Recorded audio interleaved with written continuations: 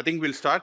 So good morning, everyone. My name is Ahmed. I'm part of the organizing team here at Zak. I'll quickly introduce the Zak World of Façades conference series to all of you. So this is first time in the Netherlands. It's our 51st country globally.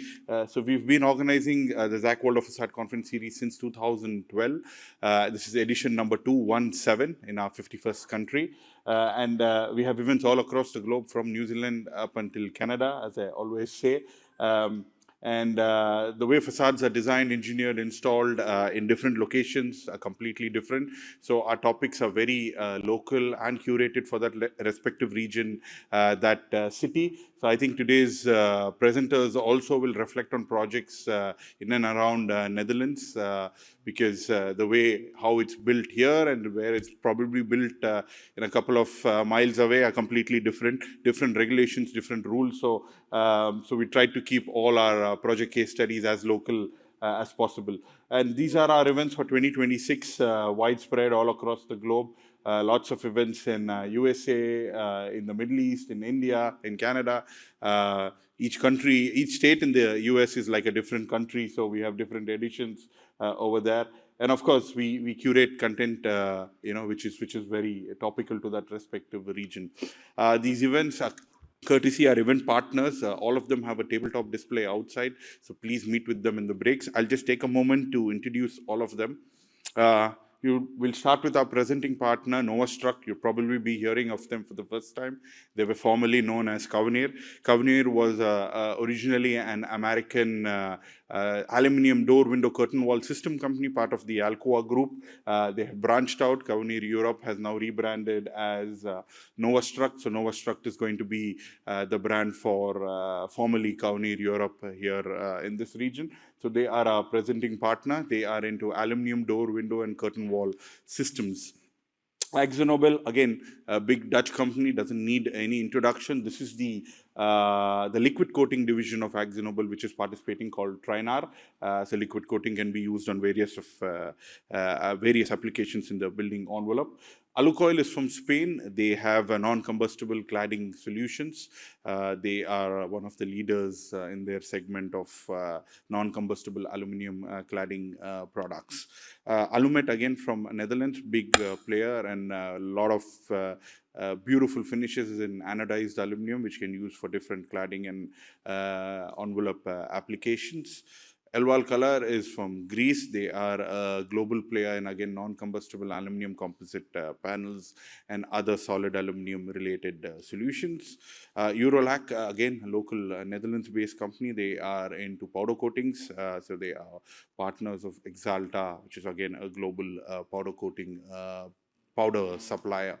Façawal is again from the Netherlands. So Façawal is a distributor of several products. One of the products they distribute in this market is Siderise, which is from the UK. Siderise has pacifier protection for rear ventilated facades and curtain wall. Florum from Italy, one of the leading brands and voices in the ceramic slab solutions. So their ceramic solutions can also be used on the facade as a cladding option. So Florum do both slabs as well as the engineering for the same, and one of the leading players in ceramic cladding solutions. Guardian Glass, global leader in coated glass solutions, ever present in major projects around the world.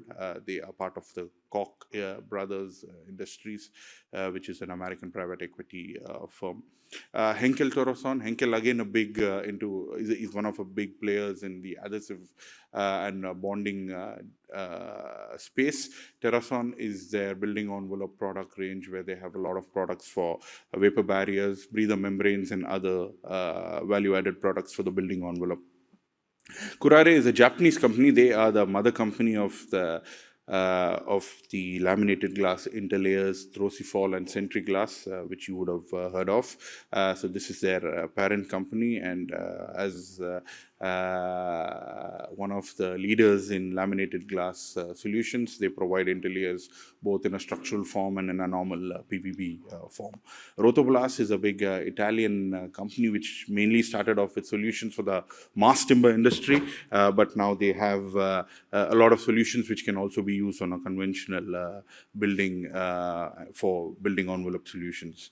Saint-Gobain Glass, again global from France, global leaders in several building products. Saint-Gobain, this is their glass division. Saint-Gobain are leaders in coated glass solutions and the first ones to launch a recycled glass product. Schroeder is partners with Erlux, so they have a minimal, Swiss minimal window system, which is for sealing, which has a very interesting sealing solutions in a minimal frame solution.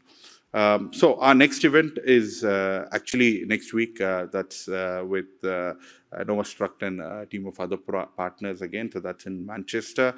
The following week we go to Cyprus. So it's our first time in Cyprus. We had a very good event in Greece last time, so we decided to do a smaller one in Limassol in Cyprus next to next week. And then before we break for the European summer, our last event is in Lisbon, which is our second time going to Portugal. So these are the events which we've been doing all across, and the next upcoming events in Europe. And today's event is recorded like all our events, and it's available on our YouTube channel. So in case you miss any presentations and you'd like to see or share it with anyone, you can just follow our page.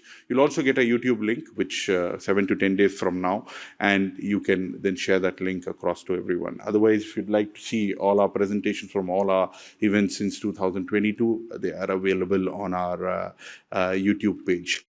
So that's it from me. I'd like to call upon today's event host and convener. He's a fantastic orator. He's presented for us earlier in other parts of the world. So Gideon is going to be taking you through until end of today. I hope you enjoy today's event, and over to you, Gideon. Thank you. Wow, thank you, Ahmed. What an impressive legacy you and your team are building, right, throughout the globe, trying to inspire the building industry in making better buildings, better worlds. It's really, really impressive.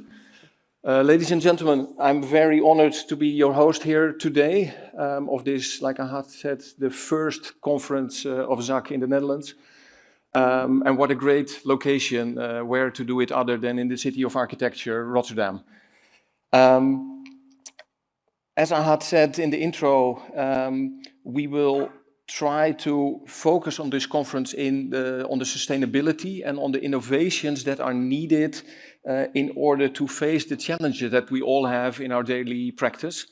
We have a wide range of different types of speakers coming from different angles, addressing all the topics, and our goal is to inspire all of you to, at the end of the day, combine all these different views and make a next step into your own work. Then it's time to call our first speaker. Originally, Professor Riedijk was supposed to be here. Yesterday evening he had a personal emergency for which he decided he cannot make it. That's really unfortunate, but the very good thing is that their office, Neutelings Riedijk, is such a great office. They have so many great people. And we have here today with us Alexey Boev, and he will present the lecture that Michiel had prepared. And the work of the office has been influential for decades. It's unbelievable. Even when I was in university, I was studying their work. If it was the museum in Antwerp, which is remarkable. If it are very specific fire stations that they did, many other public buildings. And what stands out for me at each and every project that they do is the incredible craftsmanship that this company has, and that they manage to get things built which each and every one of us says like, yeah, that's not possible, that's too much, you push too far.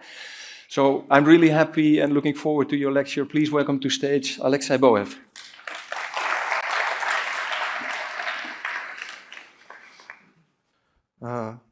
Thank you, Gideon, for a warm introduction.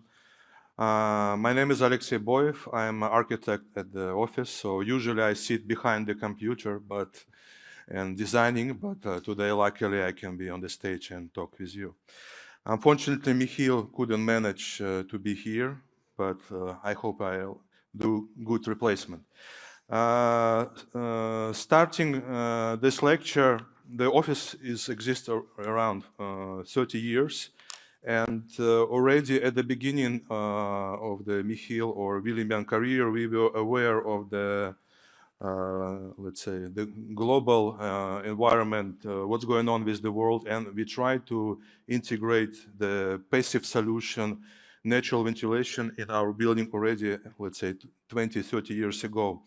And for example, one of the inspiring moments for them was the, for example, oil crisis. You see the guy on the bicycle. So that was the moment in Netherlands where government start doing free car Sundays. So the whole highways in the country were completely closed for cars, and people could be on the highways, enjoy the time and so on.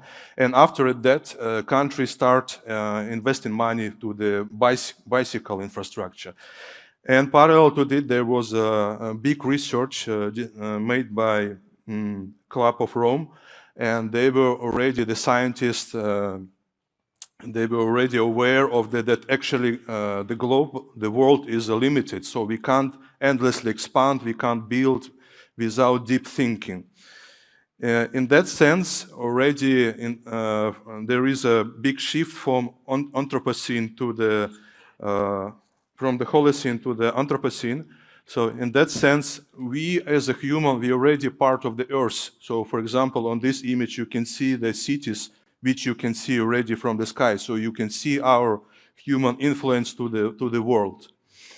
And this kind of thinking and awareness is a part of office identity, part of our thinking. It's not like we design something and then at the end we think about sustainability. So it's really deep, already integrated in our thinking from beginning of the design process.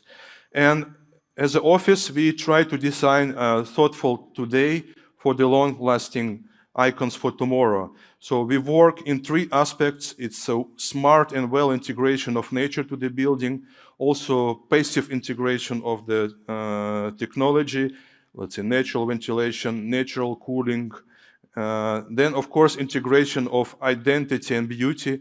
In that sense, we often use almost every project we collaborate with local artists, and this gives value to our buildings. People remember them, people think about them, and by the art also building work on different scale. For example, if you stand 1 kilometer from our building, you see recognizable silhouette, or if you come closer, you start to read the artist layer, so you start to read the history of the building, which you already so for us, kind of 19th century architect, it's a big inspiration. So before the modernist time. So how they collaborate with artists. So for us, it's a big inspiration. And today, I would like to talk about 6 projects. And each of these projects, here you see 5, but I'll speak about differently project. And each of these projects, we collaborate with artists, and different technique, different materials, different way of thinking, different scale, but all really has big influence to the facade of the building. And I'll start from our, I think, one of the most famous building in Netherlands. It's the Institute of Sound and Vision. It's a large canvas of the glass facade, and we designed it together with a local artist. So idea of facade was that artist, he analyzed the archive, National Archive of the Netherlands.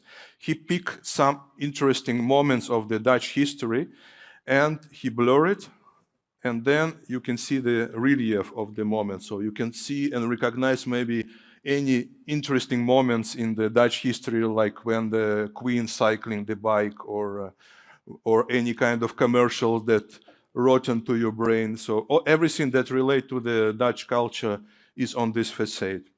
And Also, what is interesting about the building that half of the, so it's a cube, but half of the building is sunk into the soil. And it was one of the decisions because the half of the building is a natural archive, so the lower part, which is now sunk to the ground, it's natural archive, and soil helps to cool down the archive, so we don't need extra resources to cool it down, so we use the natural cooling for that. Also, facade has a double skin in that sense. In summer or in winter, the facade was work as a barrier that prevents or extra cooling or extra heating.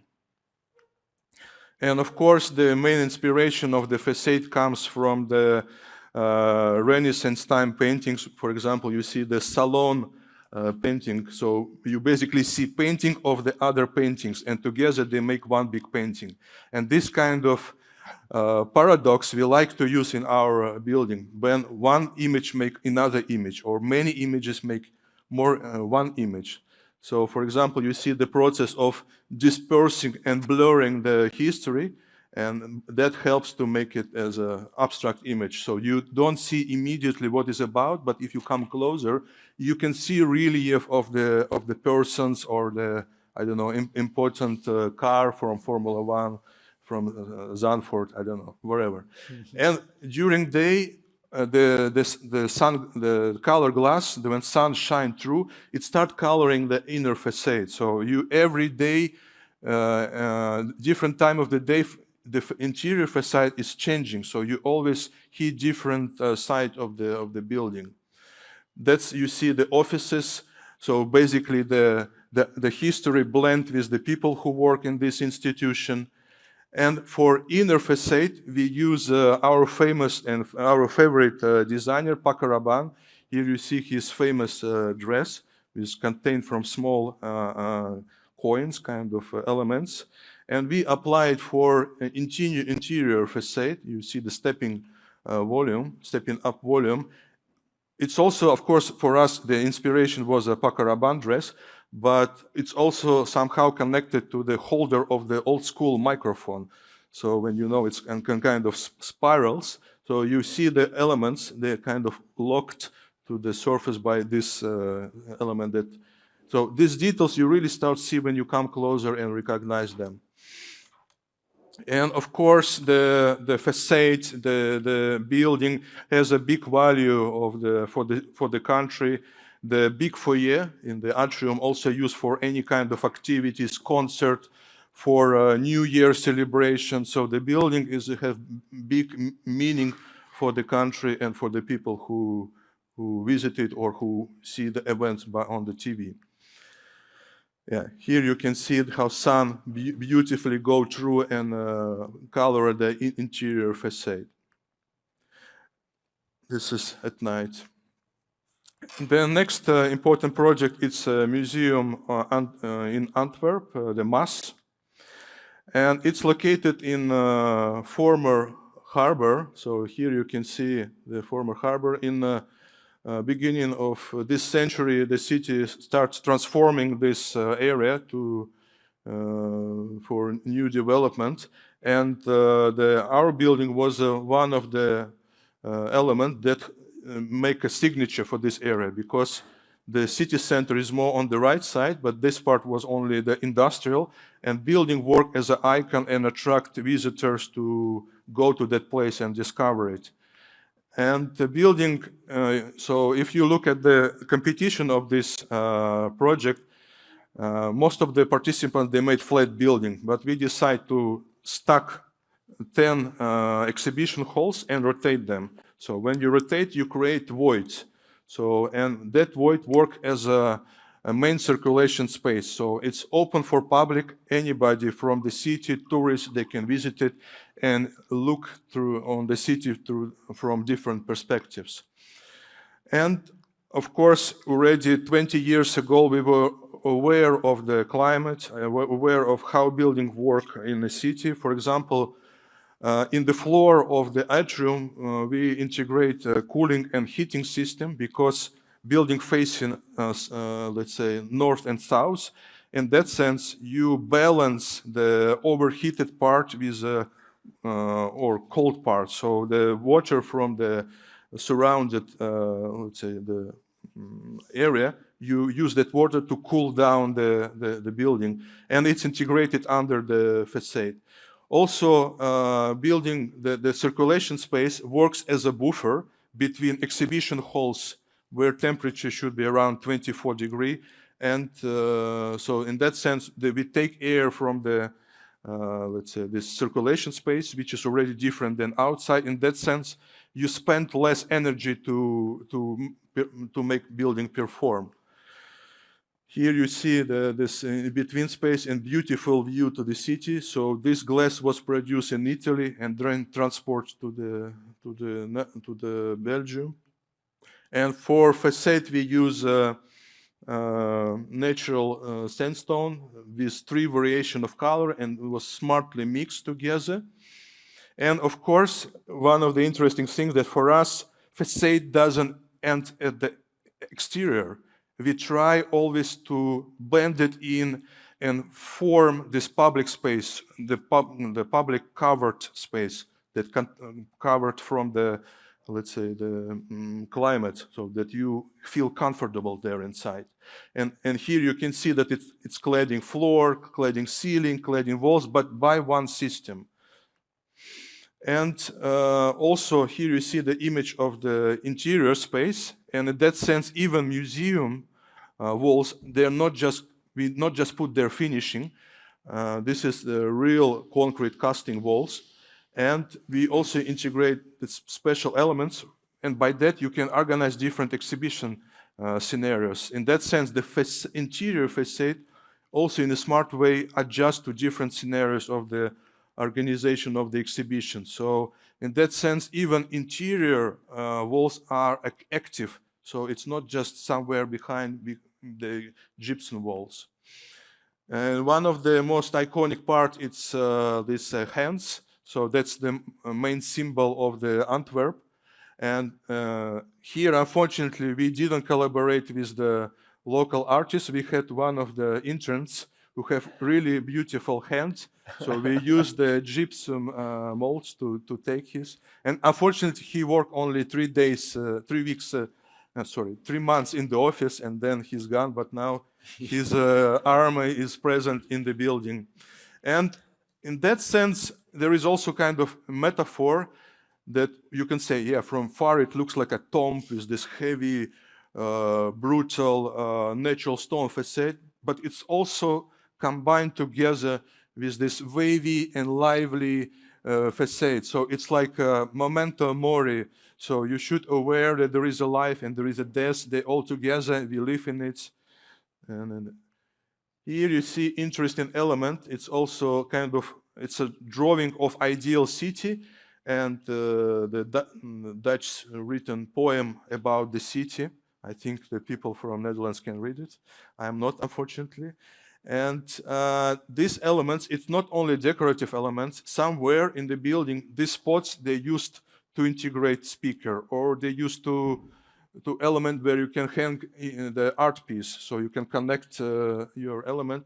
So in that sense, the technicality and art, they work together. So you don't see kind of accidental spots in our building. We always try to integrate it into architecture. So new technology always go together. So this is the story of Memento Mori. So the right image, it's somewhere on the church in Antwerp, means Memento Mori. So you should be aware of your mortality. So we are not here forever. And together with artists, it was implemented on the square in front of the tower. So when you reach the highest level of the building, you can see this moment of memento mori. So you're aware that we should take care of us and the planet. And again, the building play significant role in the city. It's people use it for any kind of activities, for camping, I don't know, drinking beer, making romantic dates. So building is always alive, not just museum where you need to enter and pass security. It's always open for the visitors. The town hall in Deventer, it's one of buildings that the impact of the art has significant role. It's a governmental building in the heart of the Deventer, and it's next to one of the main squares. And there we have really big challenge to integrate new modern building to the old city fabric. Here you can see again the how building not only integrated by aesthetic but also by technology. For example, again we recycled water from the channel. Of course, integration of solar panels, green roofs, and facade in that sense also work there, play their big role. It's not only decorative element, but it's also work as a sun shading. So building kind of blend into surrounding, and partially it's recycle the existing building, but also we have integration of new parts, and it makes kind of natural passage. So people not just cross security and enter building, they can cross building just for their needs. So they can pass it, visit, if they have some, let's say, arranged meetings, they can be there, but it's more naturally integrated into city fabric. It's not like freestanding building, it's part of the city fabric. And in that sense, we use also art integration into the building. So we collaborate with one of the artists, and the artist scanned around 2,000 fingerprints of the local citizens, all kinds, not only, let's say, famous people. And by scanning these fingerprints, they were present in the facade. So it is aluminum grill.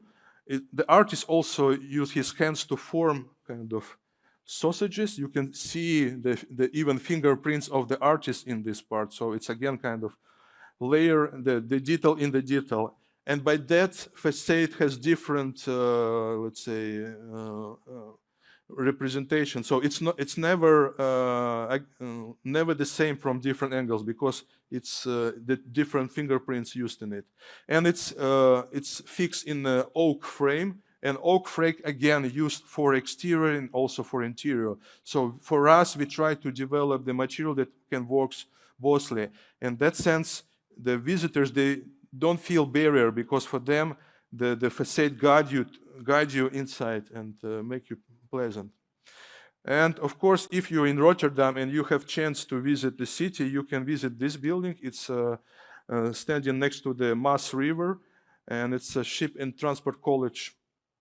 It's again located in an old harbor, and the shape of the building also its work as a periscope. So the bottom part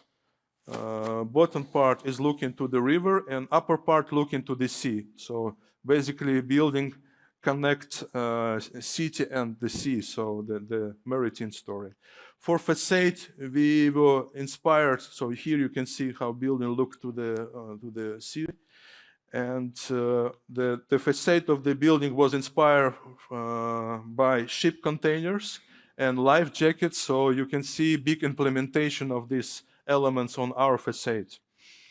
And of course, it's not also was only implemented to exterior, also for interior. So this kind of maritime story also part of the interior. So for the dining area, or for circulation, or for a lecture hall. So, for example, yeah. The life jackets that I said before, you see the interior of one of the halls, so they integrated and work as acoustic barrier. Also, we integrate their speakers. It's dismountable, so you can, like life jacket, you can open the lock, remove it, reinstall it, reorganize it. So it's also replaceable, and so on. Naturalis, it's one of our biggest icon, and I think kids really love this building because it's open up their imagination. It's the biggest institution who study the biodiversity. They have largest collection of the species in the world, And it's also work as a, so on the left side you see old institute, and on the right side we build extension of this institute, and it's connected by the large atrium. On the right side it's a museum and laboratories, on the left side it's an institute. So you can see the right side, it's the, of course it's a bit weird to show floor plans on the facade conference, but and it's contain large exhibitions of the skeleton of the dinosaurs that kids love, and also really amazing laboratories where the scientists studying the history. Yeah, these kind of things. And of course, the really recognizable and important foyer. So in that sense, you can again see the facade and interior. It's one thing. It's not. There is no differentiation between exterior and interior.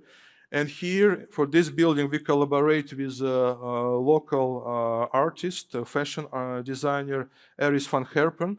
So she mostly worked a lot with the natural pattern. She will also do kind of parametric design, use the nature as inspiration for these patterns. And in collaboration with us, she designed this white element, the white frieze. And this element is around 1 kilometer in length if you put all these stripes together, and you don't see repetition. So in that sense, we mix it in a smart way that you don't see repetition of the pattern. And for this facade, we only made 5 samples, but we always use them in a smart way. We turn them, we mirror them. In that sense, you get more pattern because you use all sides of the element. And yeah. And of course, the exterior facade, this kind of honey hub structure. Somebody see eye of the tiger there, somebody see molecules there, somebody see the leaves. So this exterior elements. It's a large canvas, and it again works in all directions, not only walls, also ceiling continue. And in the evening, or it gives a really nice effect, also work as a sun filter, and also sun beautifully goes through. And of course, this heavy facade of natural stone also works as a natural barrier. So the difference again between atrium and exhibition space is quite large, but this heavy facade helps to accumulate the difference between these two spaces. And again, talking about the prefab, all these large elements on the facade, they again contain from one smart part, this kind of triangular element. It was prefab and transport to the location and installed. So, and by that you get larger elements. So this kind of, we always use prefab not as a kind of cheap solution, but in smart way we combine it, and it makes really impressive result for the visitors. Here you can see the combination again of the red natural stone. It was imported from Iran, and before the sanctions of Trump, luckily. So and it has really beautiful salt integration, and it again plays differently for different times of the day. And one of our last project in this lecture, it's a Garim-Ritin project in Brussels. It's located in the largest former rail station for the goods. So here you can see the large hangars.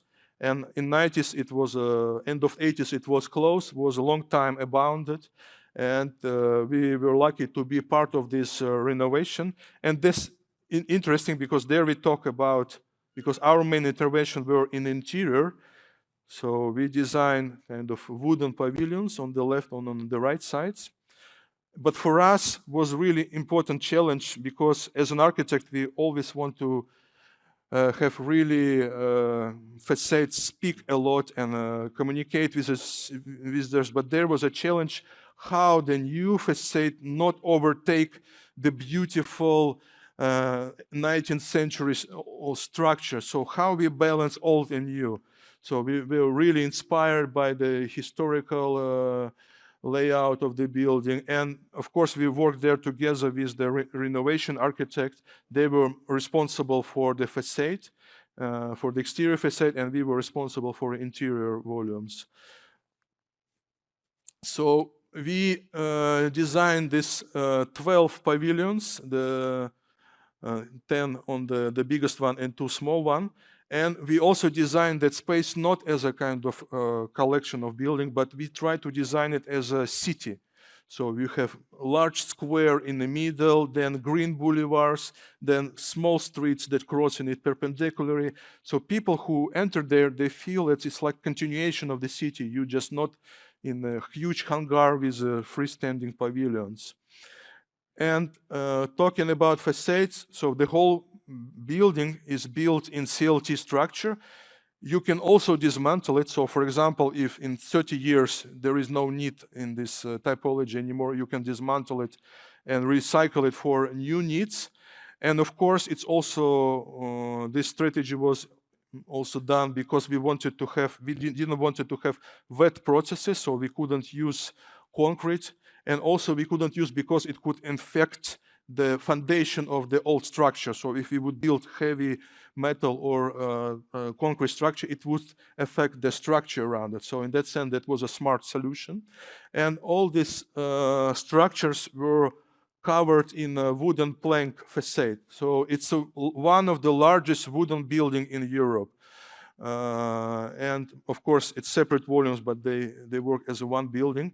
And we use kind of vertical planks.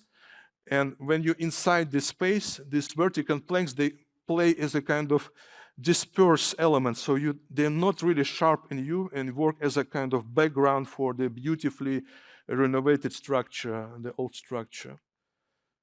So you can see the pleasant view from the office spaces and there's the space you see at the entrance. And here the old and new is balanced together. And of course, again, that space not only used as a because it's mostly offices, but it's also used for people to be there. So it's a space for sport, space for food market events, or at night it's used for techno parties. So it's also the smart combination of public space and rent out spaces. They make kind of ideal balance. And of course, people go there. We have kind of office jokes in the office. We always have collection of the weddings in our building. So people go there to make wedding picture because they see it as an important role in their lives. So they want to be connected to it. So thank you very much. Is my mic? Yeah, my mic is on. Wow, that was very impressive, Alexey. I have an extremely Dutch question that comes to mind looking at your projects.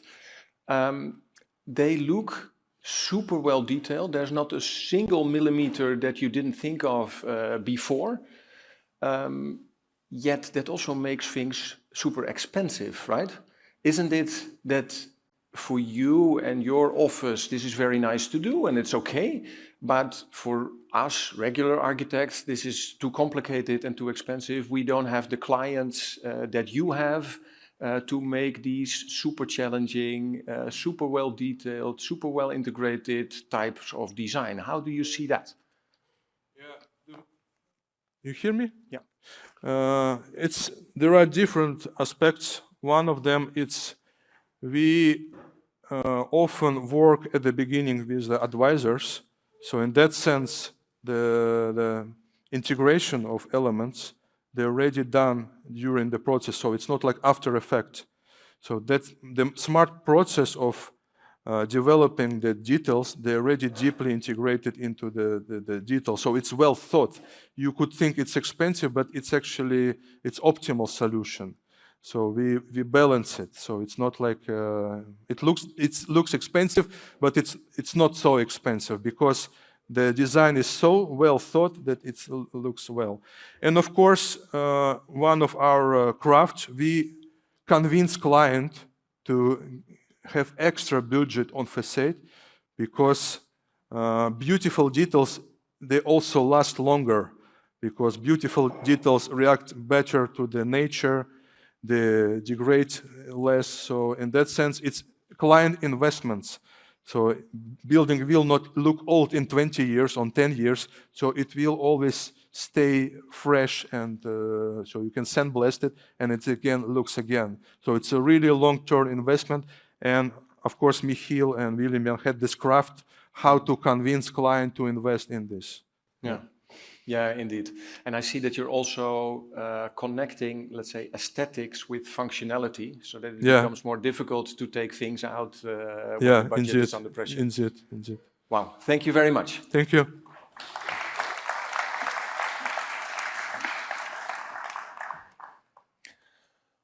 All right, very, very inspiring lecture, Alexey. Please welcome to the stage Leonie van Ginkel and Joep Hovels from Frontwise Facades. This is a topic that in the Netherlands is underdeveloped. I've worked across the globe, and on every project you get a facade consultant. Yet in the Netherlands, this is a type of profession that is undervalued. We all think that we know what we're doing, yet that is not always the case. And no, you will share your knowledge on the Dutch context and looking at how to design the facades of tomorrow. Come to stage. Thank you. All right. Yes. Thank you, Gideon, for your kind introduction. And yeah, Joep and I are representing Frontwise Facades. So we are an independent facade consultant working in the Netherlands on complex projects, high-rise buildings. And we would like today, as Gideon already introduced, take a moment to dive into how we see the role of facade engineering within design process. Since it is not a common discipline within the Netherlands, but we do see the value of it. And our vision is largely shaped as well by our time working abroad as a facade engineer during our pre-Frontwise time. So we would like to follow up our introduction a bit with diving into what we worked on before and the lessons we drew there, and how these led to the start of Frontwise Facades and kind of as our red line through our daily work. So I lived in New York for 5 years and worked as a facade consultant for an international engineering firm called Arab in the facade engineering team. We worked on projects all across the US, but also Canada and Mexico and the Far East. And some of the projects I would like to highlight are the Solar Carve Tower, which is designed by Studio Ganger Architects and is located along the Highline Park. So it was carved at opposite end of the building to expose more sunlight and daylight into the park, and thereby exposing this very exquisite diamond-shaped geometry with this large overhanging glass panels. Another project is the Bloomberg Center for Cornell Tech University on Roosevelt Island, which is located in the East River next to Manhattan. And this was a net zero energy building. So we're balancing high performance requirements for the facade in that project, together with Morphosis architects who have quite an expressive form of architecture. And the most on the right is the San Francisco Museum of Modern Art. Actually, my first project I started with when working in New York. It has very strict museum requirements. And at the same time, it also has a free-from east facade that's kind of mimicking the San Francisco Bay waters with not one repetitive panel, because it's, the complexity in the geometry was very important that there's no repetition at all. So most of the projects I worked on over there have a complex geometry and are designed by well-known architects while balancing very high performance requirements. So that is where we come in as facade engineers and can really contribute to finding technical solutions. We're joining the design team for these projects in an early stage, already during sketch design, and following it all the way through to completion on site. So with the architect, we work closely on the performance aspect, finding technical solutions that kind of contribute to the architecture and meet or exceed the performance requirements that are set. After 5 years, moving back to the Netherlands, I joined the Arab team in Amsterdam office, working on facade design, but also building physics, acoustics, fire safety, and experimenting quite a bit with parametric design, which was fun before joining Frontwise Facades. So, Joep. Thanks, Leonie. My name is Joep. Like Leonie, I also worked for Arab. I started after graduating at the TU Delft in Berlin, where I worked there for the facades team. In Germany, we worked with various German architects and some internationally renowned architects on projects in Germany and Central Europe. And focus was very much on detailing and thermal performance. After 4 years in Berlin, I moved to Hong Kong, where I worked on some very spectacular and super tall projects in Hong Kong and China. The tallest tower being 530 meters tall. And to give you an idea of the scale of projects there, my first project was the Shanghai Commercial Bank in the center of Hong Kong, which is a 150 meters tall tower, which is just as much as the Delft Support here in Rotterdam. And that was, according to my director, a very nice and small project to start with. In general, the work in Hong Kong and China is very much under pressure. There was very short deadlines, high demanding clients. Also, as a facade engineer, you're required to think of your feet, to make quick decisions, to be very hands-on, sometimes even make decisions on site. It was a very good experience, but also very intense. And after 4 years, I decided to move to London to work for Arab's head office with some brilliant colleagues. Two of my former colleagues are in the audience, Suzanne and Maria. Thanks for coming. We worked on some great projects in the center of London with great architects, good consultants, like London Spire, One Triton Square, and UCL East. And after 3 years London, I moved to Amsterdam and set up Frontwise Facades. Now, all these markups, the markets we talked about, facade engineering is a given thing. It's actually a no-brainer that there's a facade engineer on board. Unfortunately, that's not the case in the Netherlands yet. We think that there's added value, though, in facade engineering. And our experience has shown that there are multiple ways how facade engineers can add value to projects. First of all, facades are about solving technical problems. There is performance to be met according to the required specifications. So facade engineers can help architects and developers to get there, so we can add quality. Secondly, we always approach a project from independent point of view. So we don't have a preference for a particular material or system. We always look what's best for the project and base that on the client's and architect's ambitions and requirements. Risk mitigation and reducing chance of failures are important KPIs. Throughout all the design stages, we look at potential risk and try to propose mitigation strategies. And last but not least, money. Facades contribute to approximately 25% of the cost of newly builds and potentially even more for renovation buildings. And we therefore think it's only sensible to have a specialist on board.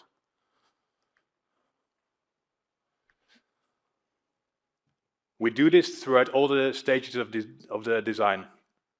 And our deliverables and our focus points vary from projects, but typically includes detailed design, drawing details, setting of specifications, doing preliminary thermal and structural calculations, cost calculations. We look at maintenance and safety, and we do system and material selections. And during construction, our role changes from being a designer to being a technical reviewer, where we review the contractor's work for the client. So we make sure that what the contractor does is in accordance with the contract documents.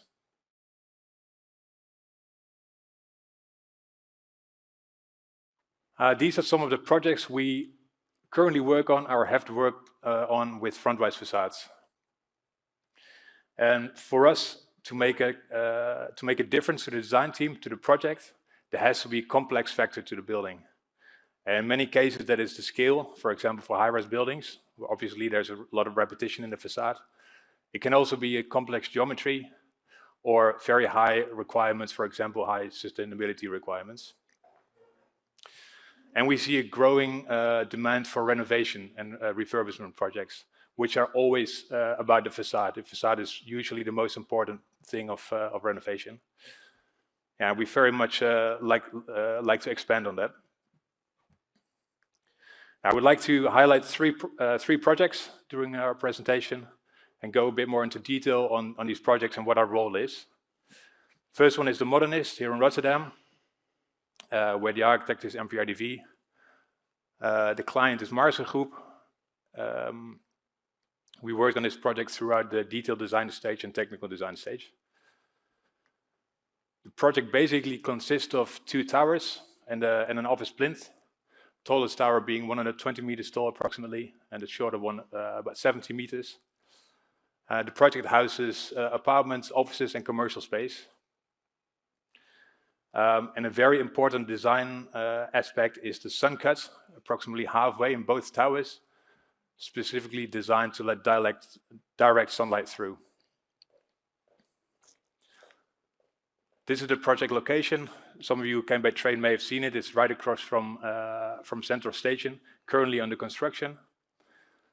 But yeah, it's going to be it's being built in a very dense and busy location in the city, and therefore safety and logistics were very important factors in selecting the right facade system.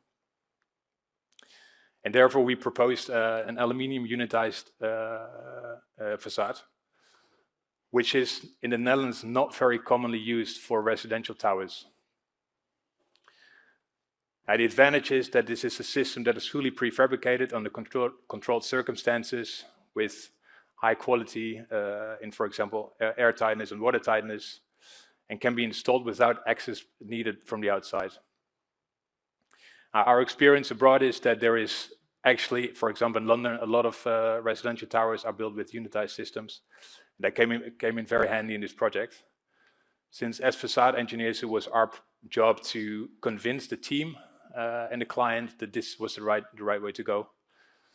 And during the design stages, our focus was therefore on drawing details, doing calculations, doing thermal calcs, and showing everybody how the system works, what the performances are that can be achieved. As some of you may know, unitized systems accommodate building movements very well, which occur a bit more in high-rise buildings. So together with the structure engineer IMD, we worked out what the building movements are and the deflections, and how much of that needs to be taken by the facade. And then we could determine what the joint sizes should be. And as previously I mentioned the sun cut, which was a bit of a challenge to design in this system, but also with MVRDV and the structure engineer, we worked out a way to do it by stacking some of the panels and having a number of floors taking double of the facade load. Now, as mentioned, currently the project is under construction. It will be a while though before the facade will be installed. But at the moment you can see a number of visual mock-ups on site, gives you a little bit of a flavor of how the facade is going to be. Yes, all right, on to the next case study, which is the Harmony. It's located in Amsterdam South and developed by Zadelhoff. And the architect for this powerhouse company. And this is a design for 2 building blocks with a distinct architecture with a canyon on the left-hand side and the coast. And the project has very ambitious sustainability requirements. So it's a net positive building. It also has a large focus on material performance, low CO2 footprint, and is trying to add to the biodiversity. So all of that comes together and links to the facade design for the project. You can see that in terms of architecture, it has a very diverse faces around the building, with earth tones for the canyon and more softer shapes and folded geometries. And for the canyon, for the coast, sorry, it's more orthogonally shaped and lighter tones. And therefore, we spent quite a bit of time to look at the architect, what would be a sensible material selection for the cladding types, not only looking at the sustainability aspect of it and trying to find materials that have a low CO2 footprint, but also looking at durability, how can we maintain these materials and how do they age, and performance aspects such as fire performance and of course, cost. So taking a fragment of the building, this would be from the canyon where we have at the plinth, double height plinth, there's like a free-form shaped geometry, and at the upper floors are folded panels. So we're looking for a material that can be molded into shape. In this case, we landed on a biocomposite material, which can be molded into any shape we need it to be. And is very stiff and lightweight, very thin of itself, and doesn't need or hardly needs any secondary backup structure in order to be hung from the backup wall system. In this case, we're using a timber wall insulated panel of sheeting on either side, which is pretty traditionally installed in this case. And another focus also linked to the sustainability ambitions and is the very strict airtightness requirements for the project. So we're working with the architect, with Powerhouse and LBP Sites, the building physics advisor, to find a way to seal all the transitions and in the building and the different situations that occur with the different structural materials as well. So we have concrete, but also a large portion of it is in timber. And another key aspect for this project, and linked as a direct result from the sustainability requirements or ambitions on this project, is that the roof is already under quadruple use. It's used for energy generation, so a lot of PV panels on the roofs. There's eco zones on the roofs to stimulate the biodiversity. There's communal outdoor spaces on the roofs, and of course all the MEP stuff that has to happen on the roofs.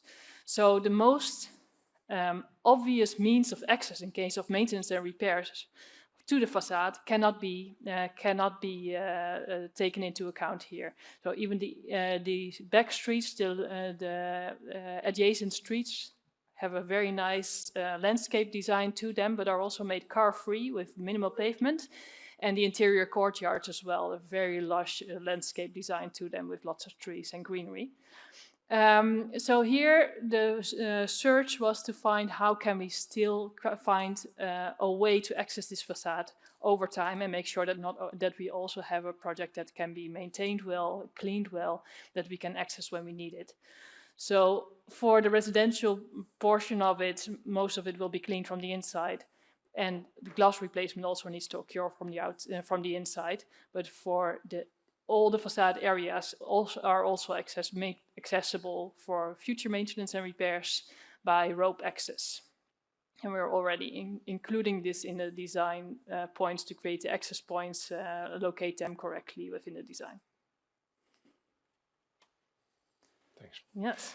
And the third and last project we'd like to show is Stichthagen. Stichthagen is the office building directly on top of the Hague Central Station. The building is owned by the NS, the Dutch National Railway Company. It's an office building of 15 floors, and the main entrance of the offices is actually within the main hall of the station. And early 2024, we were asked by the architecture company Atelier Pro to join them in their tender team for the renovation of the offices. We were obviously very pleased to hear that we and Atelier Pro as a team won the tender and were invited to join the design team for the renovation of this project. The original building is from 1972, and for a long time it was an important building in the skyline of The Hague. Clearly it's a brutalist architecture, looking at the concrete bands, which really reflects this 60s, 70s architecture. And for that reason, the building is put on a post-65 heritage list for The Hague, which was compiled by the Heritage Committee. This does not mean that the building is listed, but it gave it a special status, meaning that we could not change so much in the facade. And for that reason, together with the architect, we tried to keep as much of the facade as we could. So we looked at retaining these concrete bands, maybe cutting off pieces to let more daylight in and to increase the openings in the facade. However, research on site showed that the concrete bands were compiled of two thin layers of concrete with a non-structural foam material inside of it, making them not suitable at all for renovation. So unfortunately, with the client and the design team, we decided to remove the facade completely and build a new one. And this is the design of the facade. We keep horizontal bands, but in a different material. So we compared many materials with each other, and finally we decided to use biocomposite, in this case Duplicor, which is a very strong and lightweight material, very suitable to put on existing structures. It is installed as a ventilated cladding in front of a window wall, which spans between the floors. And the material suited the architect very much too, because it could meet the design intent. It could be molded into the shape they wanted, as well as the color and the texture. And it has a very low carbon footprint, and it's relatively low maintenance, which were both important factors for the client. These are the final design images from Atelier Pro. So the original building can still be recognized very well with the horizontal bands. What we also did, or what they also did, is that the window frames match the rhythm of the columns, which was an important design aspect of the building back in 1972. And the building is getting prepared for construction. Again, it will be a while before the facade gets up, but we are all very excited to see that happen. Yeah, so with these 3 case studies, we'd like to hope we've shown that we take a unique approach to each project. So depending on the project ambitions and the performance requirements that we are trying to meet, our input into the process can be tailored to that. We do see the facade as a truly multidisciplinary aspect and playing a key role in achieving the performance requirements and the quality of the building, and therefore we really believe in the value of facade engineering during the design process as part of the team, in order to reduce risks and optimize performance. And across our projects, since it's such a multidisciplinary element, we see a few overarching themes coming back. First of all, naming a few, prefabrication of facades, thereby reducing the amount of work that has to be done on site, and therefore reducing risks and optimizing the quality. So already it's a key consideration on most projects to see if it makes sense for the specific case to use a unitized system, whether it's in a timber-framed scaffoldless system that is common in the Netherlands, or aluminum or concrete sandwich panels. And during an early design stage, we often carry out a system selection to see to get the performance requirements set out correctly from the beginning, both in terms of aesthetical consequences made due to the system selection, but also in terms of cost and performance requirements. And we can incorporate that into the design correctly with the team. Refurbishment, yeah, like the case study for Sticht Hagen also shows, but we do see quite a lot of refurbishment projects. Upgrading the facade is key in future-proofing our current building stock. So it's a very important aspect, and we really believe in it, whether it's through full replacement of the facade or partial replacement of elements to improve the performance aspects, but also create a new aesthetics in some case. Creating new ways or new uses for the building is very important. The other ones, I think, speak for themselves for anyone working in the Dutch market. A large focus on materials, circularity is very much at the forefront of projects. Low CO2 footprint, finding materials that meet that. Trying to stimulate innovation is what we try to do on our projects, while finding also ways to implement it in a safe way. And also thinking about maintenance and durability of the solutions, and thinking from kind of a rethinking from the start to think about the disassembly and maintaining value of the facades towards the end of their lifespan, as strategies for reuse. And of course, improving biodiversity, which doesn't mean that it's always about green facades, but somewhere linking to facades, balconies, overhangs, roofs, everything can contribute to stimulating biodiversity and in the urban context. So yes, we would like to keep contributing to this conversation with our clients and with the architectural and fabrication community in order to have a positive impact on the future of facade design. Thank you very much.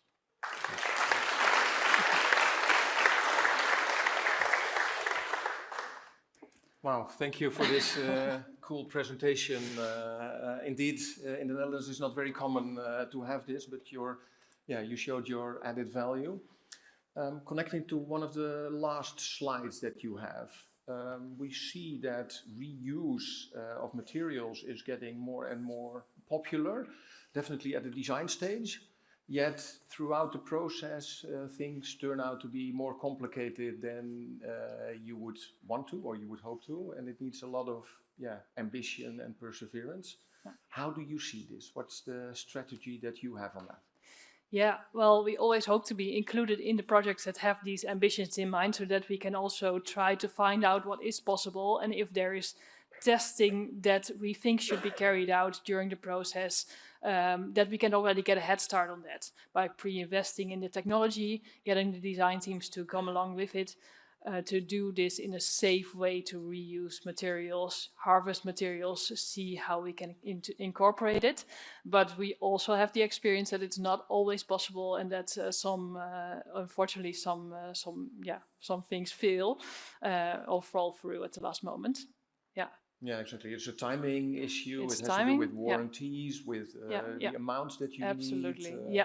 And getting also making a quick connection to the parties who are actually supplying the materials or can harvest the materials and bring them back to the facade at one point. Also making a very early link to those parties as well, I think, is key in getting the team to hopefully incorporate it. Yeah. Absolutely. All right. Thank you very much, Joep and Leonie. Thank you. Thanks. Thank you.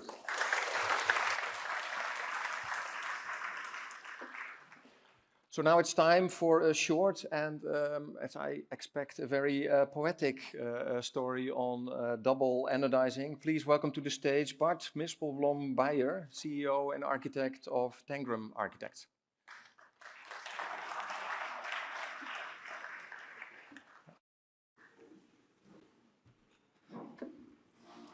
Good morning, all. My name is Jeroen. I'm from Ahmed. We are an anodizing company in the Netherlands. We've been anodizing over 60 years, specializing on facades. Today, we're here to present something about an innovation we've been promoting, double anodization, light fast, actually. However, who would like to hear me talk for longer as being a sales guy? I would like to introduce you to somebody far more interesting, the CEO of TANGRAM Architects and also an architect himself, the mind behind the Our Domain building, which he will talk about. Bart Mispelblom. Thank you, Jeroen. Thank you for introducing and for inviting me. I do underwrite a sense for facade advisors, especially when the buildings and the facades get more complex, and especially when the logistics of a building become really demanding. The building I'm going to show has this element in it, but it's not what I'm going to tell you, because I'm going to tell you something quite different, and I focus on one specific element of this design. In architecture, a facade can do many things. Of course, it protects, it gives scale, it gives identity, but sometimes it can carry remembrance as well. So this is where I have to start. I will show you one example. That's the building Our Domain. It's a residential building developed for Greystar. That's an investor, as you might know. It's built for students, short stayers, and expats, and it has a seemingly common program, but there's more to it than that with this building. It's located on a highly charged piece of ground, a place strongly connected to the destruction of Rotterdam in May 1940. For this building, the facade became a place to carry the memory, and we expressed it in the facade, in the aluminium panels. Ahmed's process of double anodizing and etching enabled us to do this. I'll show you how it worked, but let me begin at the 1930s in Rotterdam. This is what the city looked like by then. A city that resembled a little bit of Amsterdam, as we know it by now, with canals, small shops, craftsmen on the street, a very vivid environment. You can hardly believe it if you walk at the same spot today. Because this is what happened on May 1940. German bombers, without any warning, tons of bombs destroyed the center. As a result, an enormous firestorm broke out.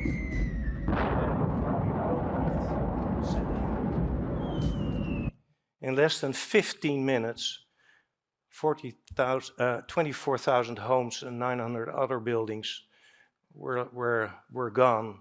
800 people got killed and 80,000 people left homeless. This is a scale that we never had seen before in the Netherlands. This is the scenery where we had to work in. Down under on the right side, you see the triangular spot. That's the spot where what I'm going to talk about. At the right side, you see the red line. This is the fire zone of the bombing, and in the circle, exactly in the epicenter of the bombing, was this little leftover spot that was still there in 2014, was left unbuilt completely. Only 800 square meters, partly on the slope of the newly built Willemsbrug. It was left there and nobody touched it until so far. This is where we're going to develop a building that really fills the plot more than just with a small thing. It's really a lot of program. But this was a scar, and this scar left there for decades, and around it the city was developed.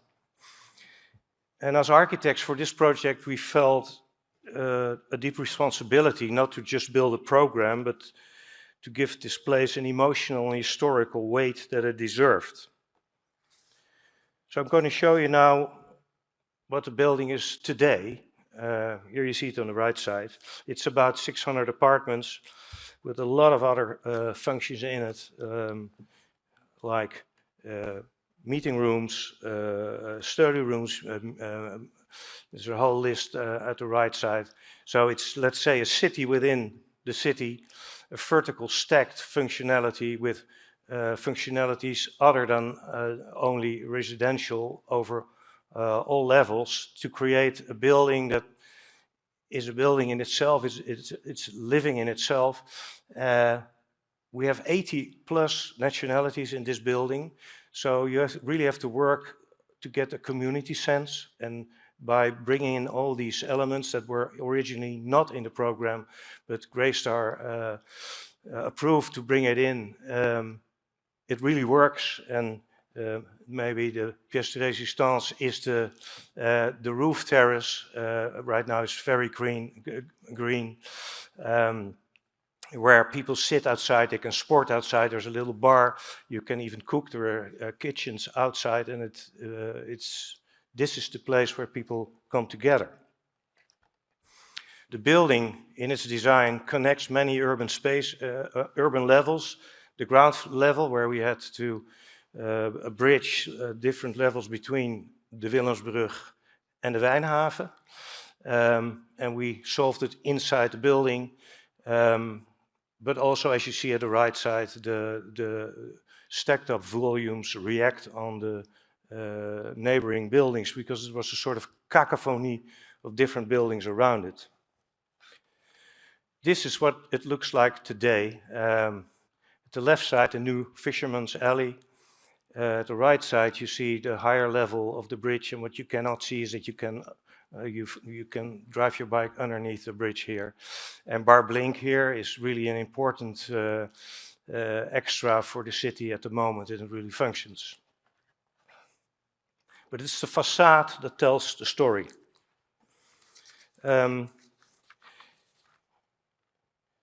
It's clad, like I said, with the element panels, and you can see some sort of image on it. And for this edge, we used a photo. We dived into the archives of Rotterdam, and we found a photo taken on the day after the bombardment of this specific location. But what we want to do, and what the city asked us to do, is make the feeling, but don't make it too literal, otherwise it would be too confronting. So what we did is, taking this picture, we selected a part of it, we started pixelating it to a certain level, and this we tried etching many trial and errors into the bronze aluminium panels. And then we cut them into 4 pieces. This is a large element. This is almost the element as big as it is. And we were able to combine them in different ways, because we redesigned it so that it's a seamless pattern.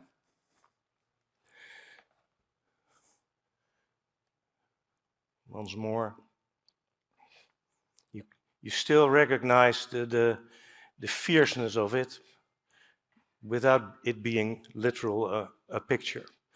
Here you see my partner Charlotte explaining this to the development team with a facade advisor as well. And here you see the end result in this building that is really on a narrow spot. This is how it works nowadays. So the ground floor is really open with all these facilities like a library, a hairdresser, of course the central entrance of the building, and bar Blink at the other side. And this material, this anodized bronze, reflects beautifully to the weather and to the conditions and the time of the day. It's completely different when it's sunny weather or it's clouded weather. So the building moves along, let's say, with its own humor. And this is what it looks like in a beautiful sunny day. And at night, it's a heavy beacon, an entrance for the city at the south side, close to the Markthal. And once a year, at the May 14th again, it becomes a real monument, not a hidden monument, but a real monument, where the names of the 800 plus people who died in this raid are projected on the building itself.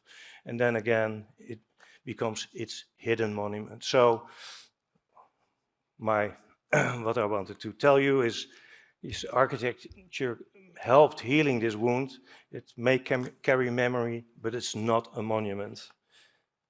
Thank you very much.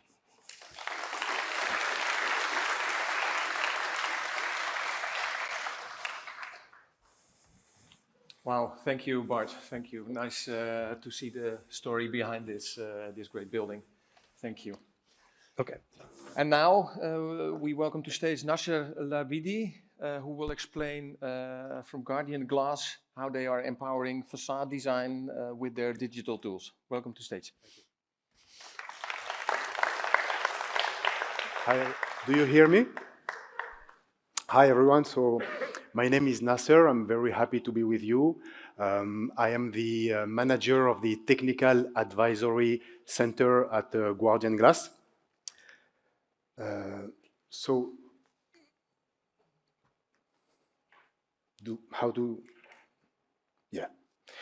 today I'm gonna present you 2 things. The first one is I'm going to tell you about my team, the Technical Advisory Center, and how this team helps project owners, architects, facade consultants to select the most optimized glazing solution for project with a very original approach that is strongly generating value. And the second topic would be around the online tools that we have launched in our website that are helping project owners, architects, facade consultants to also in an autonomous way and in a friendly way to select also the most optimized glazing solution for their project. Because today facade is becoming more and more complex. So before to talk about that, few words about my company, about Guardian Glass. So we are a global manufacturer with important industrial and technical capabilities in Europe. We are operating 22 lines, float line, laminated line, coating line, worldwide, including 6 in Europe and 3 in the northern part of Europe, in UK, in Luxembourg, and in Germany. Our vision is to be the global preferred supplier of architectural glass solution.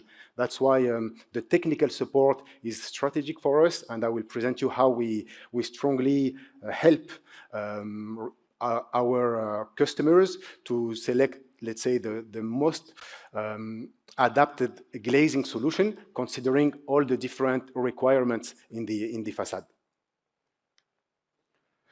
So, first topic, I will tell you about my team, the Technical Advisory Center. So this is a team of 15 engineers and architects, all located in our international hub in Cairo.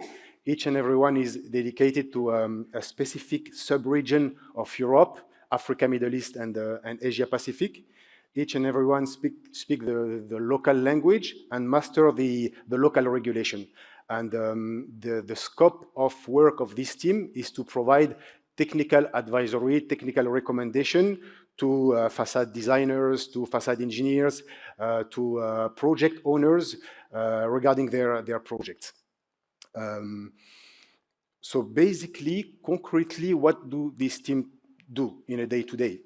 So they provide architectural drawing review, they perform structural and deflection calculation, acoustic calculation, they do coating selection by determining the thermal and energetical performance of the glazing. They do also advanced thermal stress assessment to determine the right heat treatment of the glazing according to the project requirement and safety. And some of the team members are also officially certified by the green building organization, such as LEED and BREEAM. So some of these guys are professional advisors and can do green building consultancy service, providing the most advanced glazing solution that would maximize the number of points in each and every credit or category of this green building certification where the glass has a role to play. But let me tell you how this team operates. Let me tell you what is exactly the value proposition, and you will see that the approach is different, and it's really creating value. Because today, you know, as I know, that the facade design, facade construction is becoming more and more challenging, more and more complex. You know, to be successful in designing or building a facade, you need to consider so many parameters today. You know, the thermal performance, the solar control, the safety, the acoustic, the sustainability, the local regulation, and all of this with respecting the budget constraint. So the complexity is high, and that's exactly where this team, the TAC team, can help. So to manage this complexity, we have adopted a different approach. We have a project-driven approach rather than a product-driven approach. So it goes step by step. We first engage with the engineering team, I mean, with the facade consultant or with the architect to understand the architectural intent of the project. And then we start studying the project by reviewing deeply the CAD drawing. Then we set or we determine the performance targets, and then we start optimizing facade by facade. So the objective is not only optimizing the performance, the objective is really to improve the feasibility and the cost efficiency. The objective also is to reduce the risks at early stage of the design by avoiding the over design, for example, or avoiding as well the late facade design that could be very, very costly. So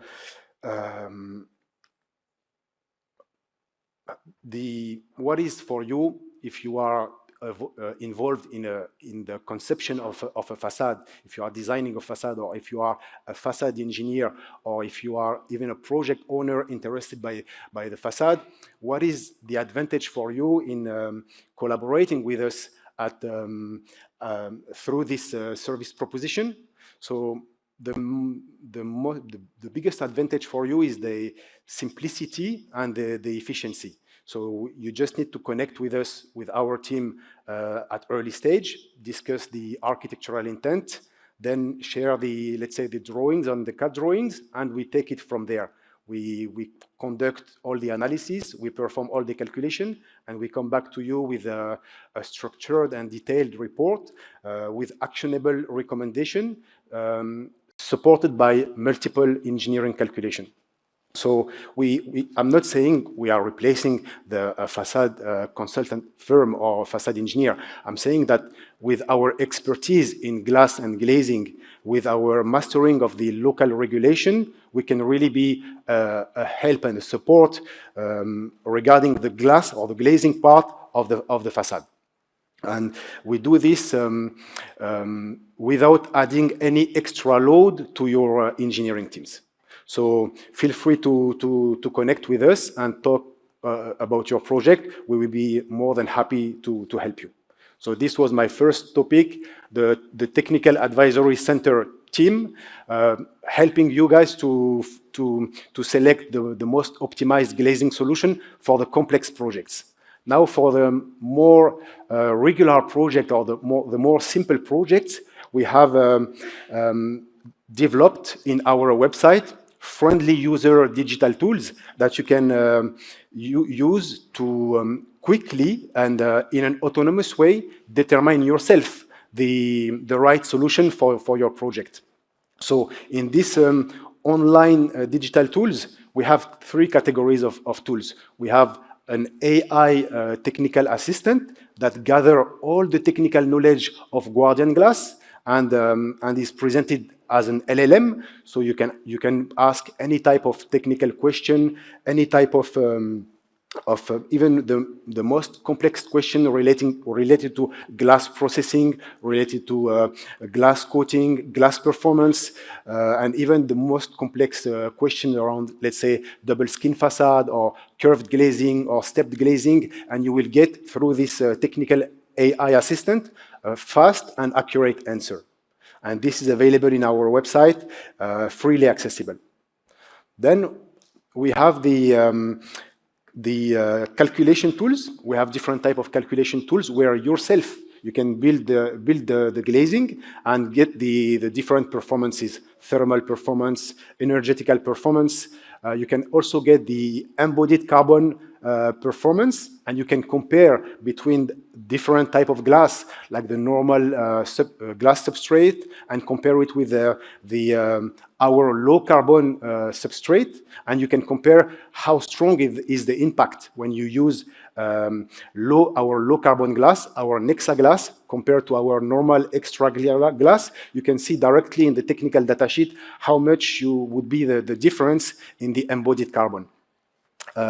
We have other calculation tools, such as the technical acoustic calculation tool, where also you build yourself the glazing and you get the acoustic performance. And the latest calculation tools we have developed is the static tool.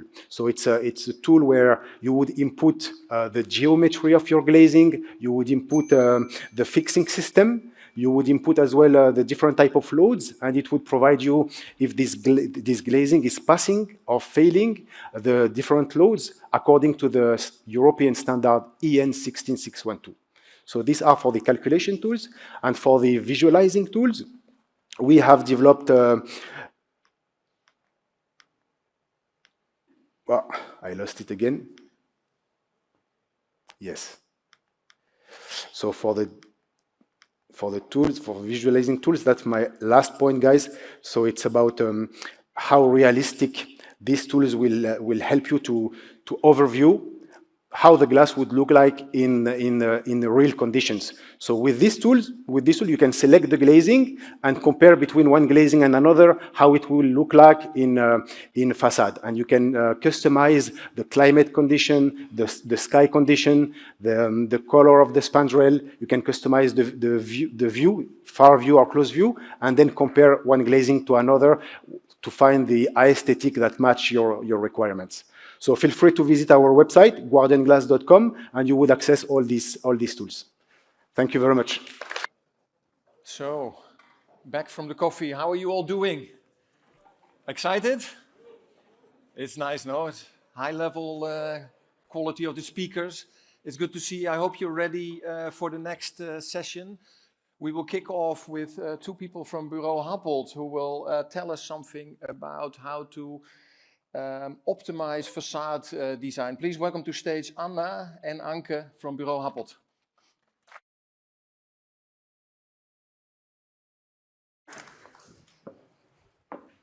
Thank you. Lovely to be with you here today to talk about facades, which is something we all love. Let me put just on the screen, oops, the topic, learning how to use this.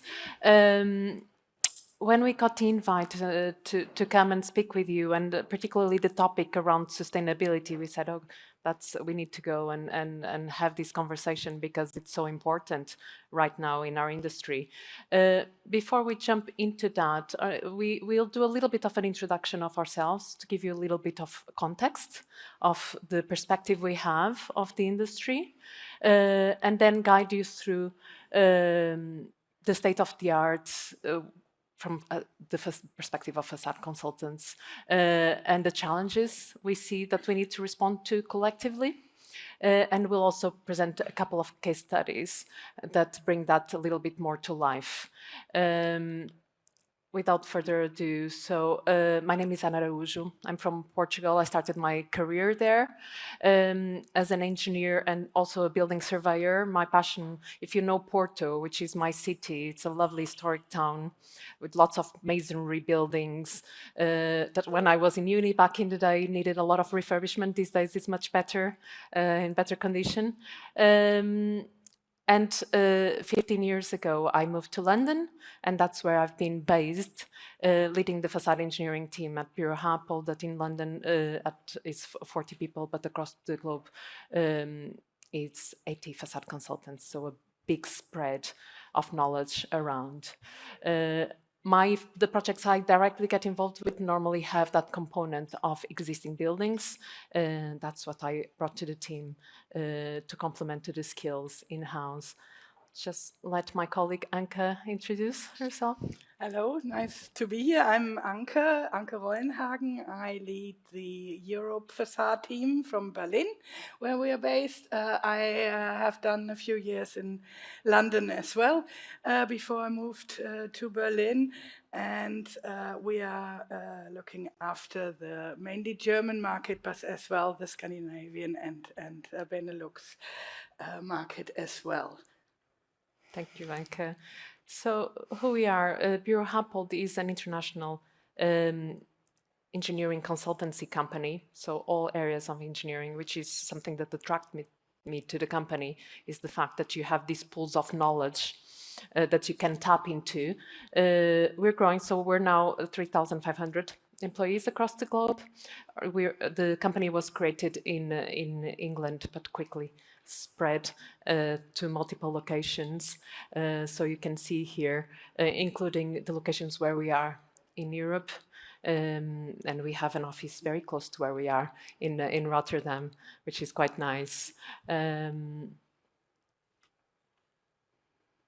We get involved with projects across all sectors, so we get to get that perspective of what happens in cultural, more commercial, hospitality, residential, lots of big events and sports projects, but also education, high-rise, urban planning, science and tech. So the whole plethora of perspectives that we can bring to the table.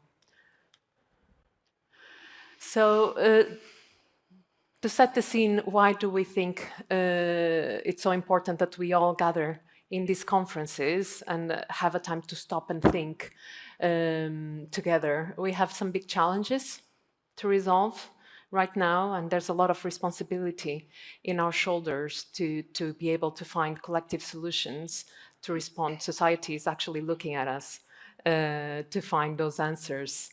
I think you all understand the scene that we're in.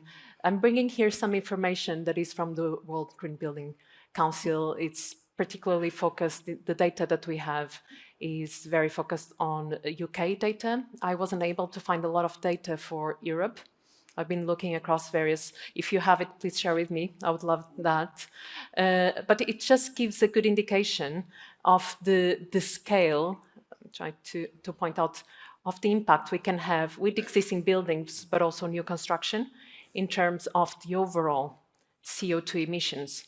So this is what we can really, really have an impact on if we make the existing buildings more efficient, more carbon efficient, in particularly energy efficient, and also new construction, rethinking the way we are doing it. And obviously existing buildings and extending their life is a big part of that. You can see there are some numbers that are for the UK, and then I had a look to see if I could find a way to extract that and see how Europe compares. And you can see here that in terms of the energy-related CO2 emissions, it's actually, you can see Holland there very close to the UK markers, so not very far off.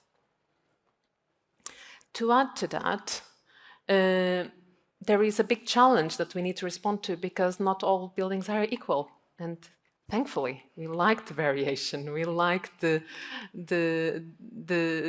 expression of architecture.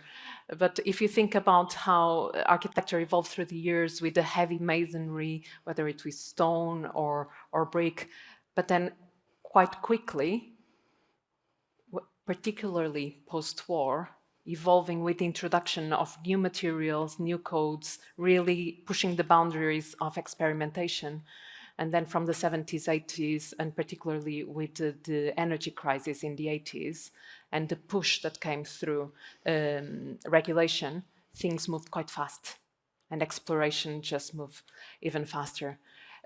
What I would say, though, is that we've seen then universities focusing a lot on new methods of construction, and forgetting a little bit to teach students about the more traditional methods of construction and how to preserve those buildings and to honor those techniques. So that's something that, again, I brought to the team at Bureau Happel, because we now need to think that all projects will have an element of existing that we need to know how to design and understand and improve. You can see in this image just some of the examples of our projects, including some very nice ones here in Holland and including in Rotterdam that we're very proud of. So I'll pass to my colleague, Anke. Yes, I will show a little case study of a project which is called Kruli. And we did it in collaboration with Danish architects, Kobe. They already had our structures team on board and they asked us to help them. There wasn't a big budget for facade engineering, which we always have to deal with. And we work with them very efficient and very specific, just in a few workshops with agreed actions afterwards in some calculations. We did carbon emission calculations, thermal calculations and detailing for them. With Kobe, we did the concept and schematic design for this, and afterwards it went through a local architect called Coco. They took it over, but it's a very nice project.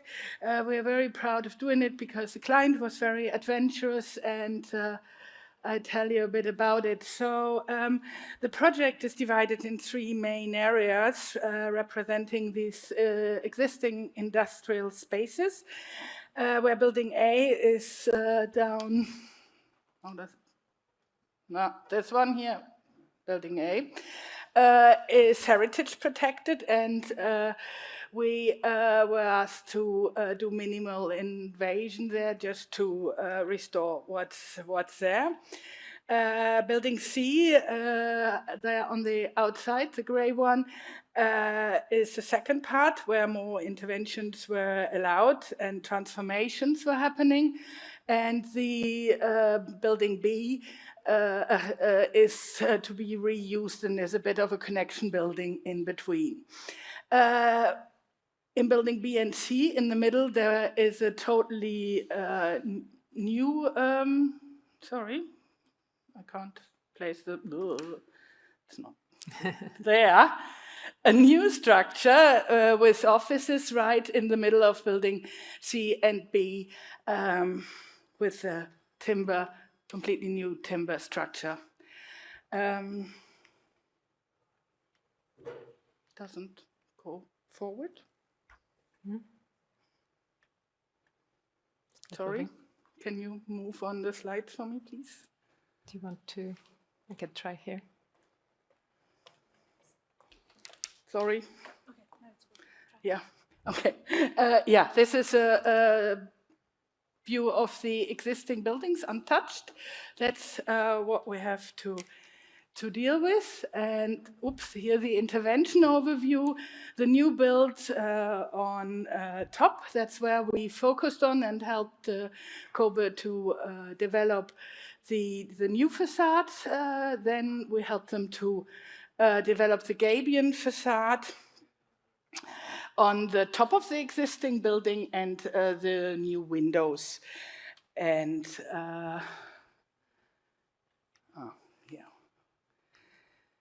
right, the office building, we went here to quite a few options.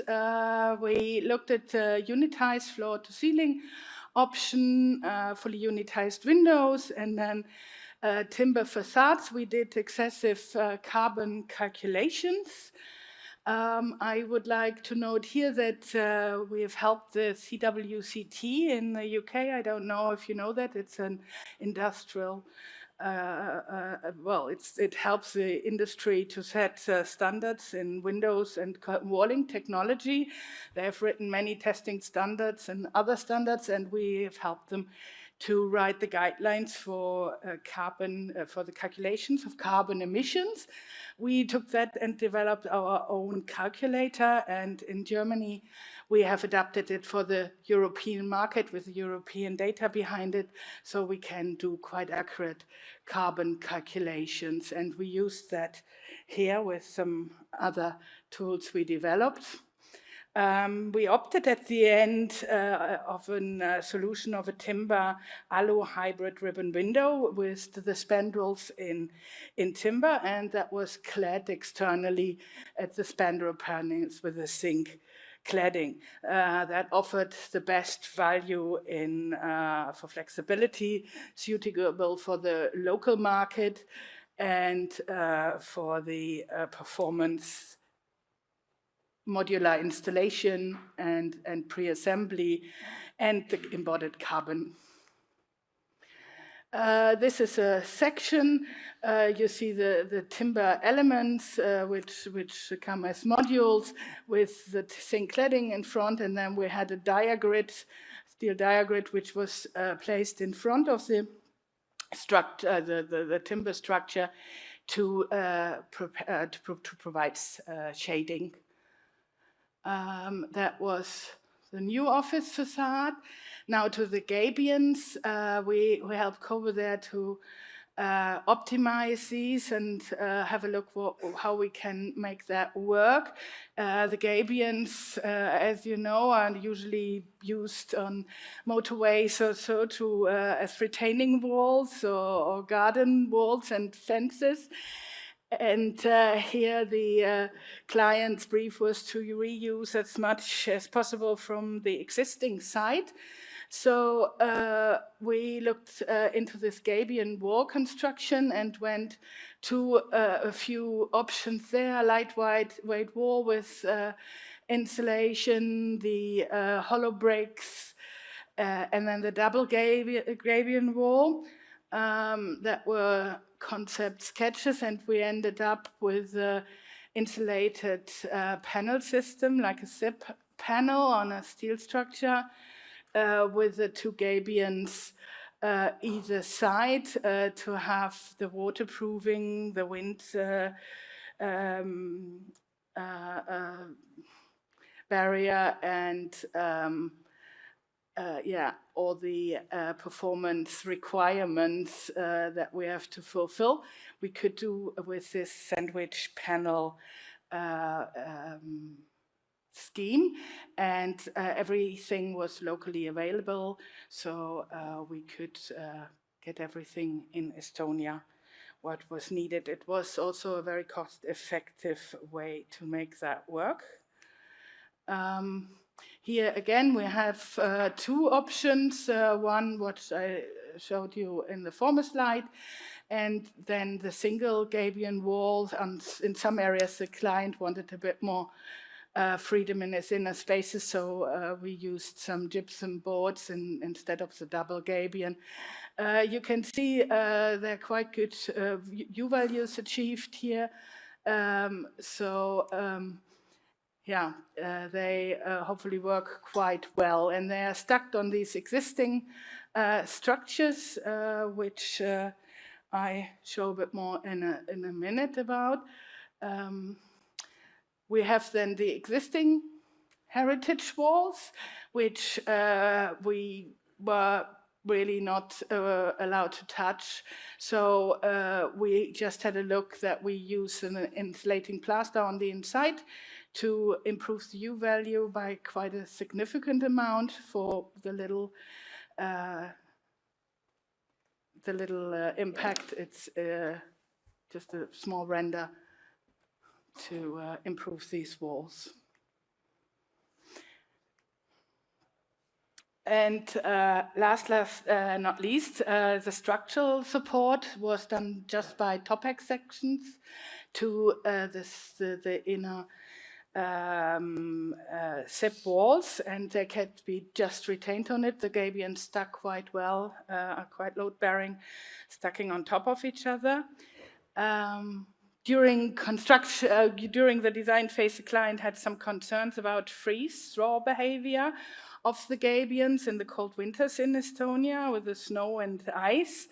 So we investigated the risks of that and researched into precedent testing to establish a testing regime for the stone and approximate size of the stone to reduce the risk of cracking of the stones and falling out of the Gabions.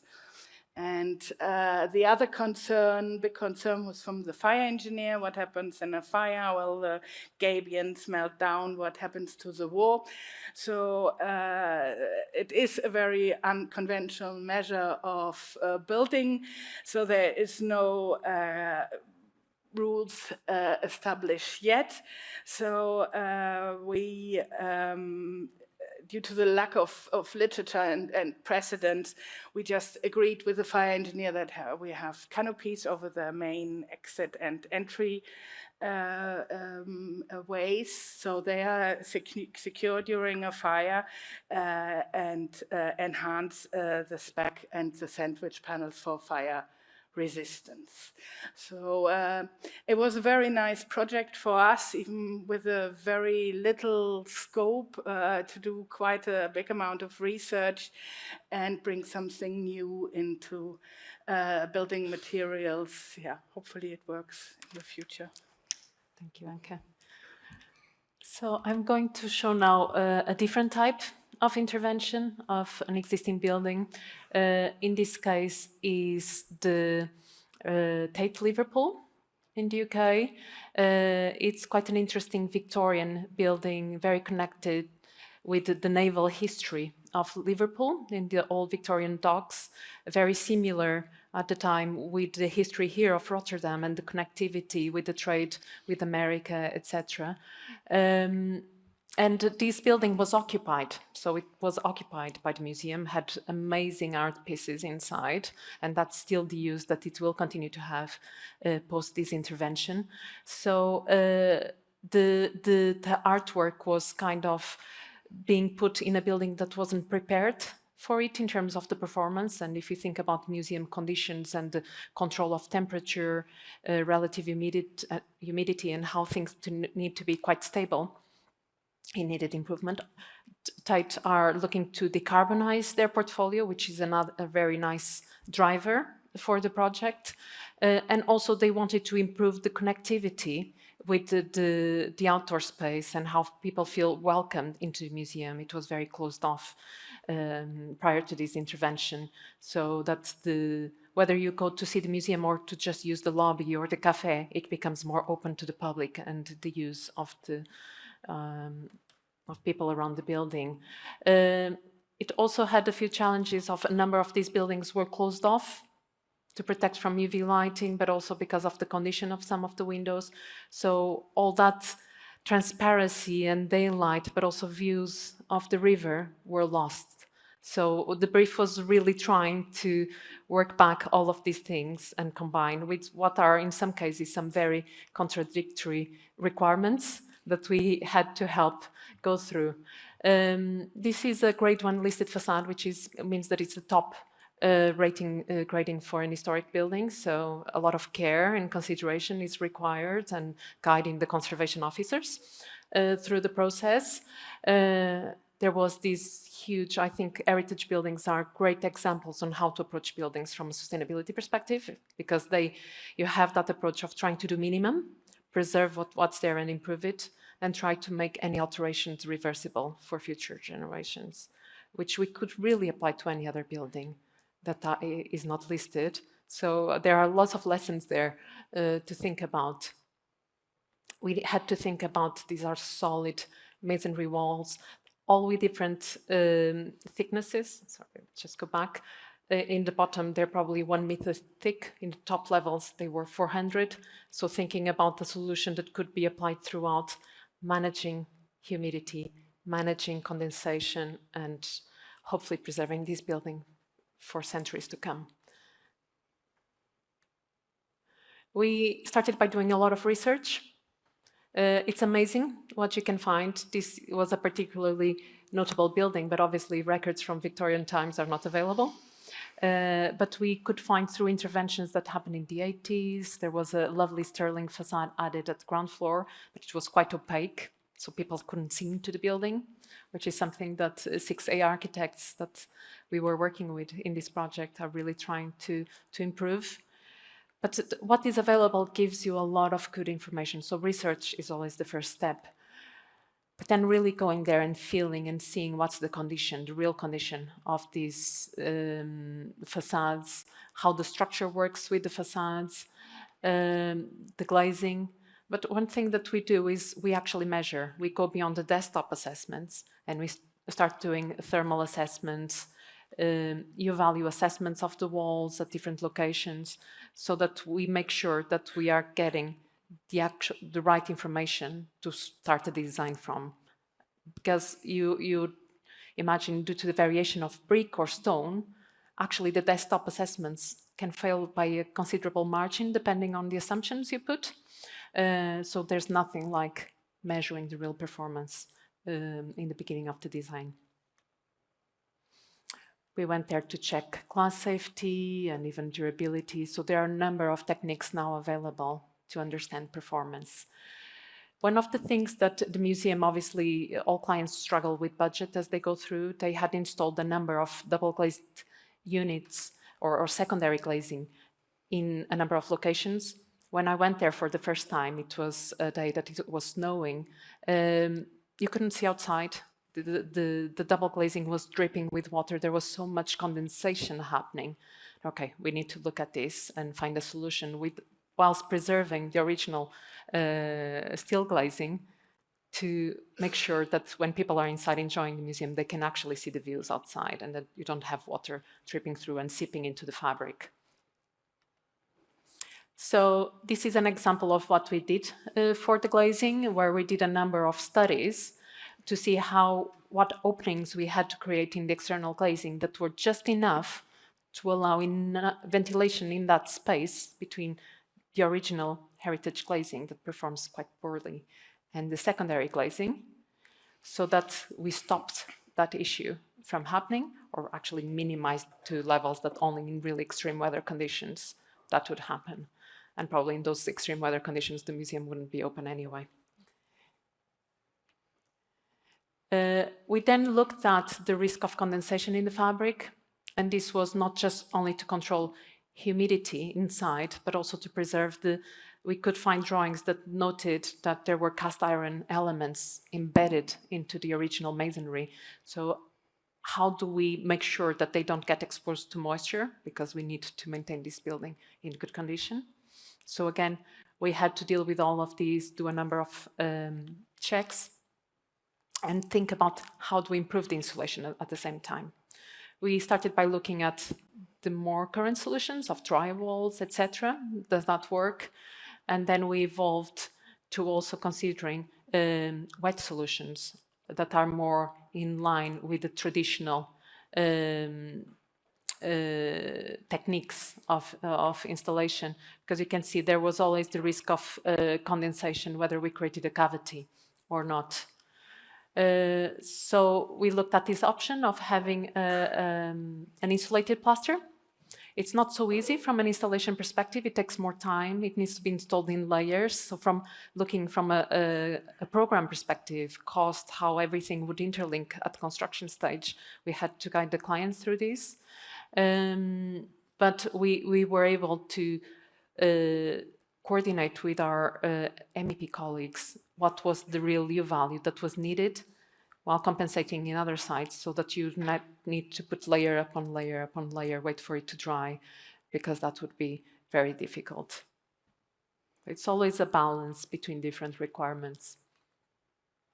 Obviously, doing the embodied carbon calculation, I think all projects need that now to base decisions on. If we're not taking carbon into consideration, as well as we look at thermal performance or structural capacity or acoustics, on and on, you might be doing a very bad decision without knowing. And I'm sure no one in this room wants to make bad decisions. So having this is such an important element to add to the mix of considerations for options.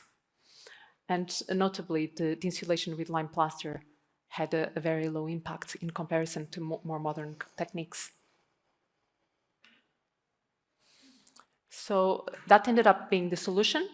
It's now on site, starting to be installed. It has its benefits, it has its challenges, like any other option you need to consider, but definitely is a solution that goes well with the traditional techniques. It helps to decarbonize the building and improve its performance. It's reversible, can be removed, and it's a very simple method of construction if you have enough time to apply, let it dry, reapply another layer.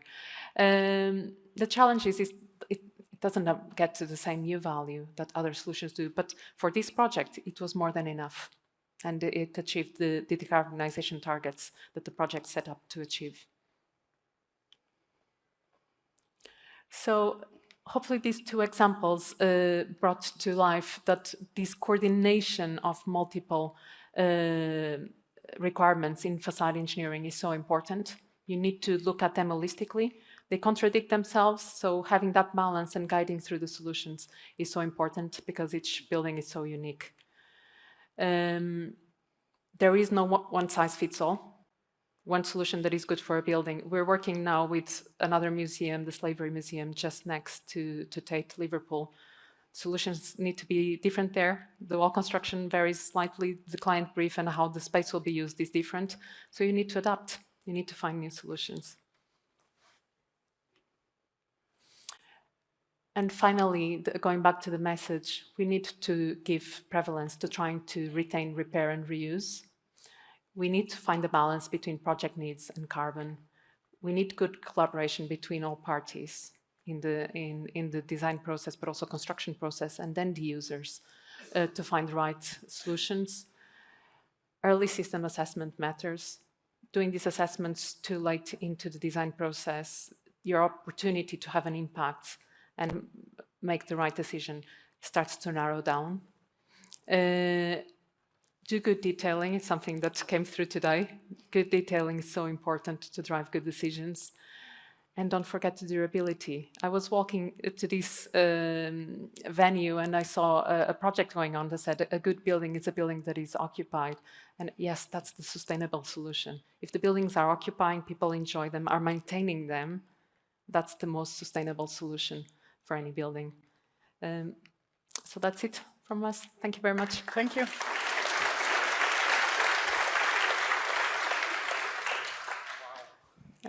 Wonderful to see this presentation. Thank you so much for inspiring us.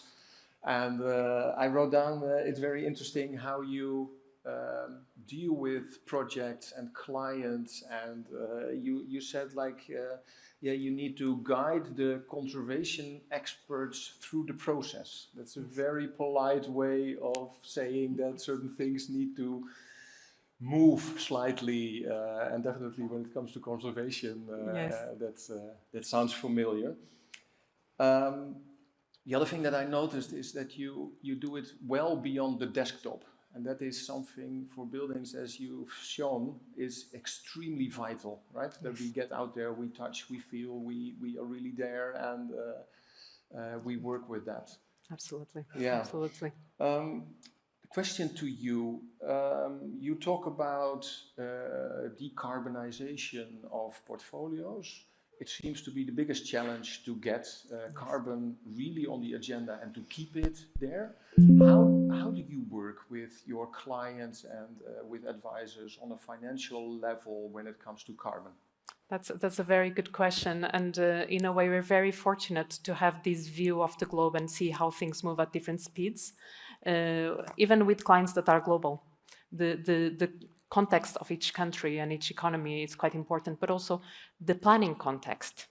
So in the UK, I'm not sure if you're familiar, there's now a retrofit first planning agenda that started with the Westminster Council, where if you want to develop something, you need to first prove that it's impossible to retain what's there.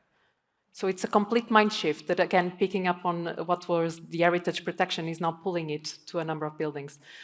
But then clients, apart from planning, have their own drivers. Most companies and most investors now need to demonstrate to their funders that they are meeting certain ESG targets and they're decarbonizing their own operation, which means that the buildings that they build also need to achieve certain targets. And we're seeing amazing briefs now. Some of them even trying to push too much. They want to achieve the best of all certifications and more, and we need to guide the clients through what's appropriate for each project and actually try to lower it down so that actually the solutions are not a certification tech list, but actually a very good sustainable solution. So there's that balance and that conversation that needs to happen from the brief setting. What I was saying about getting there really early to have these conversations, it's before the brief is formed by the client, which is so important. But yes, funding now needs to demonstrate that the project will be low carbon. The clients have their own operation objectives, and this is permeating. The UK is quite strong at this. We're starting it to see in Europe as well, going slowly in US, depending on the state where you are, at different speeds, Asia as well. So it's starting, we're starting to see it across the globe as a big driver, which only makes us happy. All right. Yeah. Thank you. Thank you for a nice presentation, Anke. Thank you. Anke. Thank you.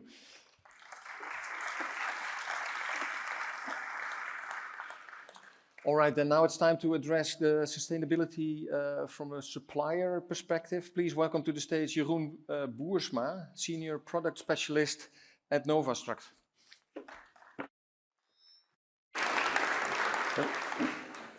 Good morning. Thank you. I'm not Jeroen Boersma. My name is Rob Hovels from Convenor. And Convenor is a supplier of aluminium window, door and facade systems. I expect that you want to see the presentation of Jeroen Boersma about his vision on sustainable facades. Well, he will come in a moment, so no problem of that. But first, I want to share with you a special moment. And the special moment is that from now on, Conair continues with a new name, Novastruct. And today you are witnessing our official launch of our design. And you see it on the screen. And I will kindly invite you to visit our stand here outside. And my colleagues and myself, we are happy to tell you everything about the story of Novastruct, of who we are, what we stand for, and what we can do for you. But for now, it's my pleasure to hand over to Jeroen Boersma, our sustainability specialist at Novastruct, to share his vision on sustainable facades. Yeah, thank you. Okay.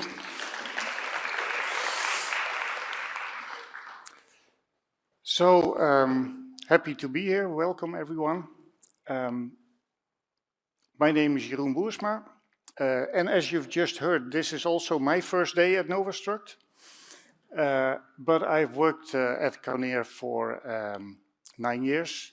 And I've been involved in projects like life cycle analysis and cradle-to-cradle certification. And from that perspective, I would like to share with you some of the accomplishments we have done and our view on sustainability. So when you would have asked our company 10 years ago if we have a sustainable product, we would tell you about the thermal performance. The focus of the sustainability was on the thermal performance. And this has shifted over the last couple of years, maybe decade or so, to the embodied carbon. And so we performed a life cycle analysis. These are maybe the numbers you were looking for, maybe a little bit, to place the perspective. The impact that we are making as a building industry is enormous. And the good side of it is maybe that we can also make a big impact to reduce this impact. So it's very significant, and yeah, we need to make changes here. So life cycle analysis, the end result of it is a big table with all of your impact categories across the different stages of a building. So typically production stage, but also replacement. In our case, for example, replacing the glass and the gaskets after 30 years is included in the LCA. Washing is included in the LCA. So this is typically, you get a lot of output, but what it does, or what it helped us doing, is guiding where our focus should be. Where is our highest impact? What can we do to reduce the most? And the thing, in the Netherlands, we use the national, this LCI type for the environmental performance of buildings. And it is, maybe not all of you are aware of this Dutch situation, but we have a cost indicator, which is basically all of these factors have been multiplied with a factor. And actually, by the 1st of July, these factors have been re-edited, so to speak. So CO2 has a higher weight factor. It will be given a higher weight factor.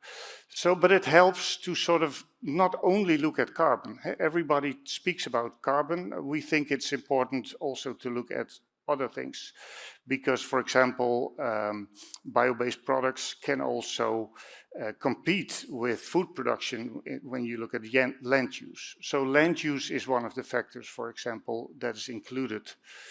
So we see the next one. It's not responding.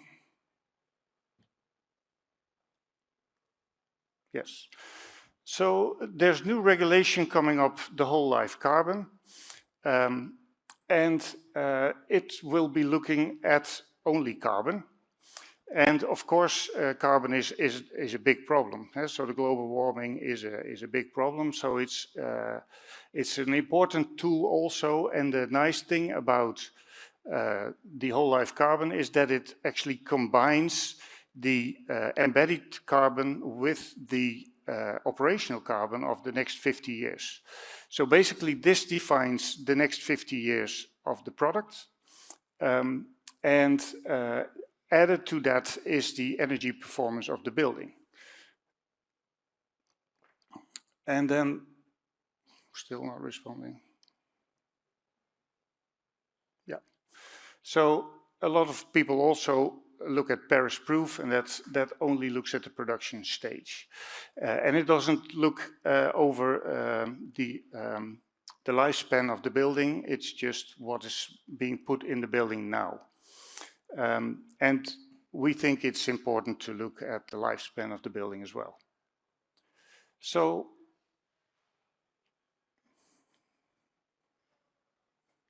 okay. Well, sorry about that. Yes. So the whole life carbon looks at all of these stages, and for example, operational energy use is included normally, but it's only for the electrical components.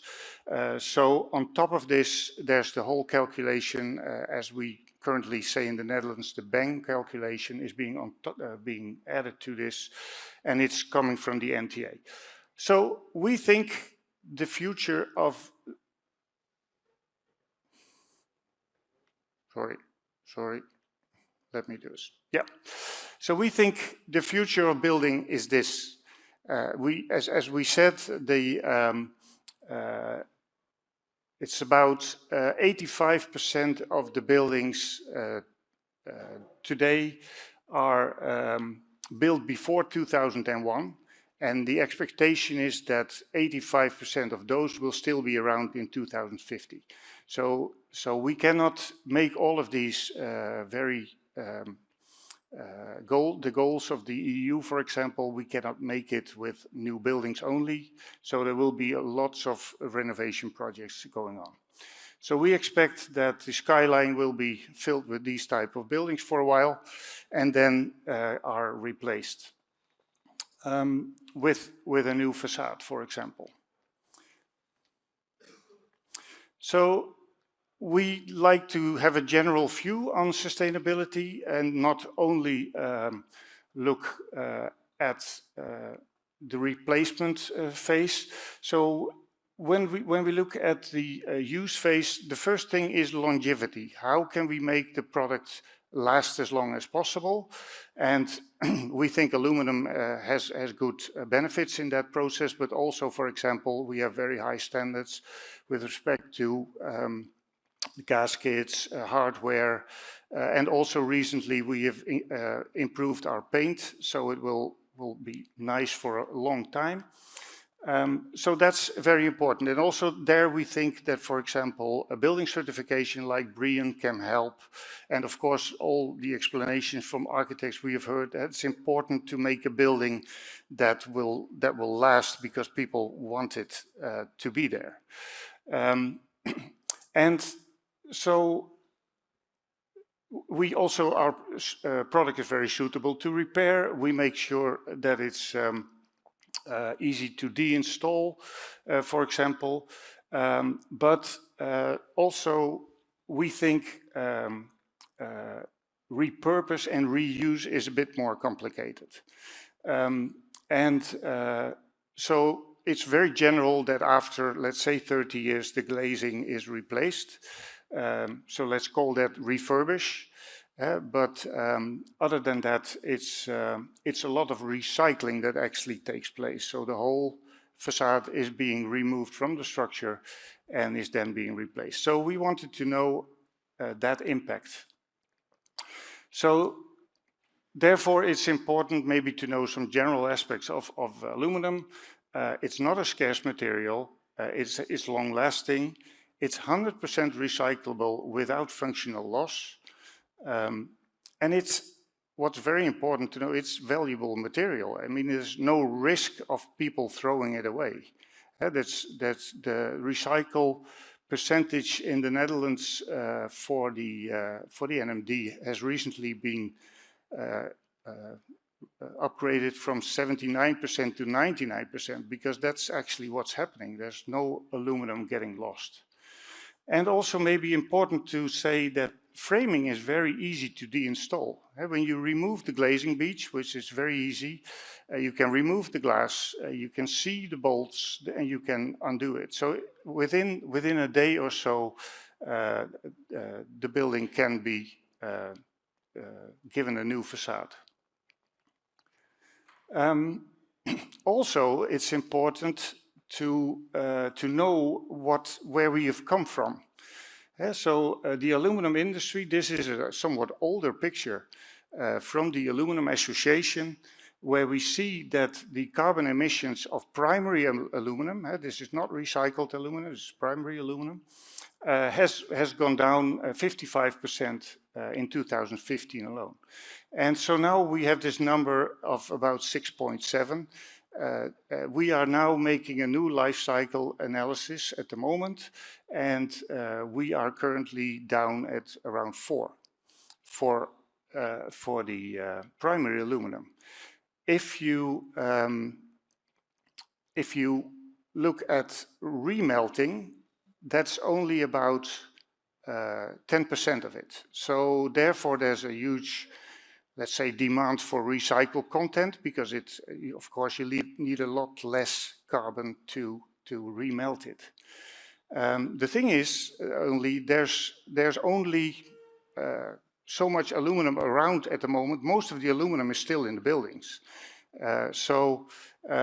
Only the recycled content can be generally around 50–60%, because there's simply not more aluminum available. So one architect sometimes asks for, I want 80% recycled content, but then somebody else will get 40%. So it's not going to solve it. So we want to focus on reducing this content, and of course we want to add the general amount of recycled content. And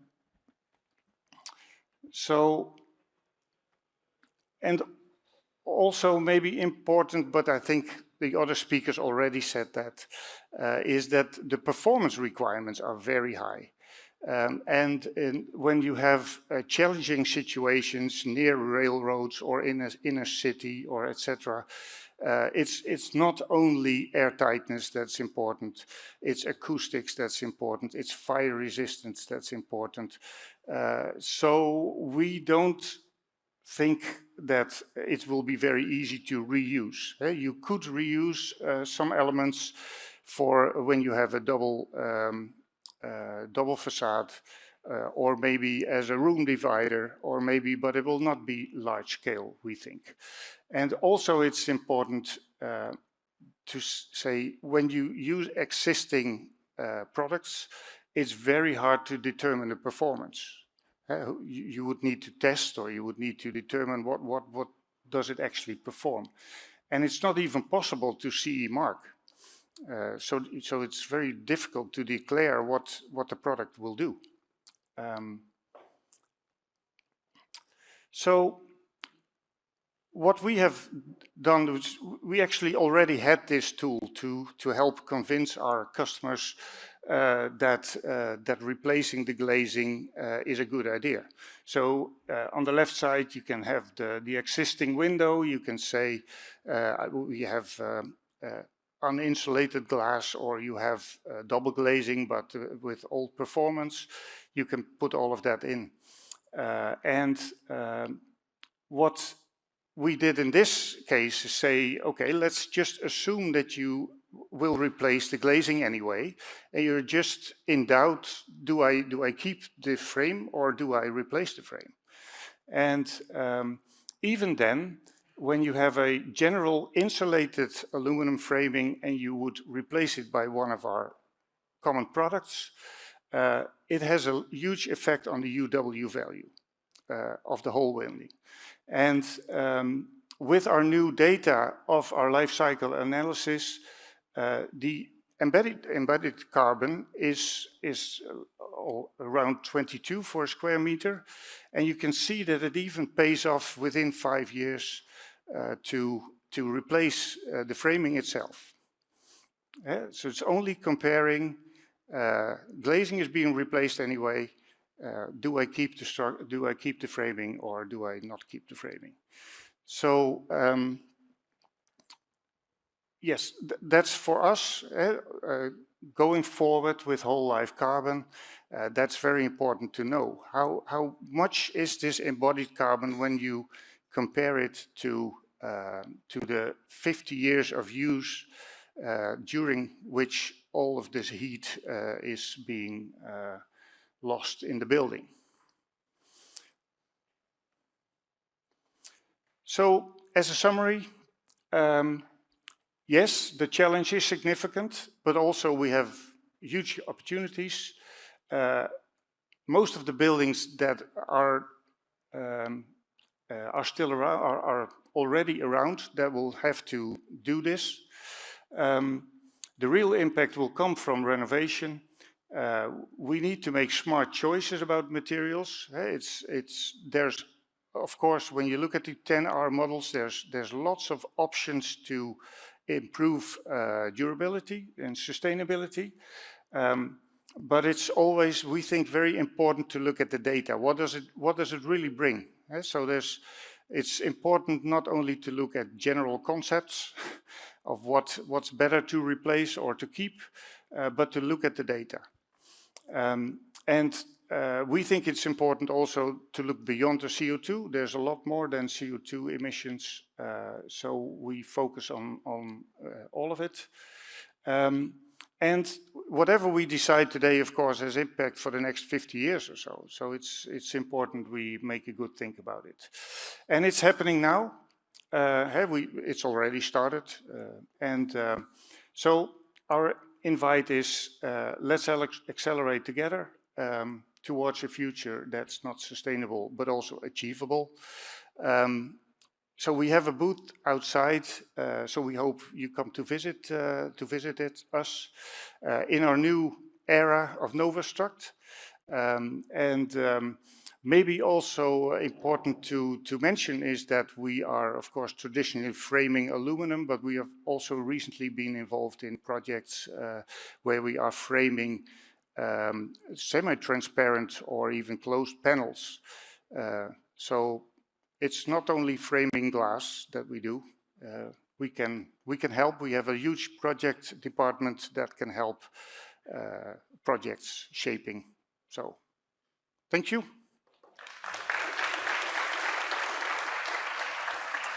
Thank you, Jeroen. Yeah. I will definitely come to your stand to discuss the beyond carbon statement that you make, as I think that carbon is still the most vital part. And it is. Happy to discuss with you also, let's say, the difficulties in performance and reuse, as it can be that the energy efficiency is going down, but it is more difficult to reuse materials. But that's exactly why we're all here. No, we keep the challenge of making these difficult things actually happen. Yeah, so in case of aluminum, it's already in place for a long time. So the recycling industry is there. And you mix up reuse with recycling. Yeah, no, but I know reuse. I know reuse, but we're going to talk about it. Yeah. Thank you, Jeroen. Okay. Very, very excited for our next speaker. He was heavily involved in a concept that changed actually the way offices has been made ever since. PLP architecture was the designer of the Edge, which still looks like a fresh new building, but is already an old one. It was highly motivating to see what was actually possible on an operational carbon level. And we're very interested to see what's next and what's the next step. Please welcome to the stage Ron Bakker from PLP Architecture.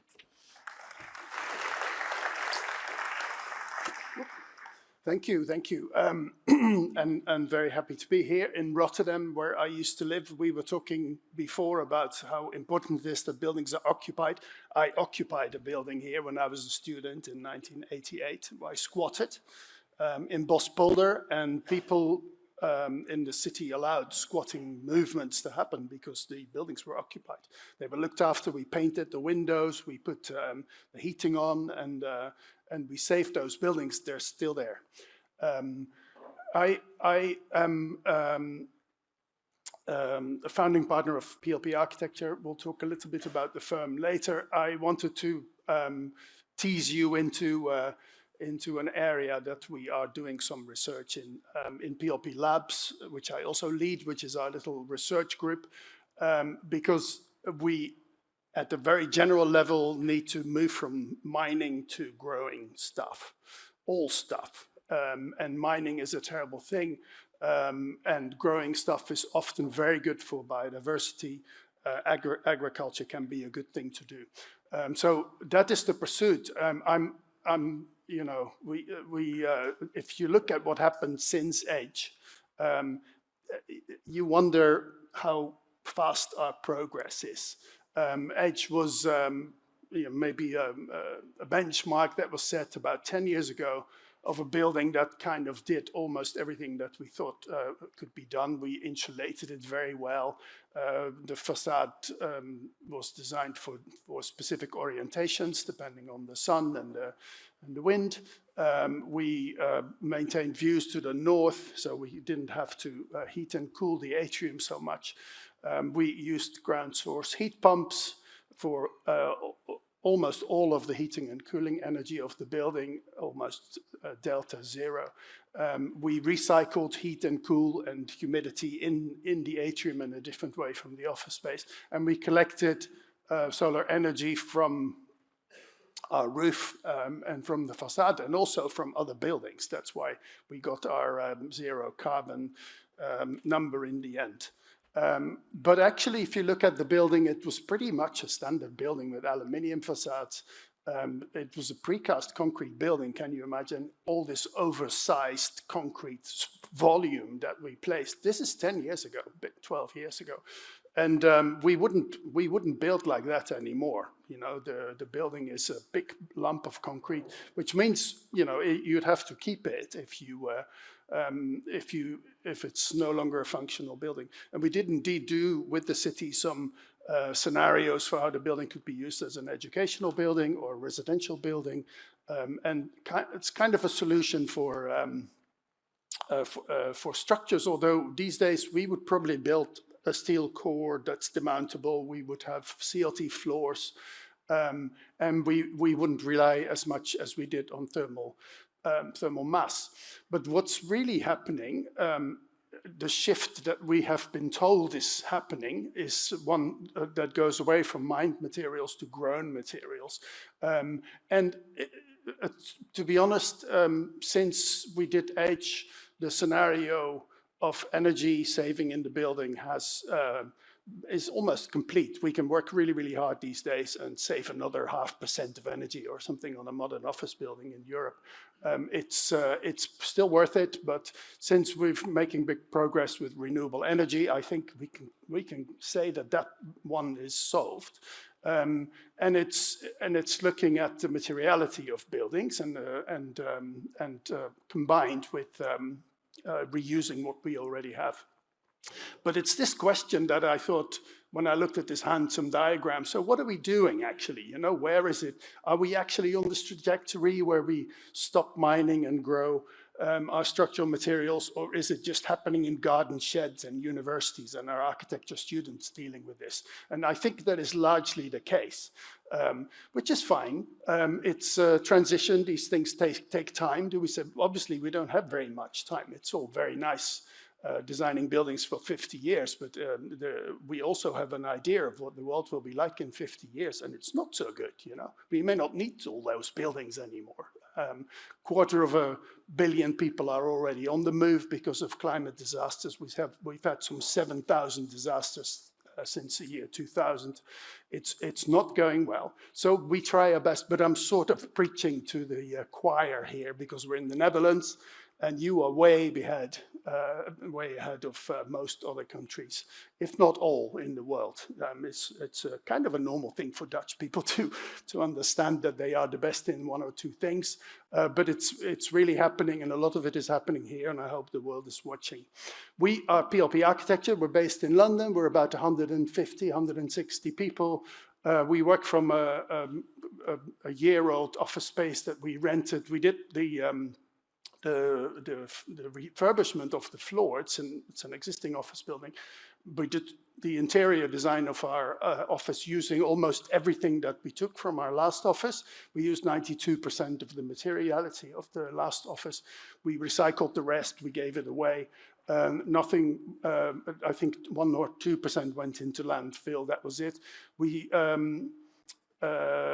We saved about 175 tons of carbon just by picking the right materials and recycling what we have. So we do it every day. We also build all over the world, and we do projects that are probably considered unsuitable for our discussions today in other places. But this is what I mean. It's become a global discussion of where we focus our efforts on when we try and tackle that nasty statistic of causing 40% of the problem in terms of climate change that we are kind of responsible for.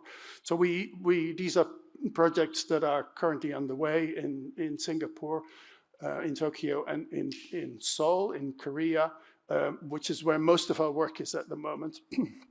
Partly a reflection of Brexit and some other things that are not happening so happily in Europe. Partly also because Europe is almost finished. You know, there's not much population growth.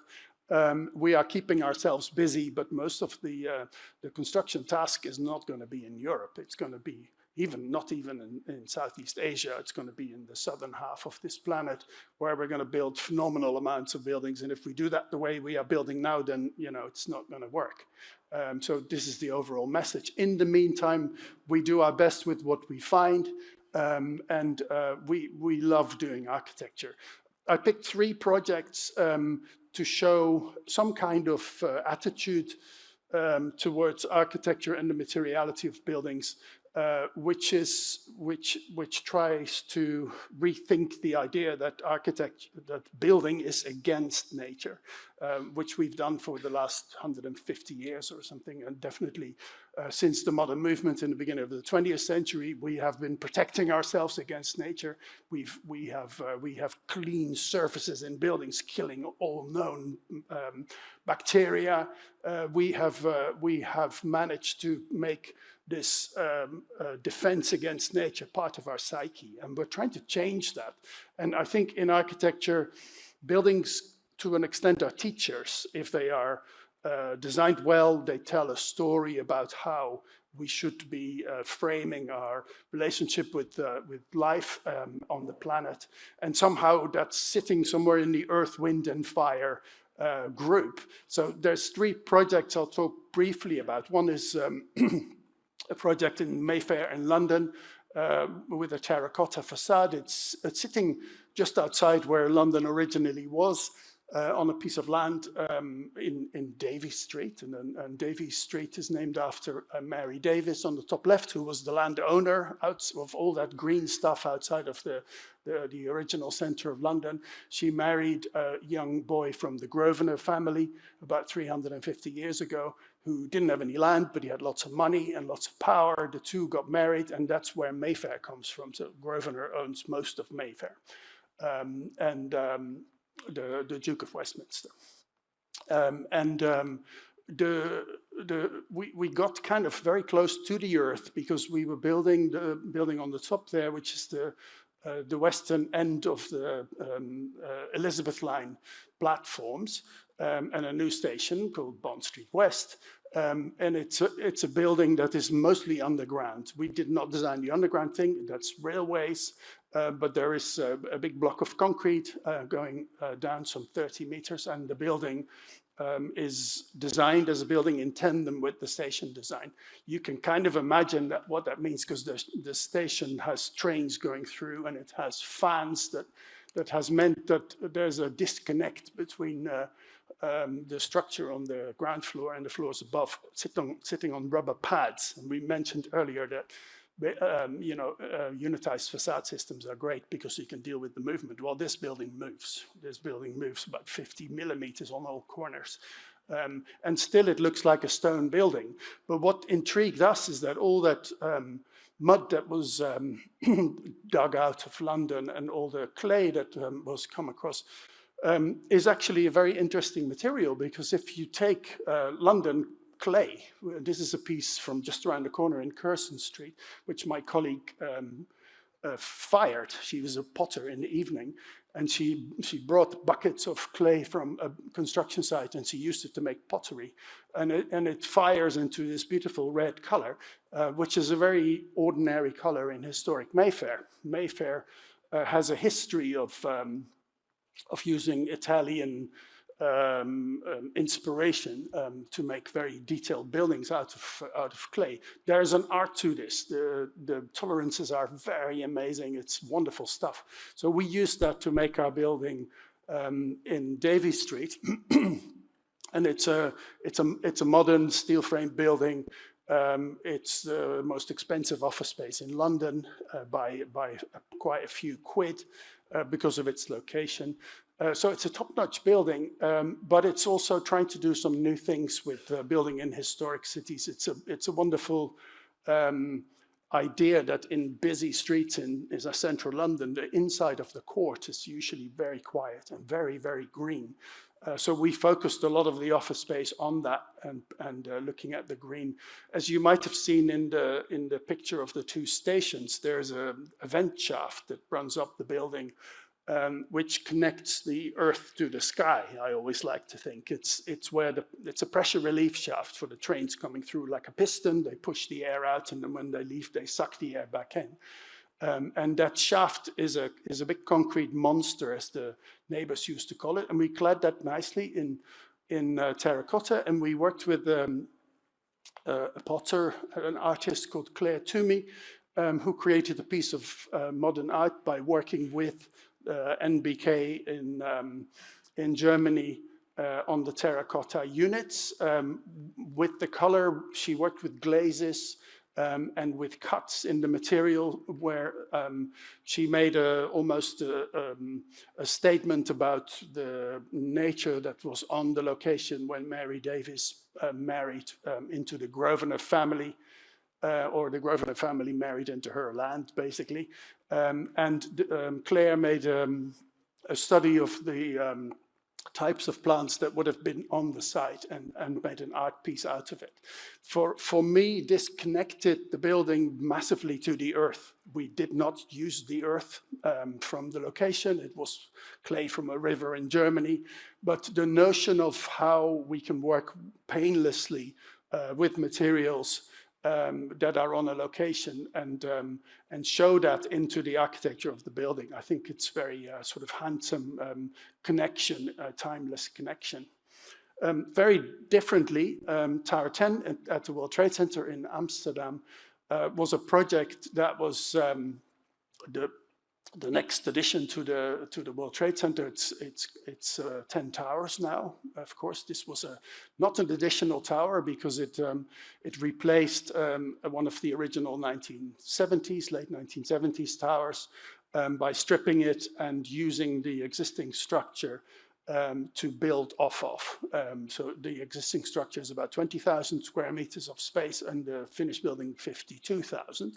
So taking existing building, reinforcing foundations, building on top, and building additional space outside of the existing floor plates, gave the World Trade Center an opportunity to face a new type of architecture at the fringes of the Zuidas, near Beatrix Park, that was much less orthogonal than the existing World Trade Center. And we were looking for a way to express this freedom that the buildings would get if they would get closer to the park. So for us, we wanted the building almost to move like grass in the wind, you know. It is a sort of almost a biophilic way of looking at entire 70, 80 meter tall buildings. And we looked at using what we called baguettes when we did the Four Seasons Hotel in Al Maria Island in Abu Dhabi some 5 years earlier, where we really stretched the proportions of terracotta to their max, and it's really quite a lovely material. We thought we invented the word baguette, but I found that actually that's now a word in terracotta facade systems, baguettes, and I don't know whether, you know, I thought it was a joke, but apparently it's not. But there are consequences with using clay. When it's fired, the geometries are quite volatile. So you can't really make them very long. The maximum length they're trying to achieve is about 1800, which is not a floor height, which what we were trying to do. So we ended up using aluminium. But I've just heard that aluminium is actually really a green sort of way of looking at materiality for the future. So I'm much relieved. But the trick with the baguettes was that when we asked the client, who know their tenants, it's the World Trade Center, they have hundreds of tenants, what kind of facade do you want? We wanted to discuss facade open and closed percentages with them to have a discussion about the energy use of the building. And they said, oh, no, all glass. They did not want any solid in the facade. They wanted floor to ceiling glass. So the baguettes were a way to provide shading, not fully and not moving, but placed in the right positions. It would take about 25 to 30% of the solar gain just from being on the outside and shading the floor at different times of the day. It really kind of gave this sort of freedom to the facade. And as I thought people would be kind of wondering why the stick wasn't kind of vertical and moving. But so far the reactions are really very, very positive about what people feel. And it gives the building some kind of looseness, and the materiality and the coating gives it a way of picking up the light. And even on a gray day, it can look quite bright, which is an achievement for a building that's made of glass, because glass buildings look dark. They don't look happy and bright. They are very, very dark. The project that I called Fire, it's a bit of a troublesome name for this project, because it's a building that was we won a competition in 2019 for Treehouse in, you can see it, Rotterdam. It was a project that promised or attempted to set new standards in terms of sustainability. And it was initially a project with a concrete podium, 10-story podium, a transition structure and a timber tower on top, which if we had done that and the building would have finished on time, it would have been the tallest timber tower in the world, 100 odd meters. But we ran into so much trouble there. Cost, uneasy feelings, people, we want something that's tried and tested. Tried and tested are the words that come directly on the table first time you mention anything that was grown instead of mined. All these things have been tried, all these things have been tested, but that's not the meaning of tried and tested. Tried and tested means, please, not on my project. It's almost, there are logical reasons for why these things are discussed, but I find them painful. Fabulous location. We looked at this map from the other side before. It's kind of in the northern end of the fire zone from the bombing in the war. It's a fabulous location. It's actually sort of at the origin of people when they come to Rotterdam. And the green line is the extension of the public network that the city is proposing to connect much better to the east. And in connection with the green space that Hofplein will become, The green line is right where Treehouse is situated. And the brief from the city was to create a building that's very open and public on the lower levels. You now walk around Rotterdam and you see that almost every new building has this double-story public appearance with a canopy at 9 meters. We use that statement of a strong canopy repetitively by proposing a building that was layered and housing all these different functions. I'm excited about the mix of functions in the building. We've created the landscape that starts outside and runs right through the building on 2 levels with stepped terraces, basking in the sun at lunchtime. It's very exciting. Construction is now starting in September after the summer. So this building will be done. Last night, the first apartments were sold. Very exciting. It still does a lot of connectivity to biodiversity in Rotterdam. It is collecting all the rainwater. It is collecting some solar energy. It's a building that's kind of assuming a responsibility that you would feel a tree in a forest has. It protects the small creatures underneath, and it's firmly rooted in the earth. It does all of those things. So I'm going to explain the idea that it's no longer a tree with a trunk inside made of wood. It's also no longer a tree with wood on the outside, and I'll explain why, but that was the architectural intention of the project. And for a long time, we looked at cladding the facade with timber. Wood is not an easy material to clad buildings, especially if you cannot maintain them. This is a building in a central location where the scaffolding will come down after construction and never go up again. So all the maintenance to the facade has to be done with the cleaning cradle, which is too much. We gave up that pursuit also partly because we have we're on the railway and there's an explosion. It's a blasbrand story. Which means that you have to have a large part of the facade.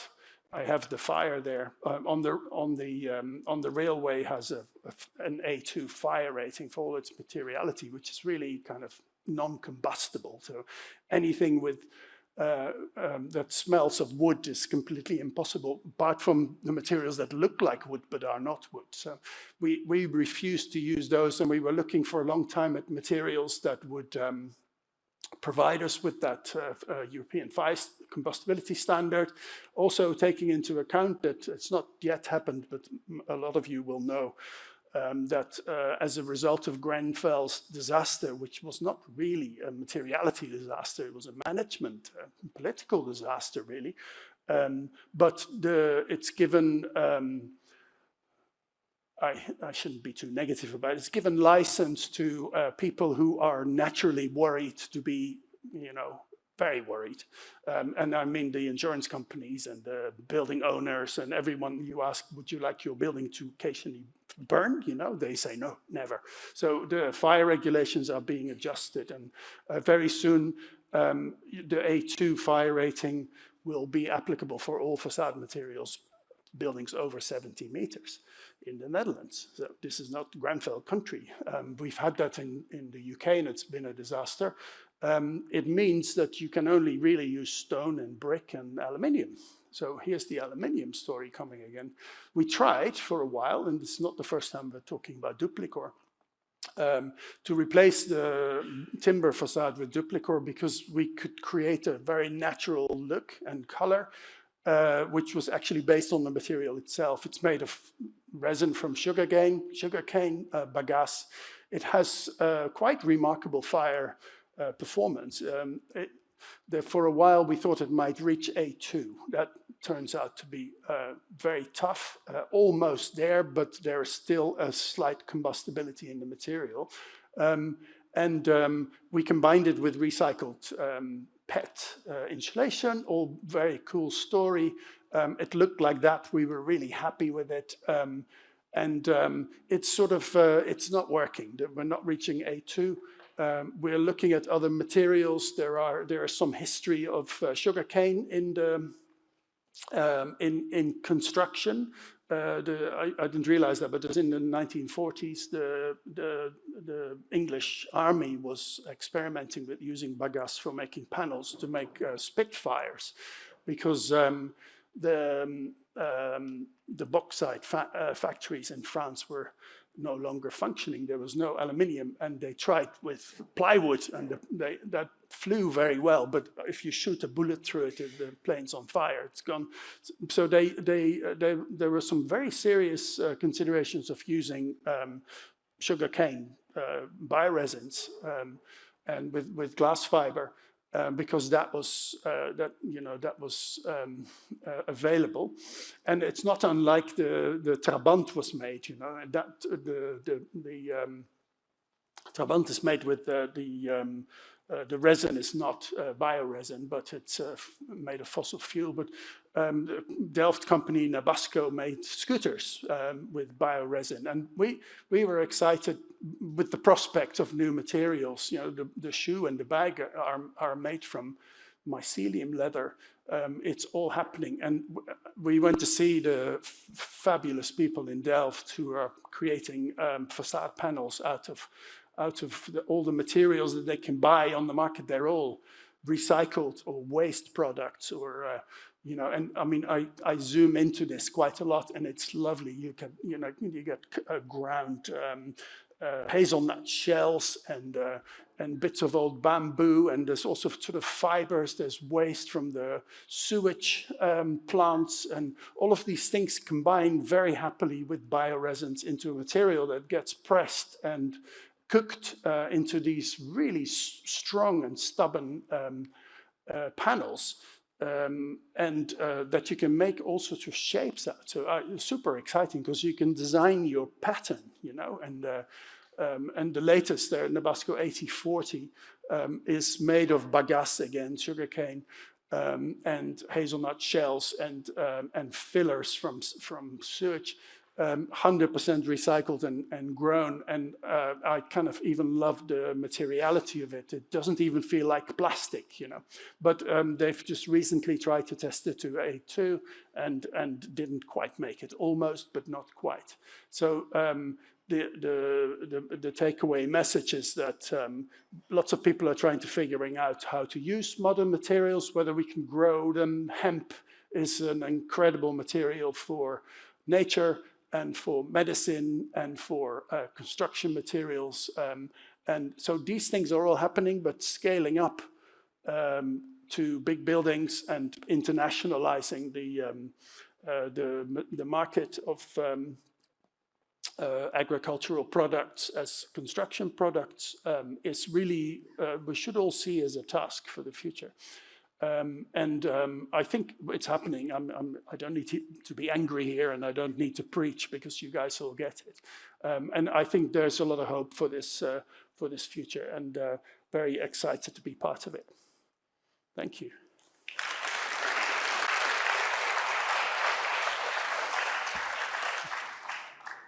Wow, Ron, that is super interesting to see. No, from mining to growing stuff. Yes, that's amazing. No, that's very inspiring to see how we do that in the coming years. And rightfully, you say also, like, yeah, you can distribute the carbon over 50 years, but in 50 years we don't need that many buildings anymore, because humanity has a different shape. I hope we're still around. Yeah. Yeah. While they are preparing a question, you were very influential in operational carbon. What do you see is needed to get the embodied carbon lower than we have now? Well, a lot of the elements we've talked about today, the materiality of structures is the biggest part of the puzzle. And as I sort of alluded to a little bit, I think, for making a building in Europe, if you make a really good, well-designed concrete structure and it lasts 100 years and you can use it in several ways, then your embodied carbon is negligible. The Davy Street building, because it's a station building, was built for 135 years, the structure. So it's not, that's the time margin of the railways, So that concrete is not so much the bad guy anymore. We know we can save immediately. We can save embodied carbon by relooking at our construction materials. But I think it's in our attitude, and it's in our almost veneration of modern architecture. You know, if you I'm talking to people in various places in Africa. A concrete block is a sign of progress. If you can make your house out of concrete blocks, then it's like having a Mercedes instead of an old Peugeot. And it's really terrible. We should not build, ship concrete blocks from wherever and bring corrugated steel from wherever to build houses for 2 billion people in the Southern Hemisphere. So I think that's where the big wins are. Yeah. All right. Thank you very much, Ron. You're welcome.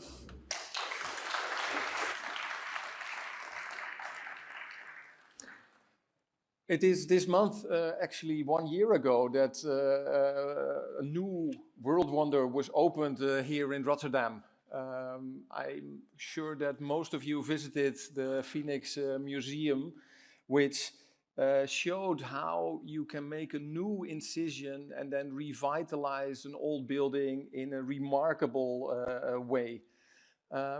I'm sure some of you, with their expertise, were also wondering how on earth did they pull certain things off. The detailing was of extremely high level. I was really in love with what you did. And we welcome here the first panel of today, in which they will talk about this spectacular design. Please welcome to the stage Alessandro Fisali, who is a senior architect at MAD Architects and who will moderate and introduce the panel. Thanks. The other guys will be with me.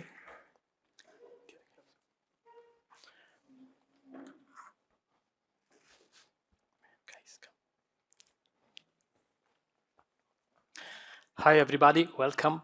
My name is Alessandro Fisali, senior architect for MED. I was in charge of the project management for this project. Phoenix Art Museum about migration. Why about migration? Because it is located in the Katendrecht Peninsula, and the Katendrecht Peninsula in the past saw many migrants gathering there to from all of Europe and Asia to go towards the America to find a better way, a better life there.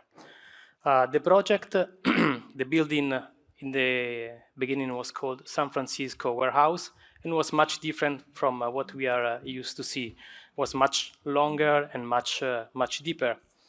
And during time it underwent very dramatic changes, especially during World War II for bombing and also for a fire that actually split into the building, creating the Phoenix 1 and the Phoenix 2, as we can see in this picture from the 50s.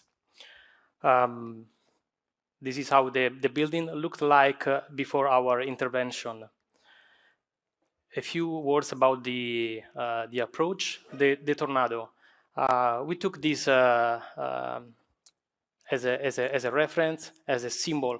Of course, the tornado is a dramatic things that will change your life, and it's also a symbol of movement, the movement of the people that migrate to a foreign country. Another symbol that we use is the seagull as a symbol of hope, because it's the last bird you see when you leave, and the first one you see when you arrive on the other side. That leads us to the first sketch from my own song. The linearity of the existing warehouse is in strong contradiction with the organic shape of the tornado. So from this initial sketch, we arrived to this final layout. It is important to say that we wanted to have something really organic, gentle, almost feminine, to be in contrast with the very strong and masculinity of the Rotterdam High Tower. A few initial rendering to show how the project evolved over time.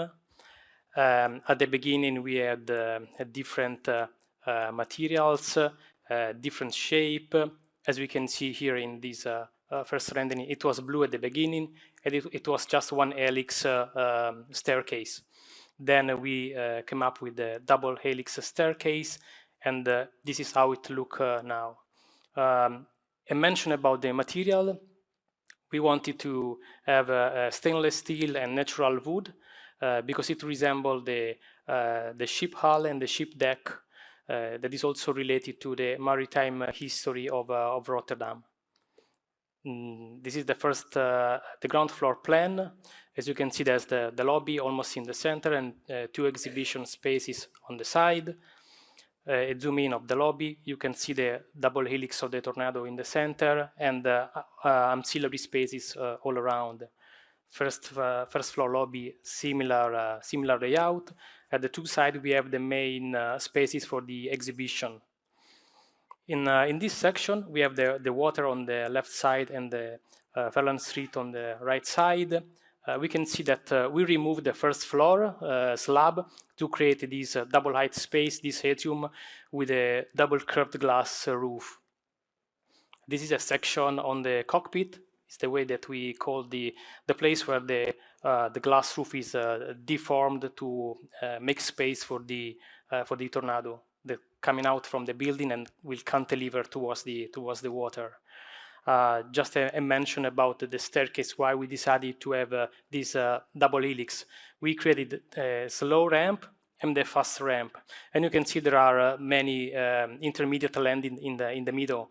This is also a metaphor of life. You can choose your own path and then meet people in mid-time and exchange your life, exchange your ideas. And then people finally will meet on the viewing platform that will have a breathtaking view over Rotterdam skyline. Paul?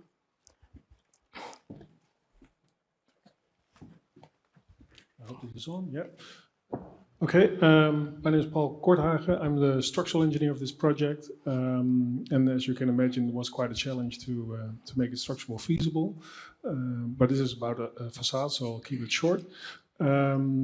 These were one of the first pictures I received, and well, I was thinking about how will we support this, how do we do this, and what could be the ambition of the project.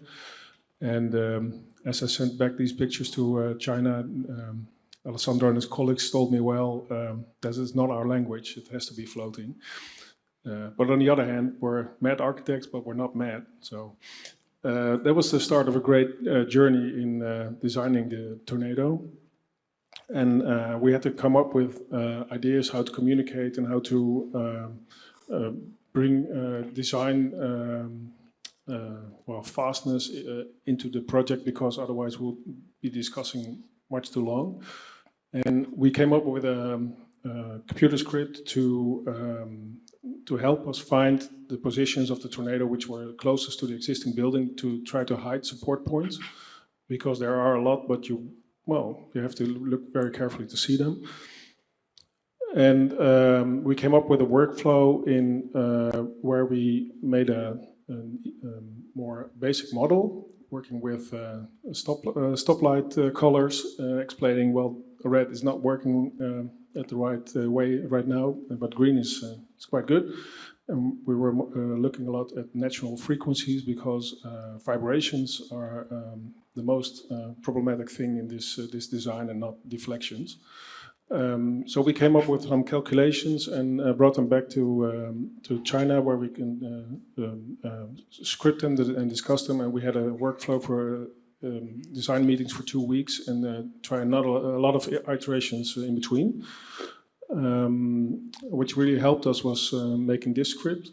It was changing the Rhino model to fastly to a centerline model we used for calculations. We put a lot of our own design tools into them, and being able to, after receiving the model, 5 minutes later we could start trying new solutions. And well, this is a picture of the more technical design we made. A lot of steel members, a lot of calculations, of course, and my team members will explain a little bit more about that. Good afternoon, my name is Andreas Vermeeren. I'm a project manager for CSM Steel Structure. So we are the company which produced all this magnificent steel. So as Paul explained, we came from a model, an architectural model of the skin, let's say, which we combined with a more technical space frame model to get, in the end, a model which was also constructible. This was a very intense collaboration between all these companies which are sitting here today. In the end, we got this right, and we got the different steel structures, the lobby box and the elevator shaft, which are supporting the tornado. Together with, as Paul mentioned, there are quite a few supports which are not very visible. All these come together and support this quite elaborate steel structure with the space frame, the glass roof, which is all bended, and the platform on top, which gives you the nice overview over Rotterdam. So if we go very quickly from this collaboration to what happened in the production area, here we have the elevator shaft. We chose to produce this elevator shaft, which has a mass of 90 ton and is quite long and wide in dimensions. We made it in one piece in our factory, just to make sure that we get all the tolerances right on site. For the space frame itself, so the space frame itself was 31 transportational sections. So you see here on the left, you see all these colors. Those were transportational sections of the space frame, which were as big as possible, which could be transported on road. And all these sections combined, we combine them to the biggest possible production sections, which you can see on the right. It's more or less the same view. We try to make as many sections as possible in one piece to get all the tolerances as close as possible. Once all these members are assembled, we try to weld them in the most optimal way, which is from top to bottom, which means all these transportational sections need to be turned around during the production process, which leads to quite interesting pictures. Then we have the glass roof. Also, we produced it as a whole in our facility. Also to keep all these production tolerances and manufacturing tolerances as low as possible. So the complete glass roof was assembled in the factory, and afterwards was divided in transportational sections to get to the building site. So on the building site itself, as mentioned, so the middle piece of the building was taken out, quite literally, and there a new foundation was made for the lobby box and the elevator shaft and the tornado itself. So we started with the lobby box, which are the white steel members, which are all welded together on site. Afterwards came the elevator shaft, as mentioned, in one piece, with quite a large pontoon crane, which is always nice to see. And then we put it on site, and this was the start for the installation of all the transportational sections of the space frame, which were hoisted in with telescopic cranes, with hydraulic winches, and temporary supported on site, because all these sections need to be welded afterwards on site. But this is an intermediate phase where you can see all these transportational sections and the temporary columns.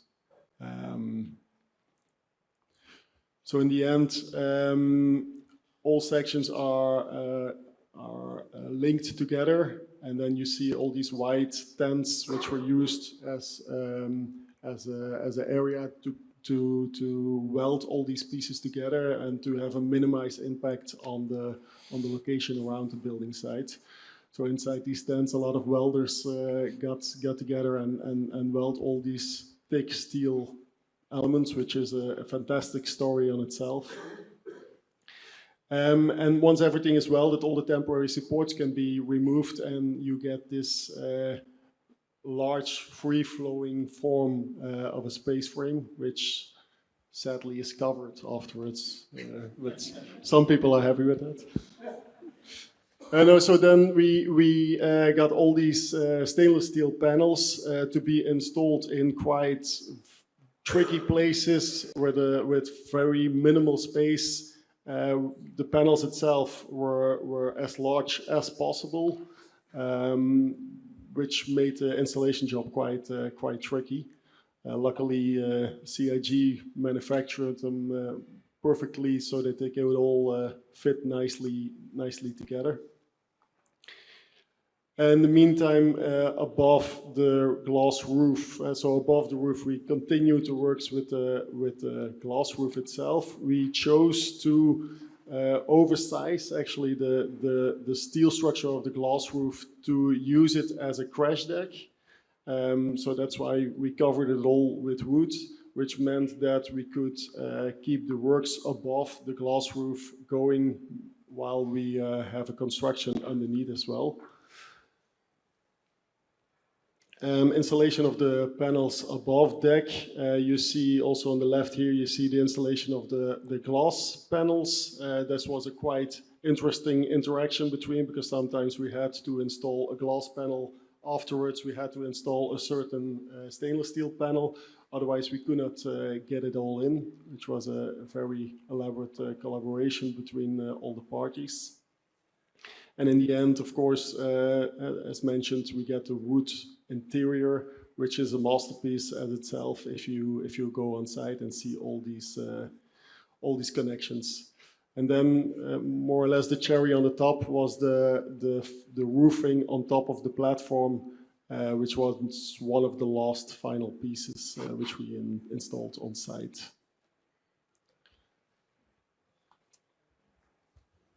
Thank you.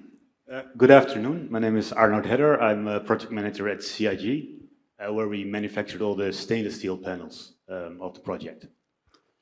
So what you see on this picture is the complete 3D model of the space frame with the architectural geometry nicely offset at a very constant distance to provide for all the stiffeners that we would need for all the panels, also to allow for building tolerances and structural deformations. On the top left, you see all the different panels in different colors that make up the entire skin of the entire tornado. There is 300 of these panels in total. And all the seams between these panels were really placed very carefully to make sure that all the supports could be placed at the space frame in the right positions, because the space frame is pretty complex structure with lots of diagonals and things happening. So also that exercise, like making all these panels at transportable dimensions, fitting to the space frame properly, was an interesting job already. When we had all the panels defined, we analyzed all the panel geometry in ANSYS, our structural software, to basically design the basic configuration of all the panels, so the structural layout, and to determine the thicknesses of the stiffeners and the skin. So the skin of the tornado is 6 millimeters stainless steel everywhere. And when we had this configuration done, we basically made lots of scripts to completely model all the stiffeners and complete layouts of all these panels in 3D. After which we, for every panel, had to divide the architectural surface into panels that we could then produce in our factory in Groningen, which we did on using shipbuilding presses. So that's another reference back to the maritime history of Rotterdam. So the factory that we built all these panels, used to make ships before, and now we use this same technique to make all these sculptural architectural projects. What you see as well is the wooden template on the plate that you see under the press. that we use to check all the shapes for every individual panel. When we had also done all this, dividing all these panels into producible plates, we then prepared lots of scripts to generate all the production data for all these panels. And we really focused a lot on having layouts to check all this data, to keep a good overview and to be able to track back any mistakes or errors, because there's, I think, about 50,000 unique parts that we use to build all these panels. This is just a close-up of a couple of skin plates with all the marking on it. So everything in blue is the marking that we use for during forming, to position the templates, also to prepare for welding, to know where to place all the structure. So there's a lot of information on all these plates. This then again is another picture of during the forming, and also some plates that are formed and ready for assembly, which we did on tables like this, with standard tables with standard adjustable legs. And then we would cut from aluminium the shape of every panel. So we would really have the 3D basis that we could then build our panels on. And this then is on one of those tables, like all the 3D formed plates that we would tack weld into the shape of one panel. So this was done for all those 300 panels.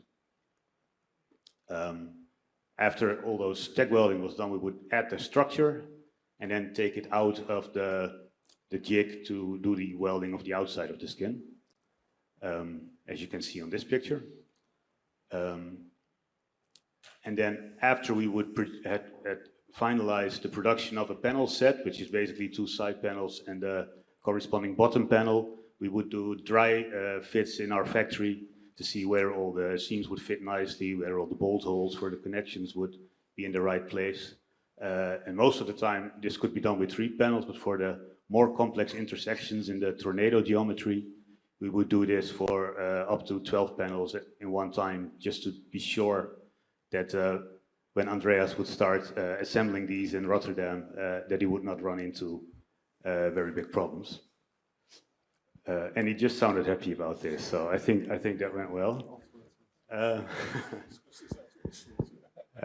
This is a picture of our production facility when we were fully producing all the panels for the project. These are some pictures of the polishing. Also, this was a very time-consuming job, which a team of, on average, 10 people was working on for about 2.5 years. So it was also a big part of the job.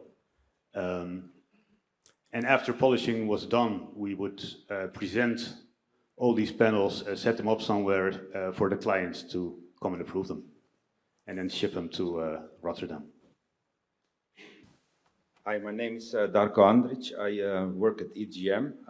We were involved as the executive architect of this project, which meant that we were in between the 2 parties, like Ahmed, who was the main architect, and Paul de Man, who was the restoration architect.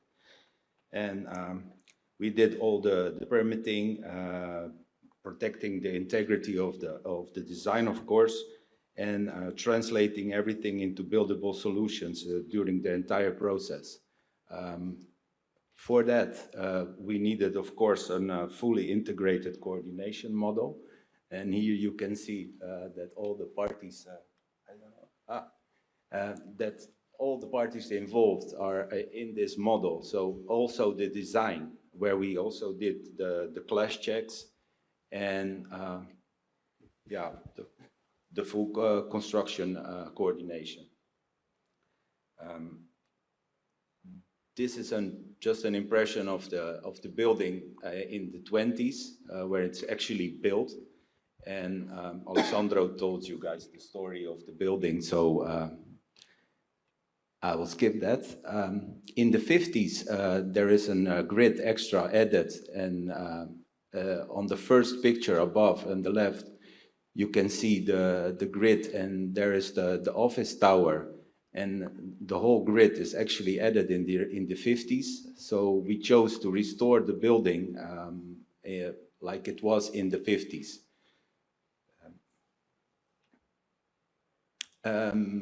Polderman, they made a full report of the total building, where they took out every segment of the building, and they made a fully restoration report how to solve the different problems. The window frames, they were actually restored, and they made a full design of the total facade of the entire build, of the existing building, I'm sorry. This was translated by us, we did all the detailing and all the restorations, and you can see that all the windows, they were restored. When their new windows were needed, then we used actually the same profiles which they used in the 50s to restore the whole building. And only the entrance doors, there were actually new insulated profiles.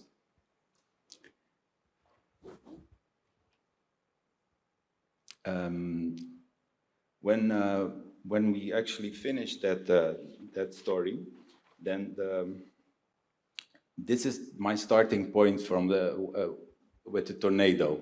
First, we had to make a typical section where we actually added everything what we knew about it. So the mounting problems, tolerances, corrosion in relation with different metals, light coverlet strips with cables and drivers, and even the drainage system, which is their number 8. So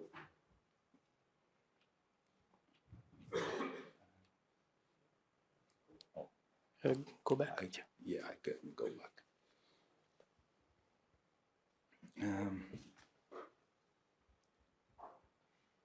At the time, the final calculation model was designed, so we could actually start with detailing all of the rest. And the first thing that I saw, that it was the glass roof.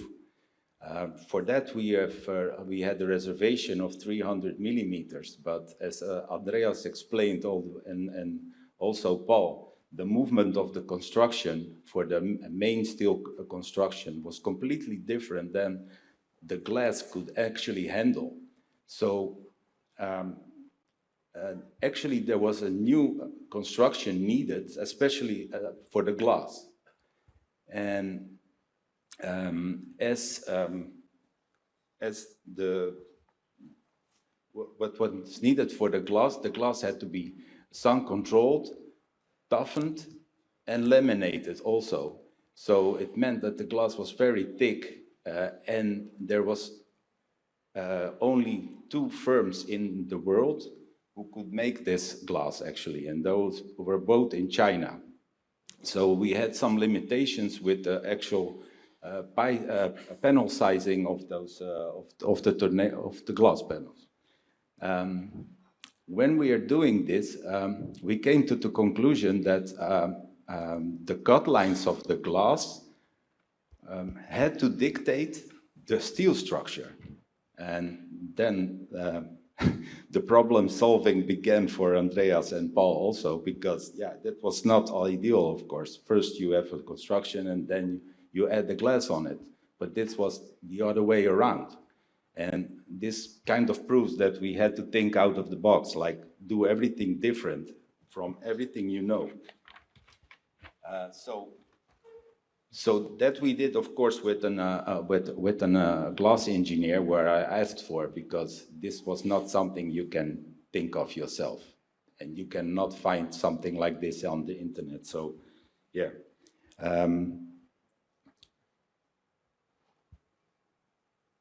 So when Paul and Andreas were doing this, they did it actually for the greater good, for the design. So this was actually a piece, you see the black lines which follow, those were actually the cut lines of the glass, and there you see the construction projected, and also the tolerances, what it meant for the steel construction and the bending. This glass construction could not be attached to the steel construction underneath because of the different movements. So it was actually like a blanket. It was laid on the top of the tornado construction. And there in the underneath, you can see a big ring, which meant that the elevator shaft, which actually went through it, was actually dilated from this construction. So everything had a margin of 3 or 4 centimeters around. And also all the columns that went through the glass roof are also dilated. So that was kind of a problem also to solve. Then a new, the design was updated with the new information. And yeah, this was the, with the glass engineer, we sketched a lot of details and we had a lot of detailing sections how to solve the problems, because Matt also wanted structural glazing, which meant we had no profile. So the glass roof is like very smooth on the outside. And for that, we needed like hinges, specially made for this project, which could move on 2 sides, but also you can regulate the height of it. And those are the details. And here you can see it in 3D. And this was a mock-up of it.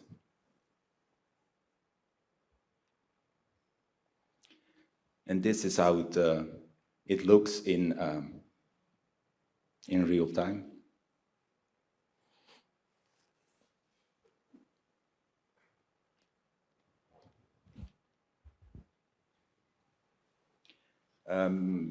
Yeah, at the time we needed to make some detailing, of course, and in the center line of the glass roof, there was just one piece, one straight line who was actually straight. So those two were actually the first details I needed to make to understand how this tornado construction relates to the existing building. And also what you can see in those pictures is like the drainage gutter, which is actually underneath. So first, all the water was actually designed to go through the building and in the foundation, but we didn't actually think that was that good of idea. So we thought we should better keep the water from the tornado outside, and that's why we detailed this like that. And on the lower side, you can see there's the water actually dropping in that grind. All the construction columns from the tornado attached, which go through the roof, actually have a drainage pipe which comes out in this drainage gutter. And yeah, and also important to say is that everything here, what you can see, is dilated from each other. So the rectangular profiles, the big ones, what you see underneath, that's the table construction. Above it, the rectangular profile, which is actually the perimeter profile of the glass roof. Glass roof are all tubes, and that's dilated from another. And then you have that gutter, which is actually attached to the glass roof. And then you have the existing building, which can also possibly sink during the years. According to the IMD, it can actually sink 3 millimeters per year.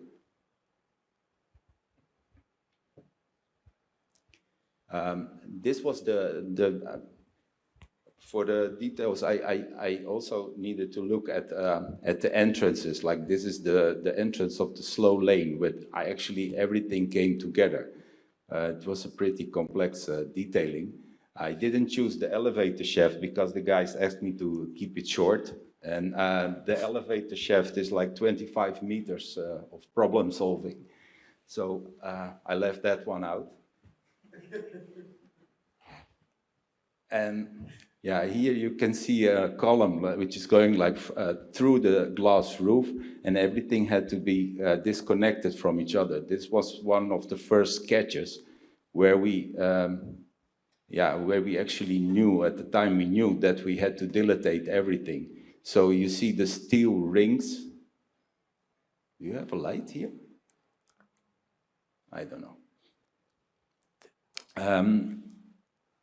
And on the other side, you see also the horizontal section, which meant that gray panel on the left is attached to the glass roof tubes, and then the dilatation was solved by a rubber profile, which is specially made for this project. That rubber is actually continuous and goes all around the glass roof.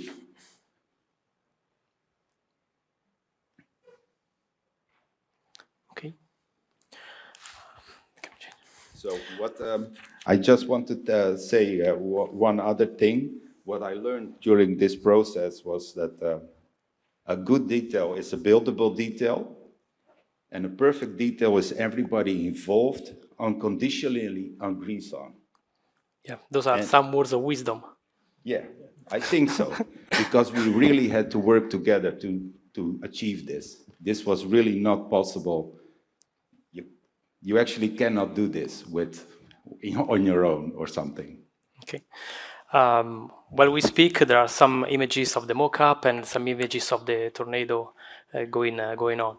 I wanted to ask to Paul, we see a bit during your presentation, but what was your reaction when you first see the model of the tornado on your screen, and how you change your approach structurally according to the feedback, and how you keep this idea of lightness and floating? Well, of course, it was quite a big challenge first to understand what we wanted to achieve. But as you see, the lower cantilever on these pictures is quite a cantilever. It's about 50 meters. And I remember some first calculations we did, and well, the thing came down 2.5 meters. So that was quite a bigger problem. And later on, the design was all about vibrations. And in the end, we put in some tuned mass dampers to keep the vibrations under control and to try to keep it as slender as possible. But it was quite a journey to get there, and that's why we scripted and designed some design tools going along to try to communicate with each other with all these special conditions we had to solve. Yeah. Also, Arnold, is really amazing how you managed to have a buildable design, but still keeping the original idea, the vision that we had at the beginning. Yeah, I think we were very, very lucky.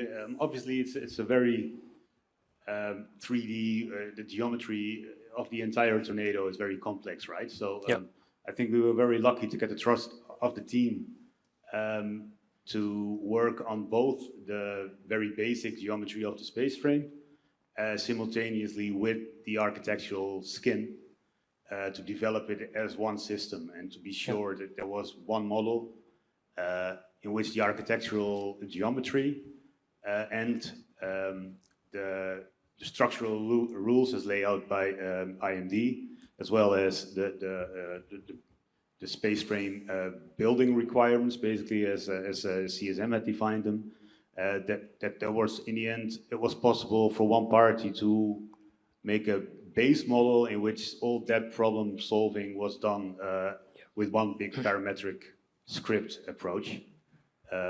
I think that helped the project quite a bit. Yeah. Yeah, indeed, Andreas, as we saw before, you not only construct and install your space frame, and also the CIG panel. How was this collaboration? Well, we already knew each other from different projects before, and we actually did the bidding together for this project. So the collaboration between the CIG and CSM already goes on a few years. So that was good, and of course, if you have such a technically complex project, which require collaboration with all people and all partners involved, the collaboration only gets better if you get the trust from the client as well. I think we have to mention that as well, that the client put that trust in us as specialist parties, and that nourishes a kind of trust within all these different partners to look for the strengths. So yeah, that was necessary for this kind of project, and in the end, I think it paid off. It paid off as well.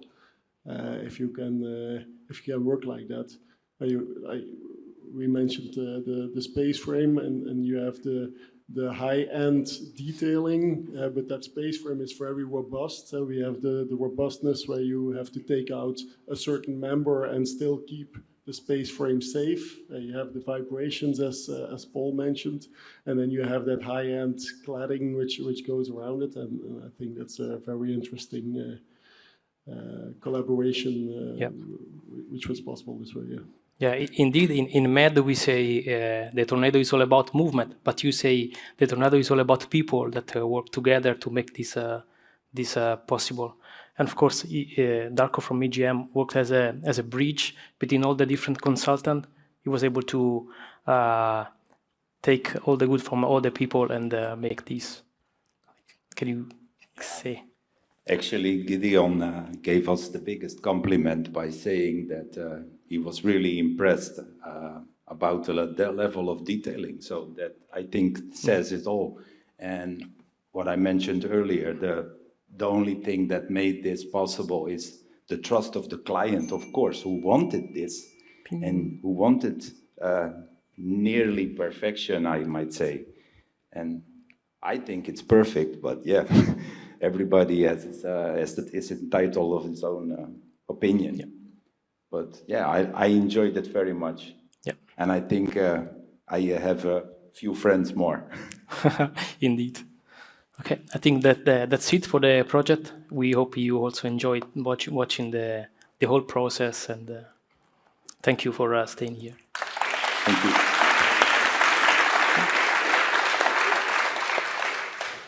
Okay. Wow, amazing to see what the vision of a great architect can do with a team of brilliant people.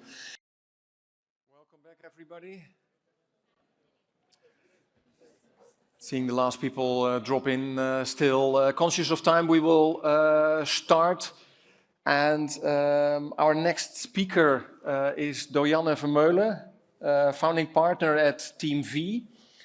And I've been following her for quite a long time, and I'm always very surprised about the combination of the spatial qualities with the commitment to sustainability that you can find throughout the different projects. And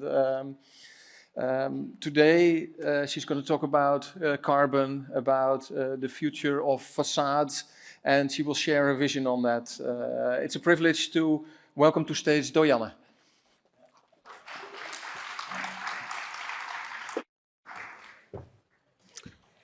So, we need a different presentation. Should I do that? As much as I'd love to talk about the contribution of safety glass and sustainable building envelopes, which is in front of me now, we need a presentation that says Dojanne, Team V2. Great. So I see lots of technical knowledge and innovation power here in the room, engineering qualities. And I thought I'd talk about tents. No, I'm not.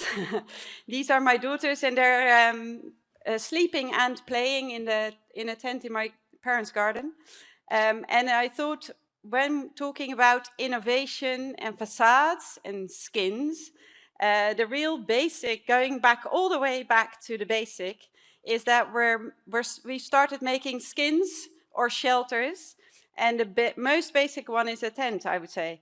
And the funny thing is that even in a tent, you need a double skin tent for sleeping, otherwise you get soaking wet in the morning. You can use a single skin tent for cooking, and you can use just a canopy for sun. So all these different types of skins have different uses and different experiences. And I thought I'm hoping you're appreciating a tiny intermezzo today from all the technical points of view, because I'm an architect, and I'll talk a bit more about the experience of a facade.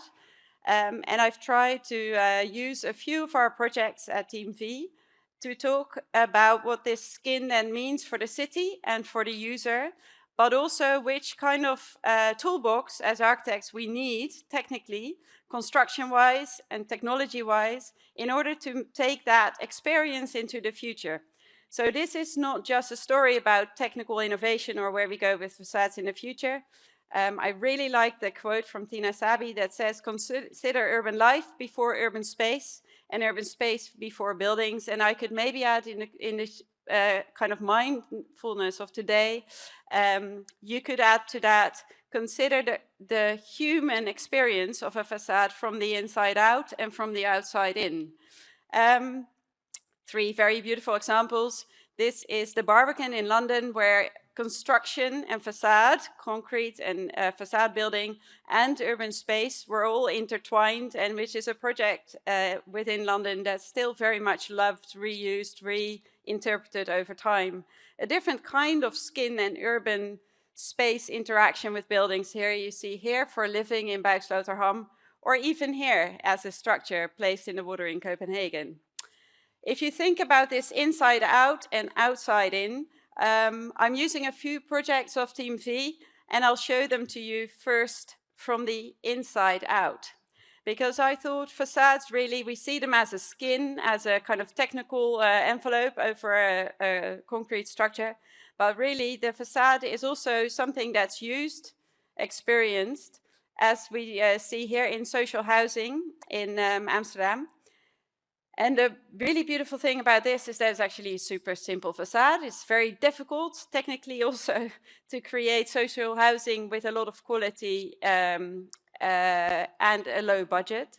In this particular scenario, we made windows with a windowsill that was seating height, low enough to experience this city. So, and also to create a little bit more space for these small houses, apartments within the thickness of the facade.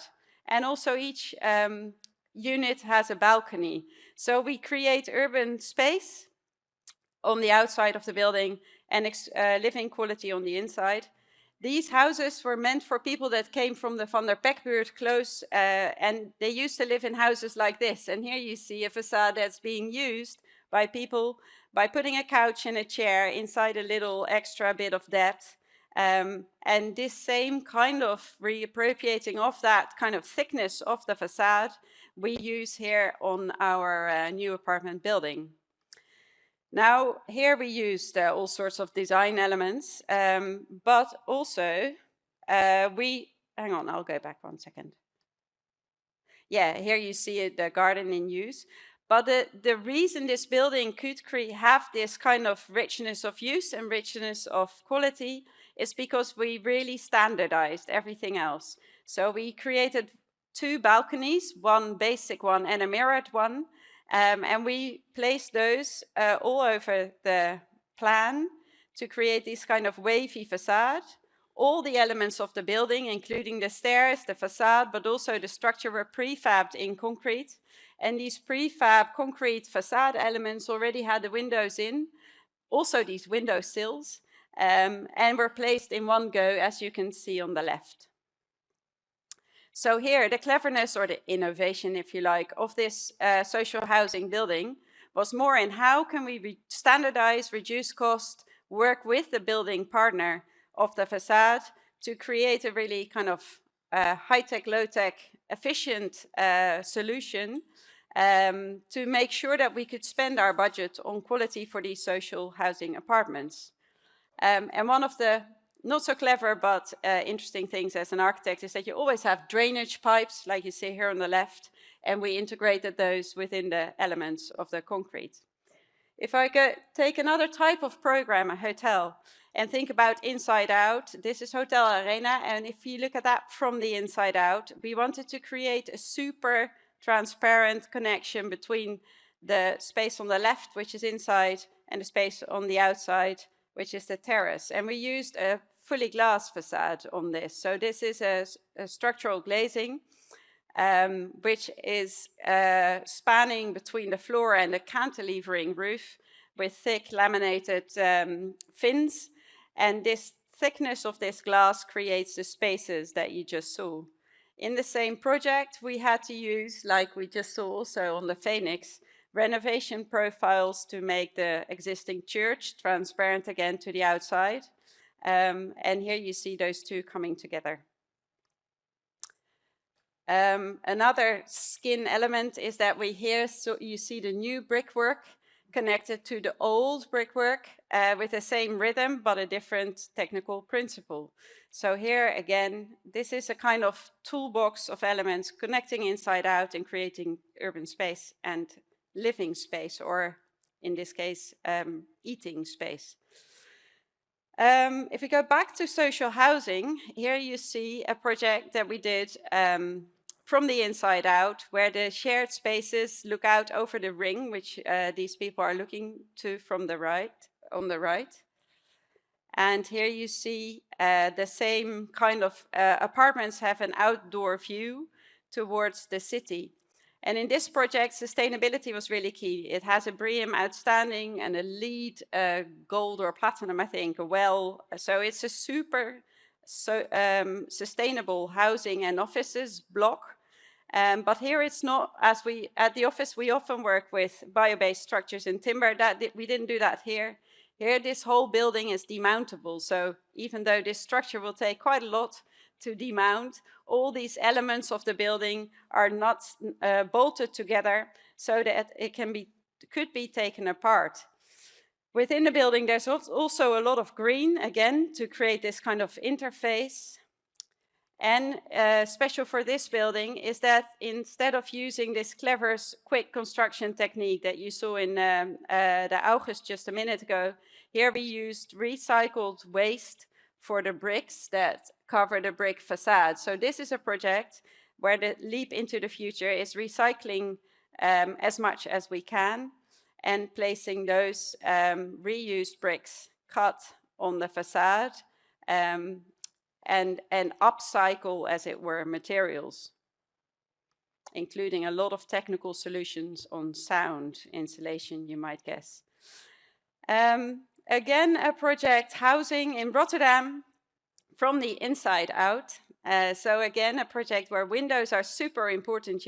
You create these window frames looking out over the city and balconies. And this is a project that had as an extra challenge that the section looks like this. So you can imagine if you were building the structure first and then using a simple crane to lift in facade elements, they wouldn't actually be able to get to the facade because of the cantilevers. So on the left, you see that what they did instead is minimize crane movements by using a mini, specially developed mini kind of device that sits on the floor, has two kind of cantilevering ropes or chains, and that lift the facade up, like you see on the left. I could see if I could make this pointer work here. You can see the facade elements go in with the aluminium composite paneling already on it, the window frames as well. And in a similar way, the balconies were lifted, also glazed and everything, all in one go onto the facade. So that were those balconies. Again, here we worked with the contractor to really make sure that we could we could make this work. So this was developed with VVH, the facade contractor, and they worked with us to devise both the lifting system and the prefab elements. And the building now looks like this. Thinking a little bit more about the innovation and identity part, is also we often work with existing buildings, and then there's a different kind of thing we need to think about. It's not just how do we make a clever, innovative, sustainable facade for the TU Eindhoven Technical University that really put the bar for sustainability up here. This is a project from a little longer ago. But here we had to work with a semi-monumental building, a nearly listed building. It wasn't quite, but it had the same approach. And this building at the time in the 50s was super innovative because it was one of the first glass skin facades. It was one of the first projects where they made all prefab floors, and they kept part of the floors not filled in, so they could make double height spaces and single height spaces. And a new facade we developed here was a full glass facade, triple glazing with reflective sunscreens on the inside. The total facade system remembered the architecture from that original building. I'll show you that in a minute. And by taking the screens down in the night and in the winter, you can insulate a column of air, and the total package of the triple glazing and the sunscreen on the inside, the roller blind, the whole skin insulates, even though it's a full glass facade. In the current regulations, this might be more tricky, but it's still a really clever way of devising a facade and connecting it to a clever building system. So this is the connected office system that then measures and uses the building systems together with the facade. We also made the facade a parallel push-out window, which works like a chimney and which was later researched by the TU. If we go back one or two, here you see the connection. So we use the fins on the right new facade to remember the sizing of the original facade. And then I take a little jump to DPG, which is a timber building, and the surrounding area is super industrial. So here, this is a project about innovation and identity from the outside and inside, if you like. But here it was also really important to use the building skin to create a green and inhabitable world within this super industrial area. So we made a building with a timber hybrid structure. So this is a wooden building with big windows looking out onto the green gardens. But also we use the skin of the building as a garden that wraps around the whole building. And that people can walk around and use the surrounding first and second floor as a lunch break tour of 430 meters. Here you see the building in timber, the timber flooring placed, and the ceramic paneling. A note to innovation, not so much, because it's a super used and from Roman times technique, but all these different tiles can be demounted and reused somewhere else. So this is again more a longevity innovation. A last project before I go to end this talk is Hout. I think many of you might know it. It's also a timber tall tower, super innovative at the time. And was one of the lighthouse projects that have made timber building up and coming in the last few years. Here we made it difficult for ourselves because we wanted the skin as transparent as possible. So we didn't want any load-bearing elements within the facade. So we put the load-bearing timber in walls and the core in concrete. And the facade was lifted in, again, all in one go with triple glazing and ventilation elements, slits in the top. And this facade harvests sun energy, solar energy. So it's a facade where there's a lot of solar panels in between these concrete elements. So all the 50% roughly of these black panels are all solar. I'll show you here.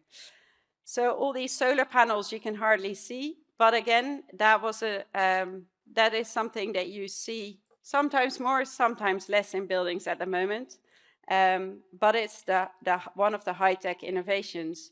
So we need all these different approaches, using durable, long-wearing, beautiful facade materials like the ceramic, using solar panels, using waste, using clever construction and lifting techniques, ventilation systems like in Atlas, and all of those we do really because we want people to experience the world and the buildings from the inside and out in a different way, and we use the skin as part of the experience and not just the technical solution, like we did here in the garden in Beeldhoven.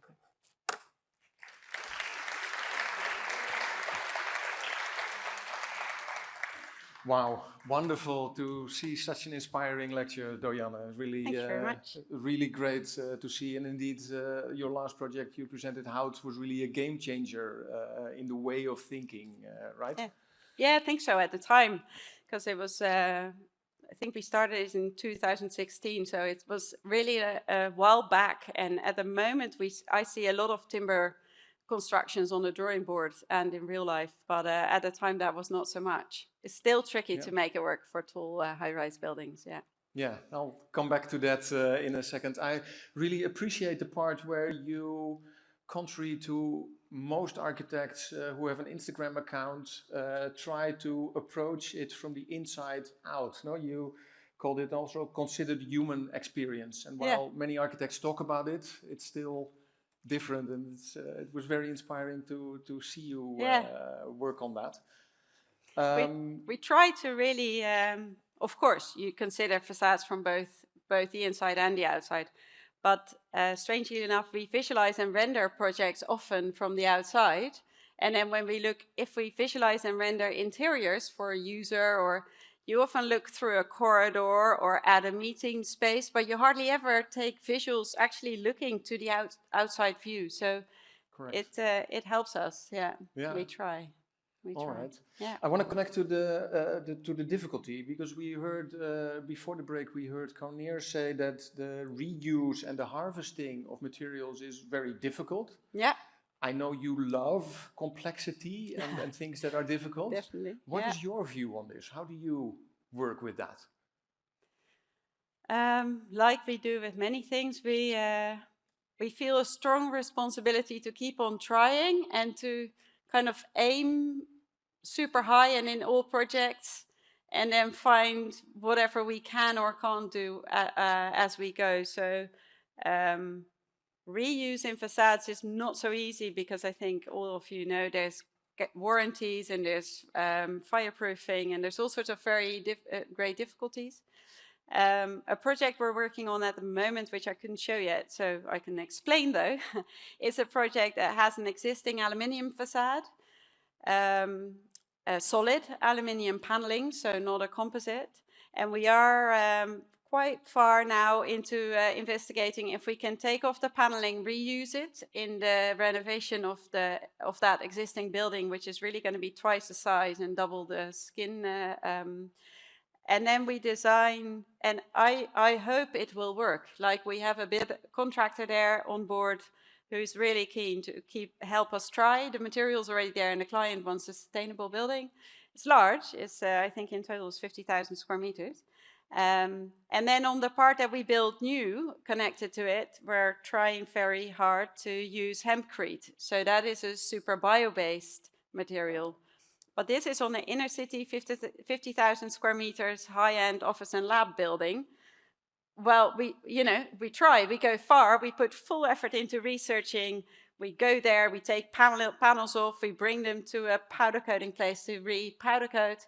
But we have to see if it, in the end, will meet the kind of shared, probably more the shared risk management of the client and the contractor. Yeah. But I do find that currently part of the innovation that I'm sure you are talking about today a lot is to do with new techniques and new glass types and coatings and insulation values. But I also really believe that part of what we really are innovating is reusing materials, using bio-based materials, but also rethinking the kind of risk proportioning or demarcation, because I think that's an important part. Clients need to also be aware that you can't just do the same thing, say, well, I'm making a bestek, and you have to build this with reused materials, and I don't really care where you get them from. That doesn't work anymore, I don't think. Absolutely. Yeah. Absolutely. Wonderful. Thank you once again, Dorianne Vermeulen.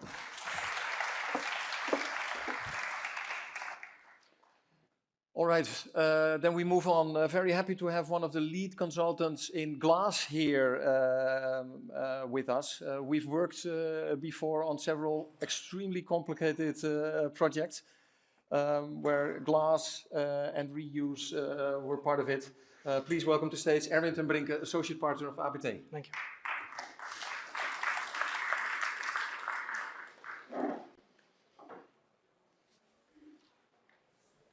Thank you. Research. What does the word research literally mean? It means we are searching something and we are searching again, but are we searching the same thing over and over again in running circles? To me, I think it's that we are searching something and looking at from different perspectives to the same thing.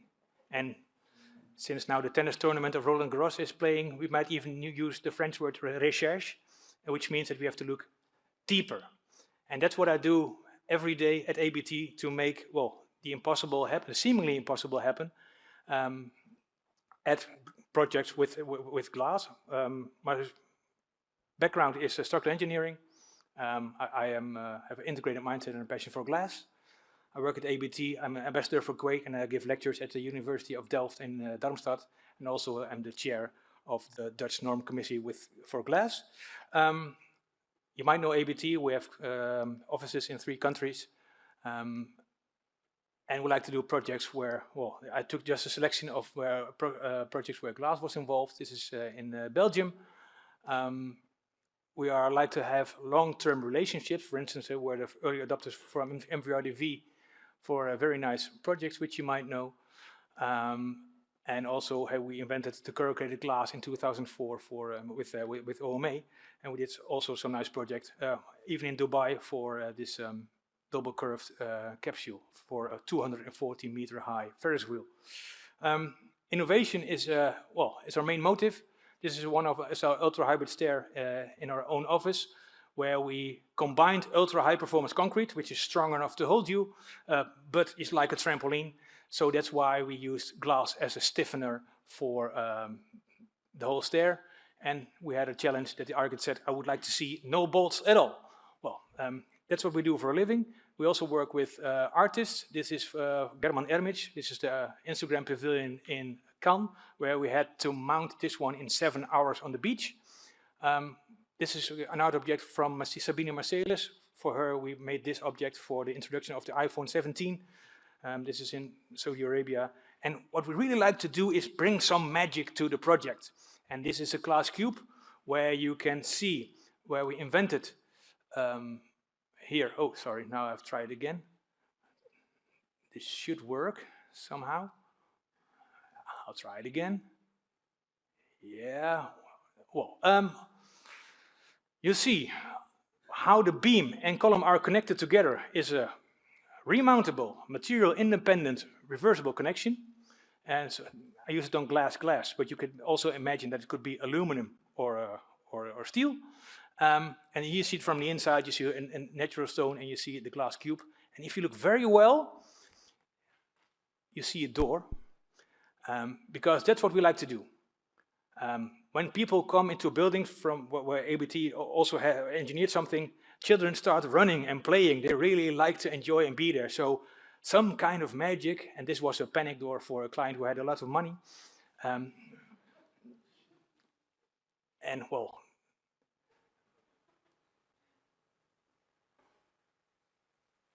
this is what I do for a living, having fun. So today I'm not trying to convince you that it should be different. I would really like to rethink the things you're doing now to make better facades tomorrow. And yeah, it's always the easy way out to go to success, but I learned that going the hard way gives you insights and visions and leads you also to success, but well, you get more fulfilled. And one of those simple things is looking at data. And they were eye-opening to me. And Annabelle, thank you for helping me with the data. If you would look at the global warming potential of a material like aluminum or float glass, you would never ever make a unitized facade of those materials. But it's not about what they do per cube, it's how strong they are, how stiff they are. And the less material you need, I mean, you can go thinner with aluminum than with concrete. So that's why a unitized facade could be sustainable. And what we did is looked at the data of the environmental product declaration of glass producers. And very simply, we looked at annealed glass and tempered glass, light blue and dark blue. But what should they do when they got laminated? And of course, there will be lecture on later on about low carbon glass. So what I learned from those data, you have to not learn the graph, is that if you laminate something, it will cost you 14% extra of carbon if you take the same thickness. If you toughen it, it takes you 40% extra of carbon. Is that a problem? No, because with tempered glass, you can go thinner than with annealed glass. So the break-even point for a 6 millimeter tempered glass is 8 millimeter annealed glass. So when you make your choices, think of something. And if you look at injury prevention, on the top right you see annealed glass, laminated annealed glass versus toughened glass. You might think that annealed glass is better, but like I said before, toughened glass is stronger, so the break-even point is at 80%. So from tomorrow on, I would like that we are rethinking what you are doing and try to do your best to make it as sustainable as possible. And of course, low carbon glass, 50% approximately, will help you to reduce things. So what I do is what I call looping and learning.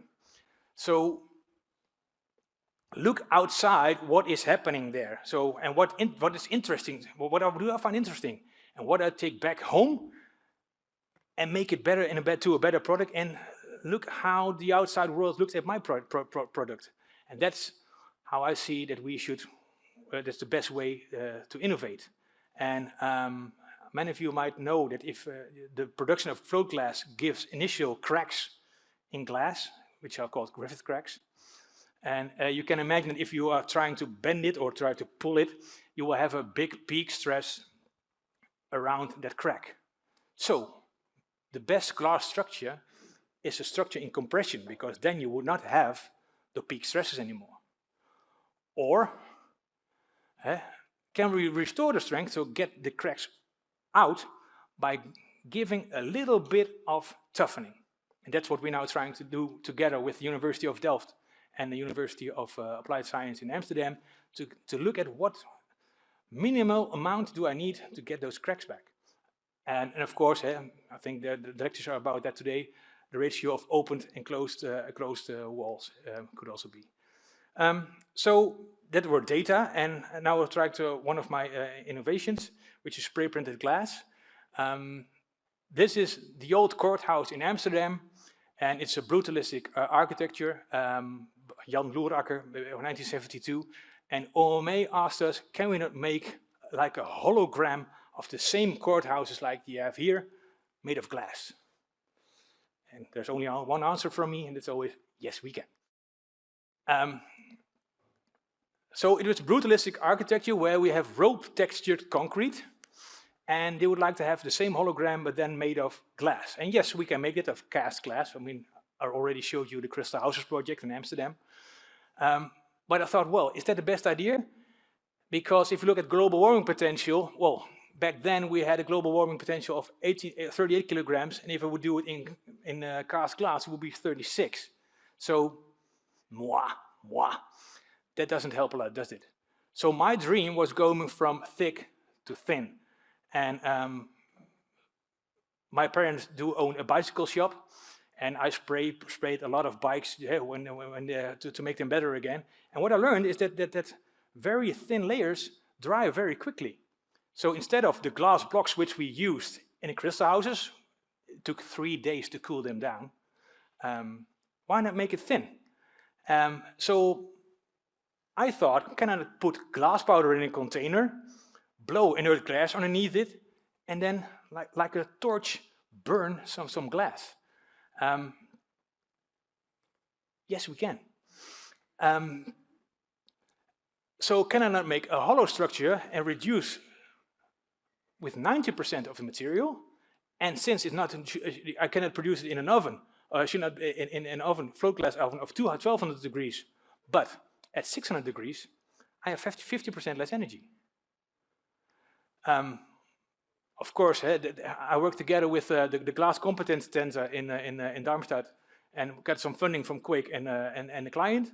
And we looked, is it physically possible? And Pippi Langstrumpf, yes, we can. And we had some first attempts just by a torch, a container with powder, and let's see what happens. And we tried it on steel, and we tried it on stone, and well, we have very nice, we call this one the snail. Just try something. And we had a first success. This is brownish because the glass powder is like grinding the torch. So this is just rust, what you see here. And we see that it's really connecting here. So we have something. And this is the current status. We can make something of 15 by 15 centimeters, a bit opaque, but really beautiful. And I'm thinking, can I not get a used panel with cracks, and maybe I can spray paint ribs on it and strengthen it again. So the next step should be, we need an oven, like a toughening oven of 600 degrees, where we have a nice torch and helping out. So afterwards, you can contact me to go with me on this journey. I do not only have dreams or innovations, I really do realize projects. So one of the projects I will show you today is the glass boxes in Eindhoven. It had some challenges because of the size. 5.5 by 7 meter. 7 meters. So it weighs also a lot, 3,000 kilograms. And there's an art object, it's illuminated glass. And this was the initial dream of you in studio. And it should give some peace to a very yelling surrounding. And it's it would be very simple. We would have 2 cantilever sides and a big panel in the middle. But I think you all know that you cannot get a glass panel of 5.5 meter wide and 7 meter high. So we had to divide it in pieces. And therefore, on the left, you see what we tried to sketch together with the architect. Can I make a very aesthetically nice way of cutting the glass? And then my engineering thoughts come, okay, like a structure works like an envelope. Can I make a kind of envelope engineering and pull the middle a bit up? And then you have a really nice 3D shell. But yeah, that's really engineering stuff. So I really need an architect to make it more aesthetically beautiful. And that's why we ended up with this shape. And then I did some engineering. Well, I did very simple engineering, and it says, well, if you do some simple engineering, you look at the glue. I would like to glue this front panel here, and it's only 6% over strength. So I said, wow, what do I do? If it's simple calculation doesn't work, we do finite element engineering. And what we saw then, it started peaking at the corner. So it didn't converge, it diverted. And we cut away the corners and just to keep the peaks away, but it got worse and worse and worse. So we had to think of a next step. And we called the glue producer. Do you have any better versions of glue? And they had. So we tested it one, it was stronger, but as you can see, it creeped within 3 days. And knowing that we have a 7 meter high facade, within 3 days, I think the whole glue would be down on earth. So that wasn't the way forward. So I think you understand that I was on the hard way. So my goal was simple. Where I started was simple, just some glue, and it got worse, it diverted, and even I got lost by getting a new glue. Please help. What next step would you take? Change perspective. Get rid of everything you've done before and start new, all over new again.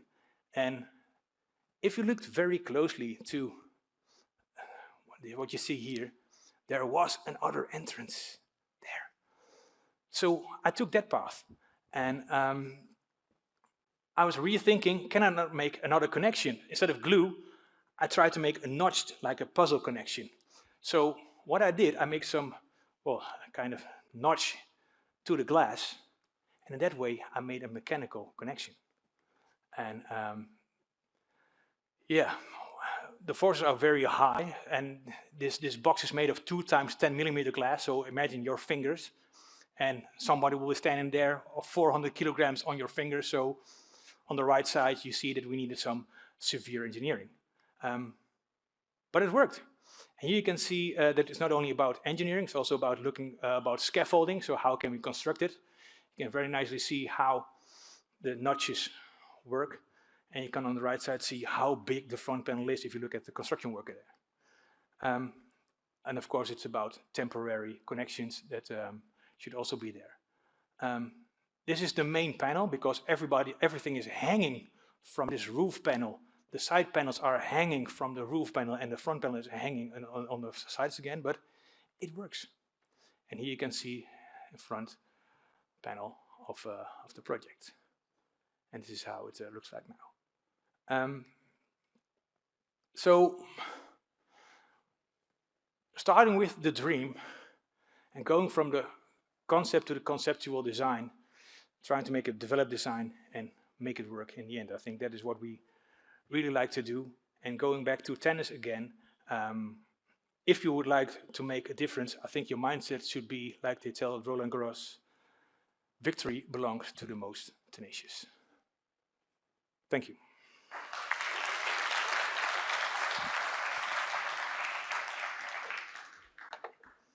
Wow, thank you, Erwin. Wonderful to get this inspiration to never give up. Yes.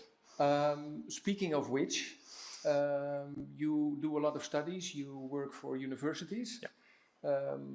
The ETH University is studying on making bio-based translucent material. Yeah. Do you think that we will get a bio-based glass type of thing that doesn't need as much energy and carbon as we currently have? Yes, I strongly believe that. I hope you read it also in Sweden. They're making translucent timber, where the lignin will be taken out by citrus oil, and that's where you have well, a translucent, not transparent, translucent facade. But that keeps you also thinking, like architects or designers, should the facade give daylight or day sight? So you can play with that. So maybe you could have a translucent panel on top of it, and that's where you look through, it should be transparent. So in that way, you could also reduce the amount of glass. All right, very interesting. Thank you, Erwin. Welcome.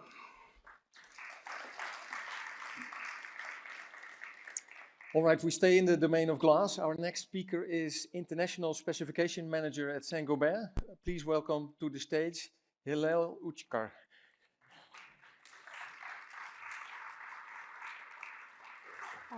Where is here?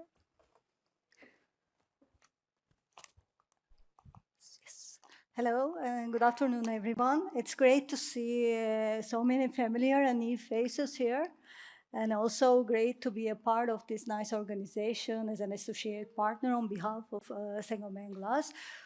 For those who don't know me, my name is Hillel Uchkar. I'm an international project manager of Saint-Gobain Glass in the Benelux region.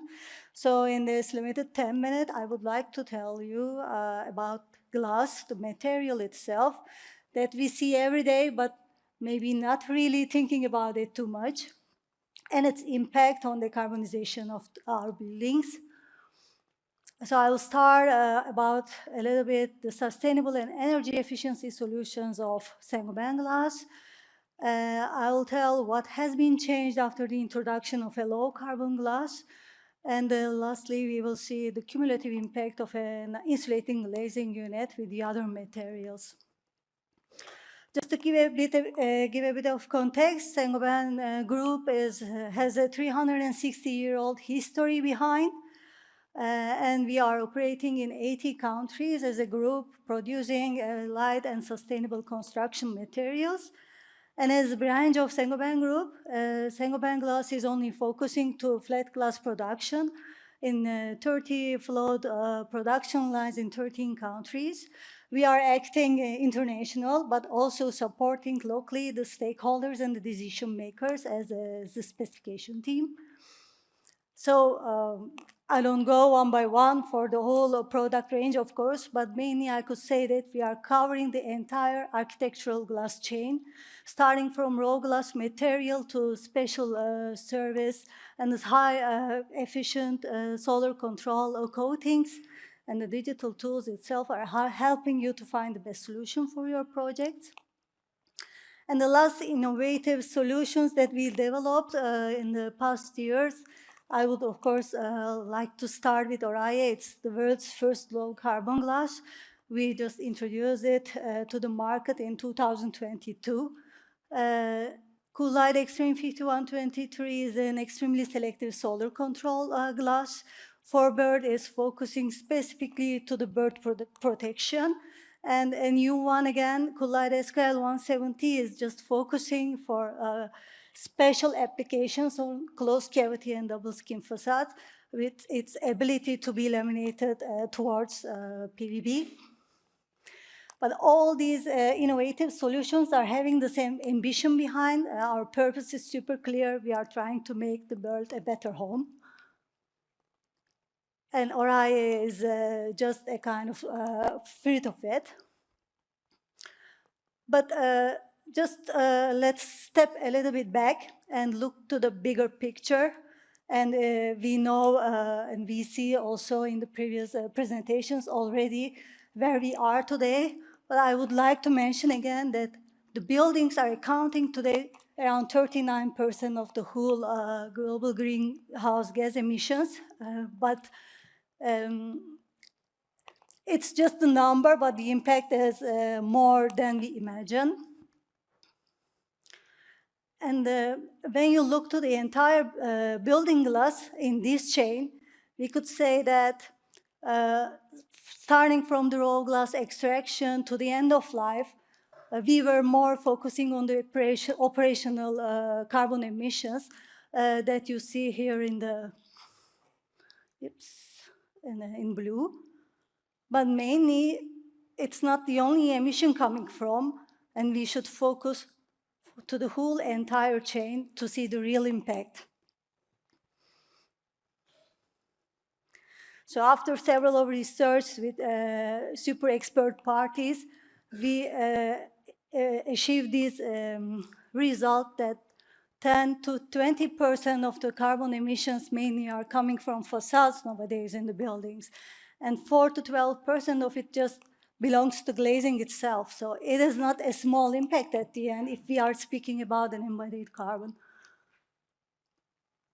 And just, I should go back because I would like to mention as well, for today, it is still 72% on the operational carbon level we are speaking about. But the thing is, since as manufacturers and the sector players, let's say, we are finding high efficient solutions for operational part of these emissions, it will become more and more important for the embodied carbon because it will find like half of half.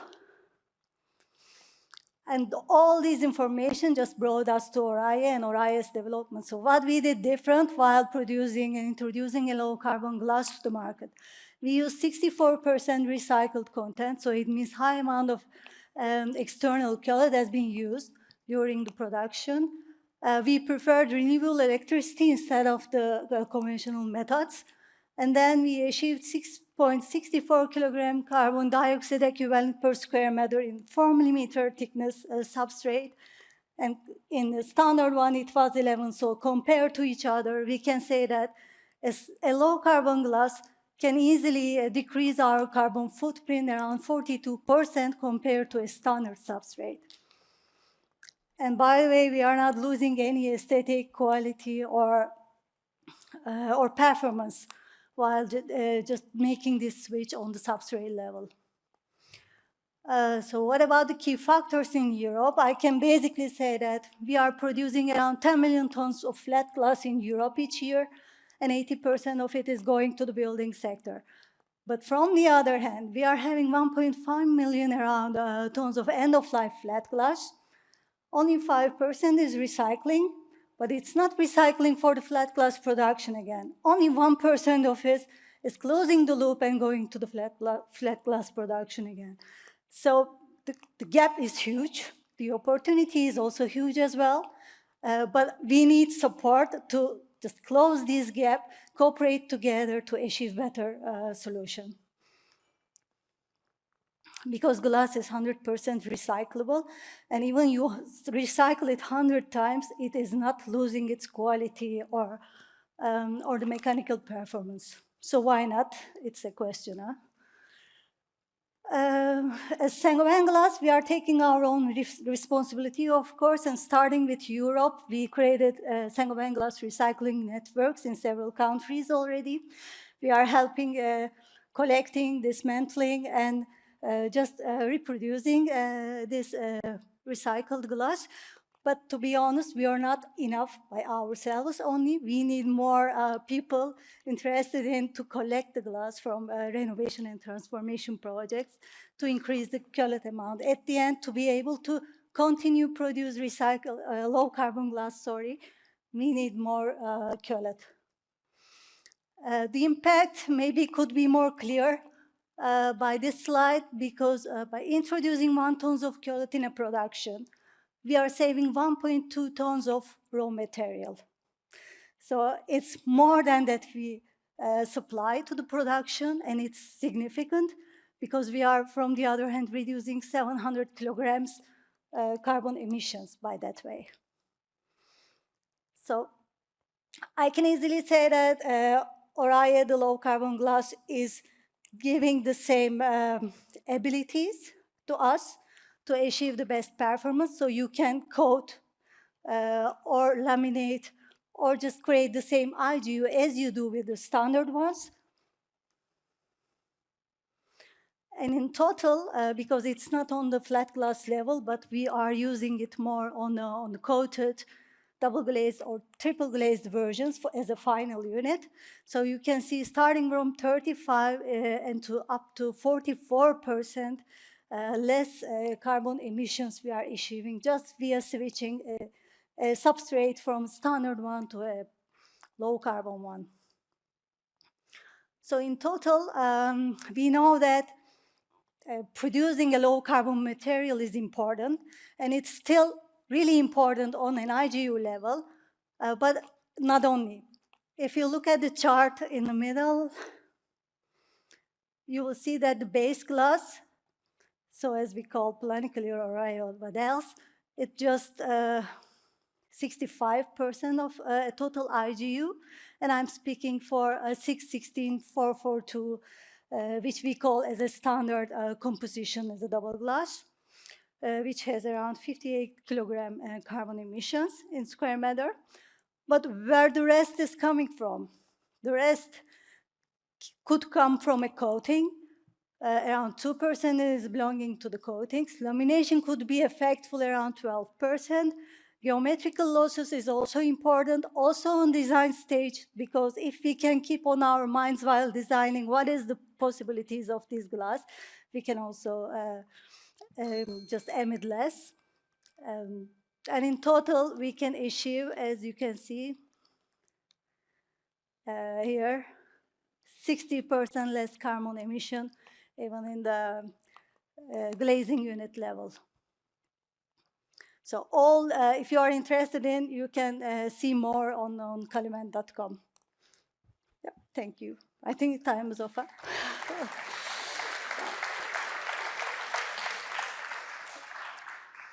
Thank you, Hilal. Yeah. Appreciate your open and honest view on carbon.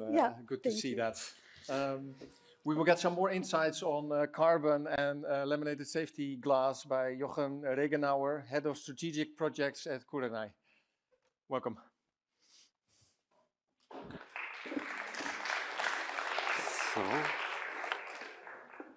So good afternoon and thank you. I would like to continue what Erwin said a few minutes ago. We have to go not the easy way. We have to go really more in a smart thinking way. And the reason is, I found an article a few weeks ago, according to the European Performance Building Institute, we are using currently more than 50% generic EPDs. So that means you have to ask yourself, are these numbers accurate or maybe accurate enough? So therefore, my presentation is about, or the major facts is about CO2 in a laminated safety glass, and I will show you some options which are maybe really interesting also for the future. So some words about Kurenai. Kurenai is a global chemical company. We have a presence in more than 30 countries. We have more than 50 production sites.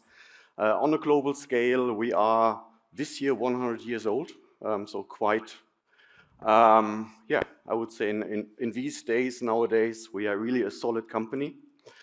And I'm from the interlayer division company. So we are the global leader for this small film in the middle between the glass, and this interlayer is giving the performance to the glass. It's for safety, it's security, it's for sound control, it's for UV performance, it's structural performance. So it means all the related performance to a safety glass or laminated safety glass comes from this really thin interlayers, or sometimes also thicker interlayers. I will show you a short video, and the video shows on a global scale where are we in.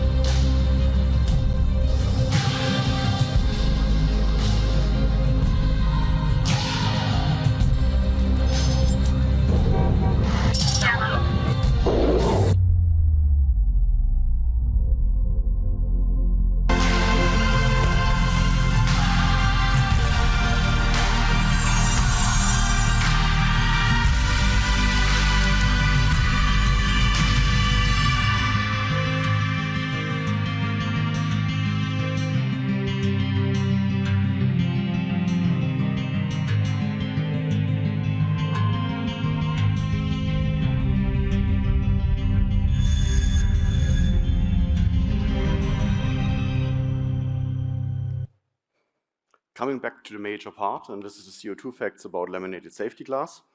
Here you see a short overview what kind of range you're really having. So a generic EPD, it shows per kilogram 6.3. This is it within an EPD, and our standard product at the moment is around 4.2. And what you're seeing on the top, we're also having close to net zero solutions available. But these are at the moment in the general EPD not considered at all. So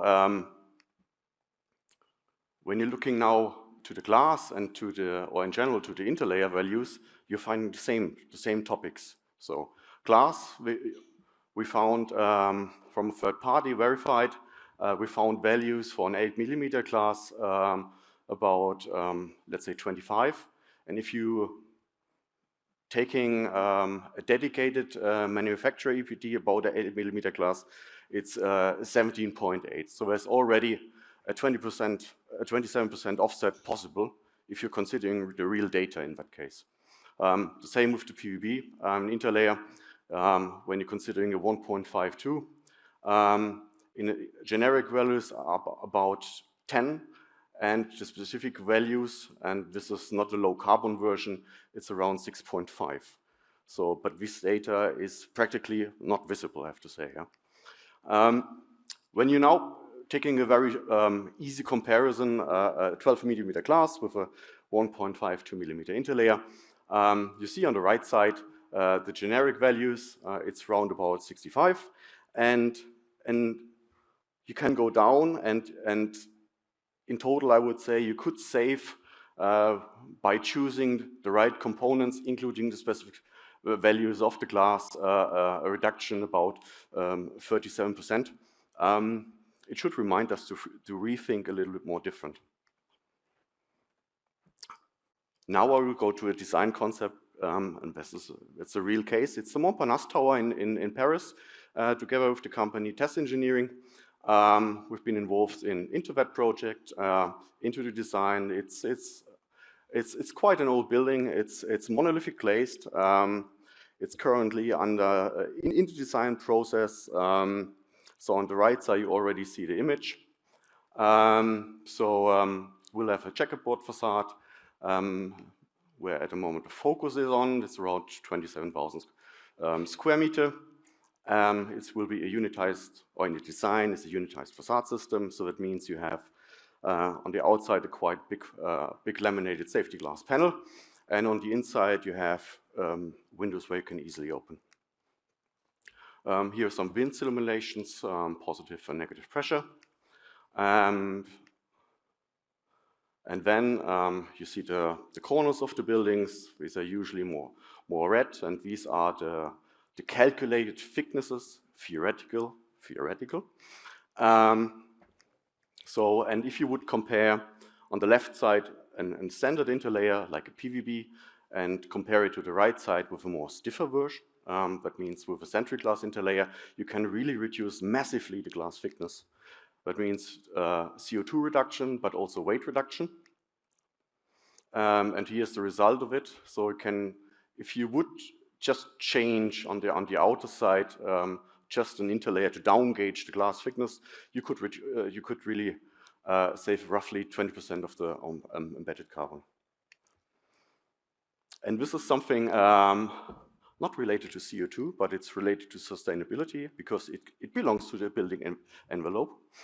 It's called bird protection, and therefore I don't want to show many details, but I'd like to show some nice projects. But first of all, I would like to talk about the hurdles about that. So why glass is nice, glass is sexy, you have huge surfaces, the reflection is lovely for us. But for birds, it's a little bit more different. They are attracted to light reflections, especially when you are having a surrounding, a green surrounding. So it is very dangerous for birds. When you have nowadays the connections between the buildings, it's also for them, it's not visible, for us, sure. And then even in the evening, when you have quite huge glasses and there's a light source on behind, automatically we will fly in. So what kind of solutions do you have there? And I will show you two examples of projects. This is the Castle Johannesburg in Germany. It is these are bent IGUs, also laminated safety glass. And what they did is they used a dedicated approved interlayer by the ABC Bird Association from US, so it's proven. So it's a dedicated dot design with a coverage of less than 0.1%. And what is the nice effect of that? You don't have to temper or heat strengthen the glasses. So So it means these are annealed combinations. In that case, not. The balustrades are tempered because due to the fixings. But even there, you know, this is, you see some dots, but it's less than 0.1%. This is also a really nice building because you're not seeing anything from outside. It is the new scientific building of the German Aerospace Institute. And therefore, there was also, it was mandatory to use something. And when you look a little bit more closer, you are seeing something, but I can guarantee when you are 5 to 10 meters away, you will not see anything. And the most important thing is, I would say also, when you're sitting inside, that it's not disturbing. And it's really depending, you know, what kind of surface coverage you are having with that. But with less than 0.1%, I would say it's quite easy, and small dots for the eyes are quite well instead of other colors. Thank you very much. That was just in time. Okay. Okay, thanks. Thank you, Jochen. Thanks. Thank you. Yeah. As the regulation become more strict, we need to work on more and more calculation things. And we welcome to the stage Derens, Mark and Reuven to explain a bit about how facade detailing impacts the MPG calculation. Welcome. Goedemiddag. Thanks for having us, by the way. Thank you. My name is Reuven Nieburg. I'm here together with Mark de Winter. We're from Derens. And today we're presenting our vision on facade engineering with a carbon-driven approach, or a whole life carbon approach. Yeah, who are we? We are from Derens. We see ourselves as a niche consultant. Our core business is MEP engineering. Sorry, a little bit promotion. But we are a niche consultant. So next to MEP engineering, we also do building physics, facade engineering, and some special buildings consultancy. And we are a company with a forward-thinking approach and with a holistic approach. So with everything we do, except architecture and structures, we want to do it all together. I have to present it myself, right? Yeah, some facts about us. They have it. Sorry, walking ahead of myself. Well, we're almost 100 years old, so almost solid, I would say. Our turnover is about 80 million. MEP is the core business, as I said, but also with the special disciplines we do. Almost 700 people over various locations, and these are the locations we're more or less based. So we're based in 10 locations in the world with 17 offices. And what is our business? Half of our business is more or less people-driven buildings, so airports, real estate in a broader sense, and also healthcare. And the other half of our business is buildings for processes, electronics, life sciences, and also data centers. Yeah, these are the core disciplines we all have, and today we're focusing on facades and facades engineering. And what we see is that facade engineering is not really common yet in Holland. Facade engineering is mainly done with a few consultants or through the architects.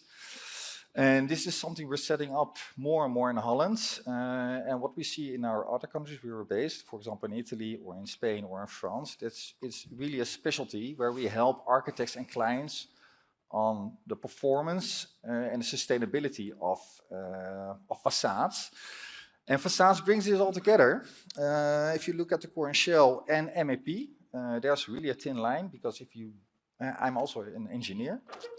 And if we engineer buildings, installations and mechanical installations, it's always about the performance of the facade. So the open-closed verhouding ratio, the type of glass, shading or not, or we're going to make a passive building. It's always a thin line, and yeah, that's something we're focusing on in Holland. So we're going to promote this also. Mark is going to go into a bit more detail on this with 2 cases. And we have some nice references to show later on. Top, thanks. All right, so good to be here among other facade enthusiasts. I will tell a little bit about how we see facade engineering, how we approach it, and specifically what the holistic approach of it is. So here we go. We think facade in general is an art and science of enclosure a building, to enclose a building. For the art, we need you as architects, know where you are, but this data we use to protect your design. So we have a little bit of science on board, as Ruven already told us. So we have a lot of disciplines that we can use to help you protect your design. And of course, assure the performance. During this process, we will take into account to be as keen as possible on the carbon footprint and embodied carbon. So how do we do it?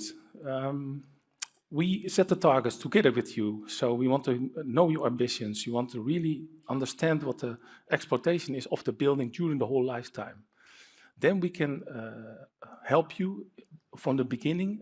We rather be there in the strategic advice already, so before even the sketch design, because then you can set out the path to go, how to go. And for this, we have so many disciplines on board for you. And also for me as a facade consultant, I'm only gathering the information, so to speak, and iterate it, because we have lots of colleagues that do fire safety. Also, for example, light, what's the risk on glare in your design? Then we have building physics, of course, sustainability, structural calculations. All this data is already normally done by an architect, but maybe not on the depth level that could be needed. It's also what we have to check with the architects. Where can we add to your capabilities already? And then, of course, we make buildable details. We take into account the whole lifetime and also the maintenance. We can provide also simulations and tests, not only virtual, but also on-site, one-on-one, if needed. And not only after this prescription, we say, good luck with it. No, after the execution will start, we can also do the commissioning. On the bottom, you see typical 4 stages that we usually go through together with you as an investor and architect. So we check the concept, we take a look, for example, parametrically at what's the window-wall ratio, super important, and many other things. And this gives us the best detailing, the best composition of the facade, and of course it can be done in 3D. Why facades matter so much? Well, yeah, I don't have to explain everybody here that it is the barrier, or let's say a tool we can use to balance between inner and outer climates. Depending on where you are on the world is of course very important. Then you have to take into account, for example, completely different building physics data. Also important, investment. Talking about investment, I would like to mention that facade normally costs between 25 and 30% of the turnkey building investment. We only need approximately 1% of that. So let's say on the whole building is far less than 1% of your complete investment. So why not let us join you? Why not let us check out which added value we can have? Because the nice thing is we have lots of in-house experts that from day to day get schooled and trained. So we have the latest info for you on the different disciplines as mentioned. Specifically now, today, we talk about carbon-driven facade engineering. That means that we, for example, if we take a look at the MPG, for the Netherlands specifically, this is the environmental performance of the building. This needs to meet a certain score. Facade has a huge impact on that, because MPG takes a look at the complete life cycle of the complete building. So if you have a good tool, which is your facade, to influence that, it's really good to get us on board as early as possible, or not us, any other facade engineer. The drivers you can see here. Then I wanted to take you to a small look into a project in Utrecht, where we had the same holistic approach. It is based on timber frame, also because the high sustainability ambitions that you can see here. These goals that are set, for example, for BREEAM, Bang, Well, and so on, we calculate for you. So we support you also on these topics. Like, okay, what do we aim for? For example, we want to have an air tightness, a QV10 value that is very challenging, based on passive house, for example. This is not too difficult if it's a 1 or 2 story building. What happens here if you go up to 90 meters? So, just one example. And because of this choice that was made with MPG in the back of our minds, timber frame unitized was chosen for. This brings you nice challenges or almost conflicts sometimes. For example, what do you do with your with all your timber and wood on the highest floors? How can you secure it safe? Same goes for there was a target not to use scaffolding. So it's nice, you can stack different elements on top of each other. Okay, but what happens with the movement of the building? And not only today, during installation, but also during the whole lifetime. So this is what we advise you on. Airtightness, I mentioned already. BIPV, specifically for this project and challenge, aesthetically, but also technically. You want to be able to exchange a module every once in a while. So how about accessibility? How about overheating risks? Because if a module gets hot, you must be sure that it's properly ventilated.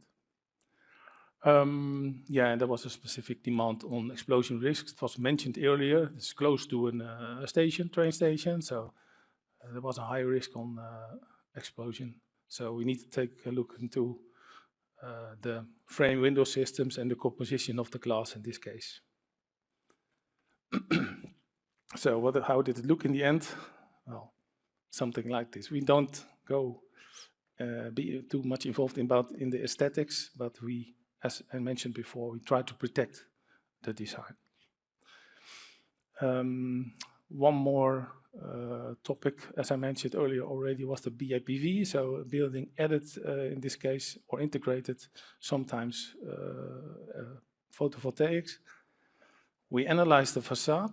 The goal was to generate as much energy on site as possible, and so we did check out which facades and orientations were feasible or interesting enough to harvest energy from. In the middle you see a picture of the composition, typical your brackets, then your carrier system, cabling behind. It must all be very well prepared, and of course possible to maintain. The black module, as you see, is the solar panel in the middle. For this project, we use a lot of know-how that we got from an R&D project, which is this one, done in Italy. Goal was to combine different materials like glass, aluminium, and timber in this case. And how can you use these components to build different aesthetics in your facade? You see 3 examples on the right. And in the end, I was chosen for the one most on the left. And for this, we did a complete assessment on the MPG and the carbon footprint. In the end, there was a little bit of a nice challenge to build a real-life mock-up of 2-story high and do the complete testing with air tightness and water tightness. This is my last slide of the day. I tried to put it all together in one slide. Here you see on the left, top left, is the input we need from you. On the right, you see the input we generate based on this input with, again, all the disciplines I mentioned. And then we start to iterate. Then we go into action. And we make sure that in the end, we give you a proper facade consultancy. And the goal is to have a fantastic facade. So that's it for me. Ruven, you have some nice examples? Yeah, or? Well, am I on? Yeah, if you like. Well, good to mention here is what we do also is maybe common for some other companies also is the parametric design. So we in quite a few projects we model. So we have the envelope of the building and the footprint, and we model all the solutions we have with the amount of glazing, with the surface glazing, with daylight factor, with the thermal performance, external and internal. That's something which we do a lot at the moment. We have quite a few projects, and the results are pretty good coming from that also. So the input from that is then together with the architect and our parametric design engineers to get the best solution. Maybe it's not aesthetically always the best, but it's the outcome or the performance of the building is that will be the goal then from this one. Yeah, a good point. And two red lines could be discovered here is sustainability and cost management. Because sustainability is not always about the cost, but in the end, it must be feasible. So, do you want to show some nice reference material? We want to close off with some references of recent projects where facade engineering is more or less the red line in the design and the project. The first one is Plus Ultra Amsterdam. We did quite a few Plus Ultra projects for Cadence, the clients, which has a really high sustainability goal. So all their new buildings need to be BREEAM outstanding. So facades is a very important part of that, and in this one we also integrated the solar panels, the same one with Plus Ultra Utrecht, which has been delivered last year. The other one is Fugro headquarters in Noodorp with CPZ, which is a Corten steel facade, also with integrated PV panels with BREEAM outstanding as a result. Kava Katwijk, it's more or less a special project. It's for the RVB, for the government, which has had a building on the former airport of Valkenburg, and the goal was to reuse everything. So not from this building, from other donor buildings, except for the facade, but all the glazing, all the window sills, all the installations, so airline units, climate ceilings, cable gutters, wiring, everything has been reused in this building. Innocent in Rotterdam, which is the first energy neutral production plant for healthy juices, where the facade engineering was also a big part to make it so sustainable as possible. And the Parel in Stolwijk, the new office building for Vries and Verburg, the contractor, where we integrated full facade engineering with a hybrid facade, combined with wood and aluminium, and also with BREEAM outstanding score. So this is what we want to promote. We want to say we want to help you to design and engineer buildings, facades, and also help you with the outcome of the facade design. Also to eliminate as much as possible the discussion with the contractors or with the facade contractors. So this is more or less our story for today. Thank you. All right.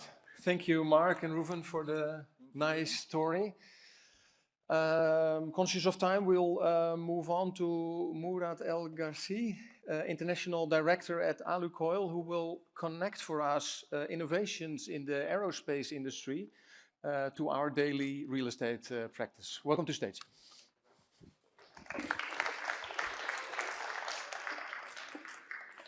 I'm here today to present to you a product that technically came from the aerospace world to the architectural industry, because it's a lightweight panel, which is a honeycomb panel made of aluminum.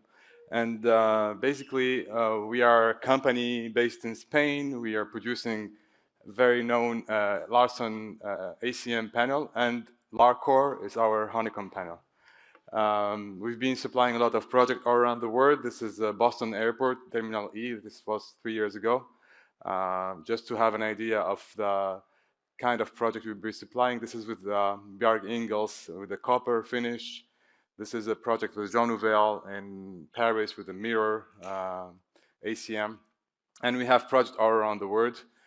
So we invite you to come to our table to share a little bit our experience on so many different projects we've been supplying in 30 years of company. I'll come back to this one. So basically, honeycomb panel, it's a structure that we find in nature. So it's a nature, let's say, based design.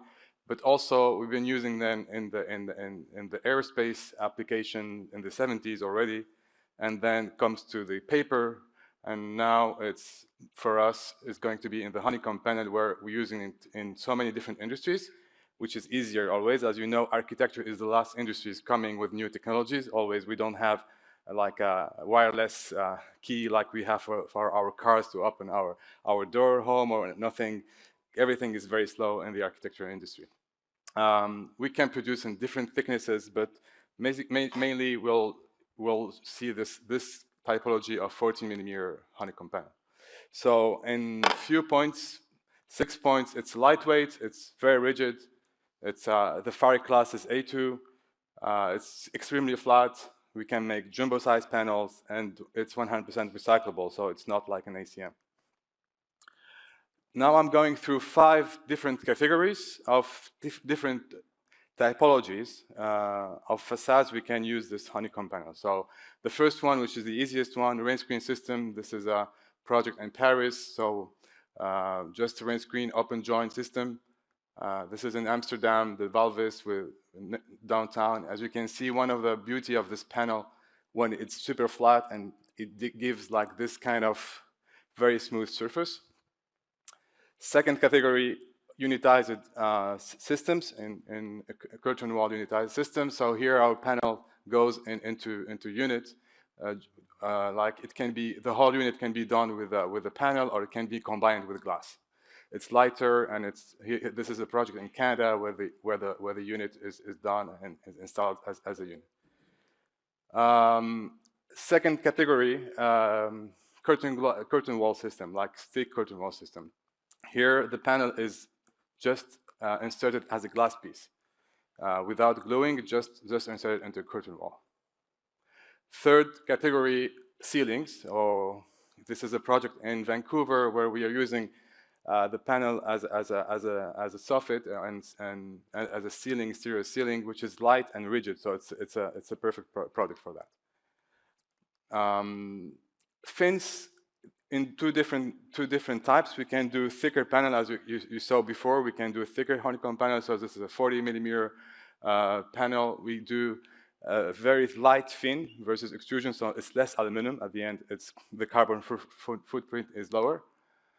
Or shaped fin, like this project in Lisbon, where we are shaping a fin out of a thinner honeycomb panel, and we can have a unitized system with honeycomb panel, lightweight unit at the end.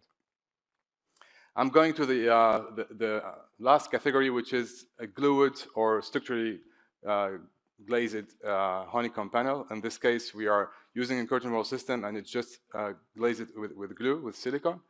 And basically, as you can see, this is just a simple curtain wall system where we are using our panel. Same here, another project in Vancouver, but it's glued as a glass piece into the curtain wall. As you can see here, the strips with a high gloss. Now, this is not the category, but this is more about a case study we have here, which is the parametric design. This was one of the project that was, let's say, the most challenging project we have. And especially challenging because of the timing. So we had to deliver this project and fabricate this project in 6 months total. This is a World Cup stadium in Morocco for 2030 World Cup, but it was used for the African Cup last year already. So here our work was to work from the first day with the architects on defining the geometry, and to see what are the, let's say, the parameters that we can use, the maximum size, the maximum width we can use on the panels in order to have the most efficient, let's say, geometry, knowing we have here 19,000 panels and they are all different.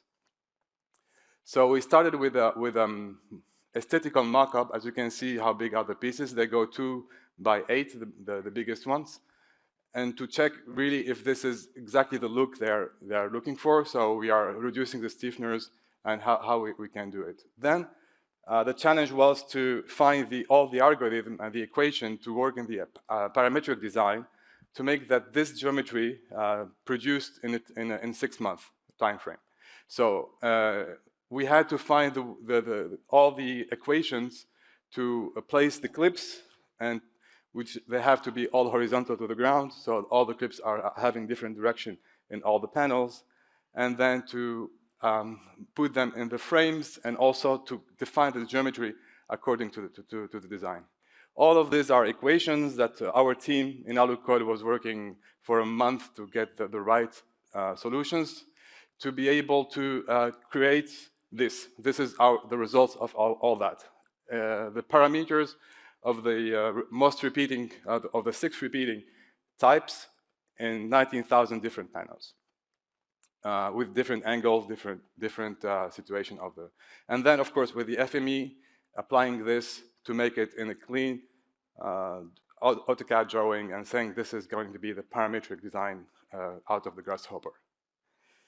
From that, we had to do a test. So take a random model and make what we call a mechanical mock-up. So to check if this is really fitting inside the frames. And that was perfect from the first time, we were very lucky.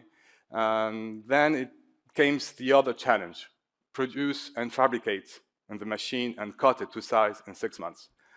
So there, it was all very challenging to make sure that how we come from the architect drawings to the machine drawings and the machine file in only 1 click, and we can deploy 90,000 files in 1 click if there is a change. And some change, and we had a change in the stadium. At some point, the change was a little bit thicker, so we had to reissue all the drawings in 1 second, let's say. Now I'm just going to show you an overview of the evolution. So it was December 24, and we ended in May 25. This is February, so they're still in the steel structure. Then I started some panels here, April, and then the stadium was done in August 25, and the first game was in September 25, so it was really tight in terms of time.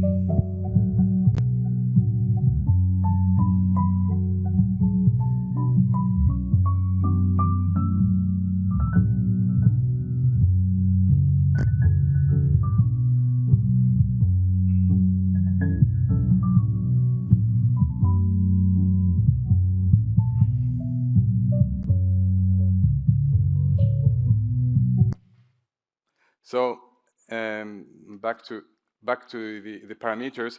So the important point about this work was to make sure that in one shot we can define the thermal expansion, the mechanical fixing of the panels, the geometry, the gaps, because the gaps we had to define the tolerance here between the gaps. This was all done. I mean, this is all possible. Everything is possible, but really what was impossible was the timing that we had.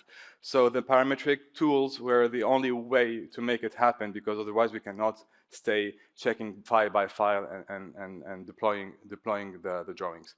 At the end, this is an example of what we can do. As you can see here, goes to 2 by 8 in one piece. But in fact, we could go. We can go larger pieces.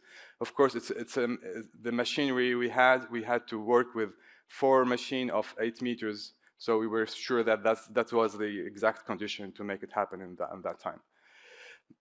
Thank you very much for your time. I appreciate if you come to our table to ask questions about not this project, but any project you want. But this is basically what we do. Thank you. Yeah, we're going to start. Wow, things are moving fast. This is already the last session of today. And we're going to start with our first speaker, Tim Brandt, sitting there, co-founder of Nudus, a company focusing on circular innovation and material reuse. And in his presentation on circular design, learning by doing, he will take us in hand-on lessons from their projects. Please welcome to stage Tim Brandt. I have a bit of an issue with my mic. If I just put it here, it will be fine, right? Okay, let's do this.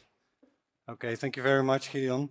My name is Tim Brandt. I'm a founding partner, as Gideon already announced, of Studio Nudus.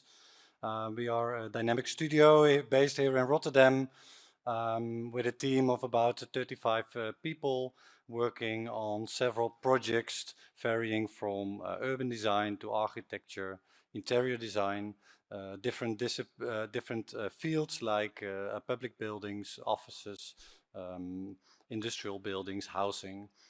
And today I would like to take you a bit on board on our adventure of our ambition to innovate in circular design.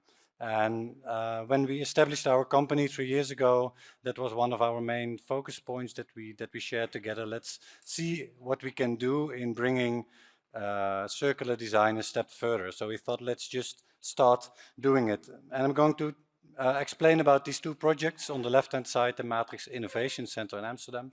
On the right-hand side, the Palace of Justice in The Hague. And what we figured out by doing this, we figured out that actually it means something for our design process, that we should approach it maybe in a slightly different way than we are used to do. And we called that reverse engineering. So if you would say, what is engineering? How do we normally do it? So we have our design process. We select materials that suppliers offer, also suppliers that are here today. These suppliers make sure that these materials are tested for strength, durability, for safety. Then we have our technical design phase, and we specify these materials for the contractor, and the contractor can build with them and rely basically on these tests that are done by these suppliers.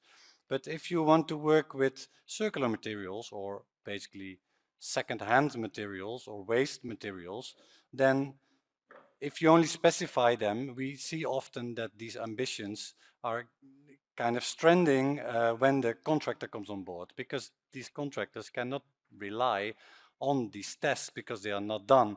So they basically don't take the risk to build it. So we said, okay, what if we kind of reverse this, and we as architects start to test with these materials that we want to use, and then see if that can give enough confidence to the contractor to actually also use it, and in that way, step by step, innovating in using new materials or second-hand materials. So that idea we started doing for this project Matrix Innovation Center in Amsterdam. We do this for Matrix, which is a company that creates home for startups, and that there can grow to scale ups. And specifically for this building, this was about life science and medtech companies. And it sits in Amsterdam on the VU campus of the university in the Zuidas region. And it sits basically on an important crossing in that area. So you have the Boelelaan and the Gustav Mahlerlaan, and it sits there on the corner. And in the first maps from the municipality, that specific corner already got the asterisk saying this needs to be a prominent building. So that was our starting point. We had to make a prominent building. And the idea for this prominent building was, yeah, maybe on the corner we can do a height accent or something to mark the corner. But we asked ourselves this question, like, how can we actually make this corner of importance? And this is that location. And you see here this Boelelaan, which is, it has a really big profile, but it's dominated by traffic. It has the cars, it has the tram, it has the bike. And even though the pavement is quite wide and large, it's not a place where you actually want to be or want to stay. So we said to ourselves, yeah, maybe we make actually a better corner of importance when we make a place where you can actually spend time, where you want to be, and where we can add a bit of green to this kind of desert of concrete and stone.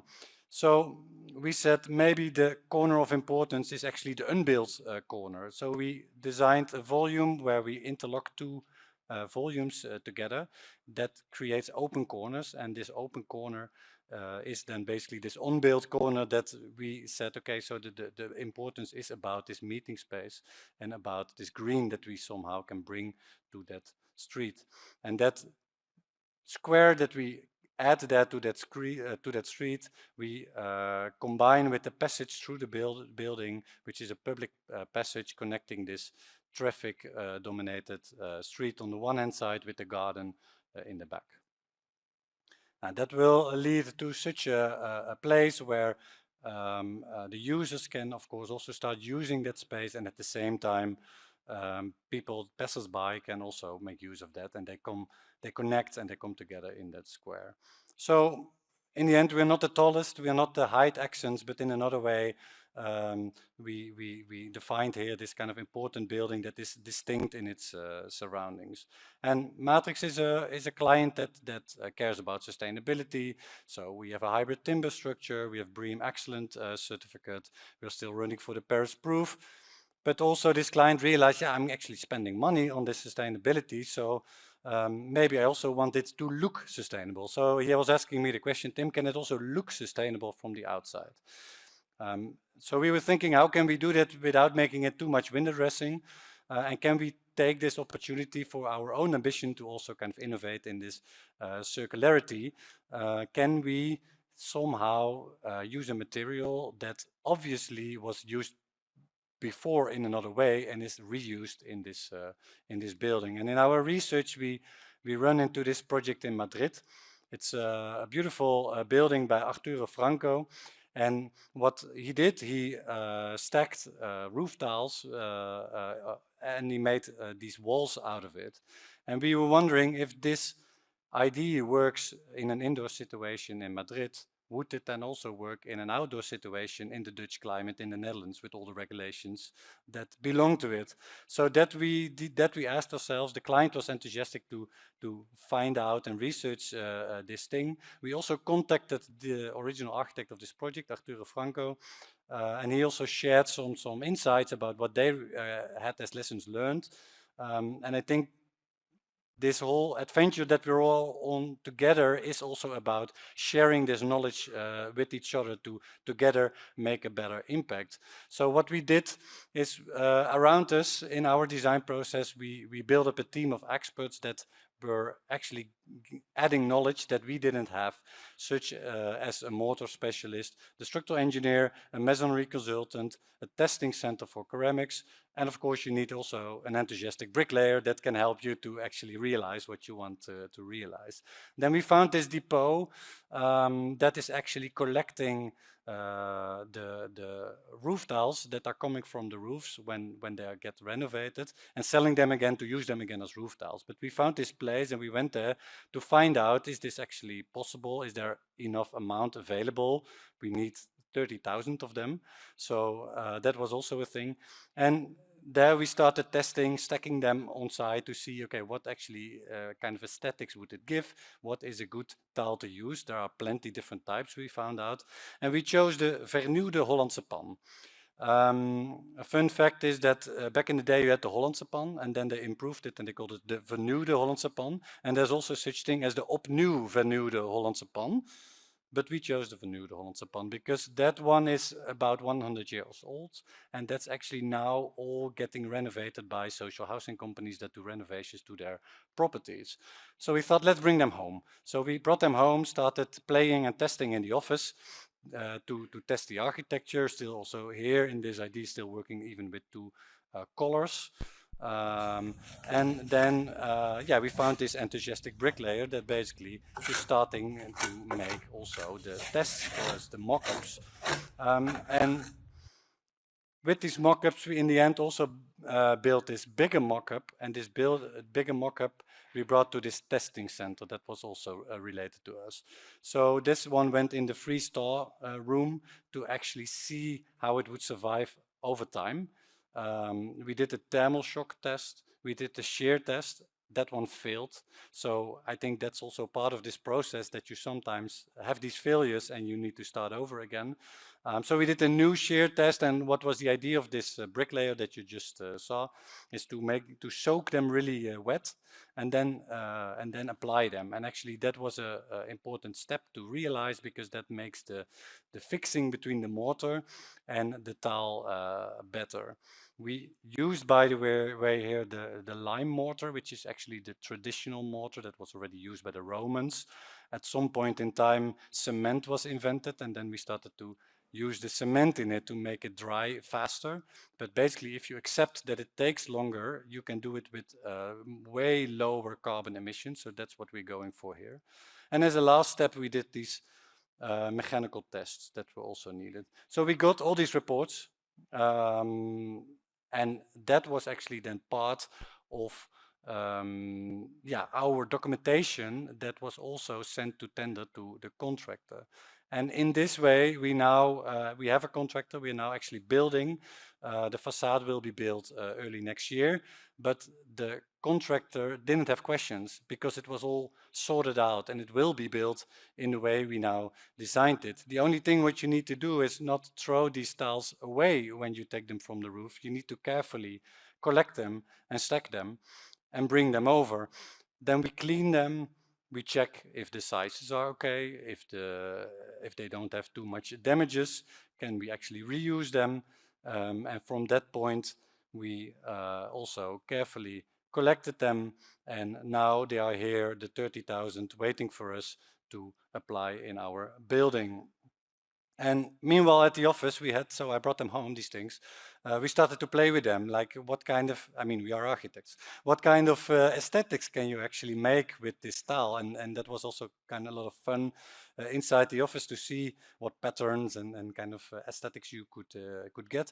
And then also in the bottom right corner, we did a test to see if we cut the tile in slices, and you get all these funny bows, and we place them in the floor, and we poured resin in it, and that actually worked. So in the project that you see here, so in this bottom 9 layers, we used this wall out of this stacked reused tiles. If I come a bit closer, you see it also a bit better. If you go through this door, you walk on the floor with pieces of roof tiles in it. So hopefully next year we can show it with the real pictures. And these ideas and these learnings that we found, like how should we actually approach this to make it come true, we also now are using for the Palace of Justice in The Hague. It's a much larger project, 80,000 square meters of courthouse building, which is an existing building, so it's also a renovation. So this is how it looks today. And it sits completely stuck in its context by all kind of urbanistic ideas over times that thought that was a good idea. But if you see the old pictures, it's actually in the old shape. It's a beautiful brutalist building by Zevenhuizen architect that was standing completely free in its surroundings. And then in the 19th, they built the tower next to it on the left. And there the architect thought it was a good idea to kind of glue them together. So we are also kind of making some of these changes there to let this architecture floor a bit back, come back to the original state. And it was actually this courthouse where the famous Urgenda climate case took place, where the government was appointed that they should provide, or they should protect the inhabitants of our country more and as much as possible. Basically, they said you should do everything what is possible to reduce the carbon emissions. So this is a governmental building. So we said, this is your moment to show that you understood what actually came out of that climate case. So what we did here as an ambition, we said we're gonna reuse all the facade material, so all the glass and all the stone we're gonna bring back to the facade in a new shape, and we redesigned the facades. So we came up with the idea to reuse the panels of the stone and slightly open them to get more protection and security that is needed nowadays in these buildings. And we started to find out a way to see how we can actually optimize this reuse. But also here, as I said in that other project, we involved market parties, so actually nature stone companies, to get their knowledge on board. We also took the panels from the facade. We brought them to a testing center to see, can we actually reuse them? What can we do with the aesthetics of it? What kind of treatments can we do? And that we all collected in this material passport, and we came up with an idea and a vision for the new design. And that started actually from this original stone panels that were applied in the 60s, 70s. So we literally started from these old drawings where actually that architect had a really clear logic in how the panels were applied and what the sizes were. So we were kind of figuring out this knowledge using the same coding, and with that coding started to see how we can reuse them as much as possible with this idea of the facade. And then one complexity comes in, because this building will be constructed in 3 phases, while the other, so there are 3 wings, and every wing is 1 building phase, and the other 2 wings are still open for public. So you can only harvest your stone panels in the same phase as where you want to apply them. So that was a complexity we also took on board. And in some iterations, we were testing what was kind of the optimal use of these panels, but not only, of course, from the perspective of reuse, also, of course, in this perspective of the design. So we generated a Grasshopper script. It seems to be a thing. Also, the last speaker was talking about it. That also generated every time the 3D model that we could consult on the aesthetics of the facade design. And then from that script, we were extracting all the tables, to the counting, to see actually when we got the most reuse as possible. And from that, we could extract these kind of flow diagrams where you could see how every panel type was used in every phase. So here you see how we went from, let's say, the left, which is the old existing idea of the building, into a new facade, and where every panel in the end will go when they reuse these panels.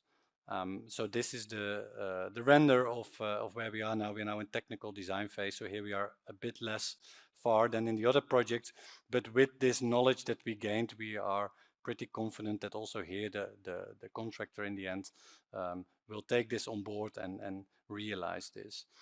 So by sharing this with you, I hope I can inspire more people to just start doing it.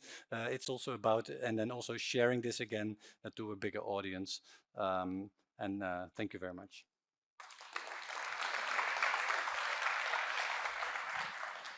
Thank you, Tim.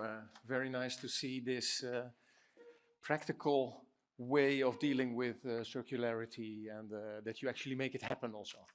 Very, very nice to see. All right, before we go to the panel, we have a last somewhat technical item still. It's about the lifespan, the latest insights of the lifespan on powder coatings. Please welcome to the stage Gerd De Lathauwer from Eurolaki. Thank you.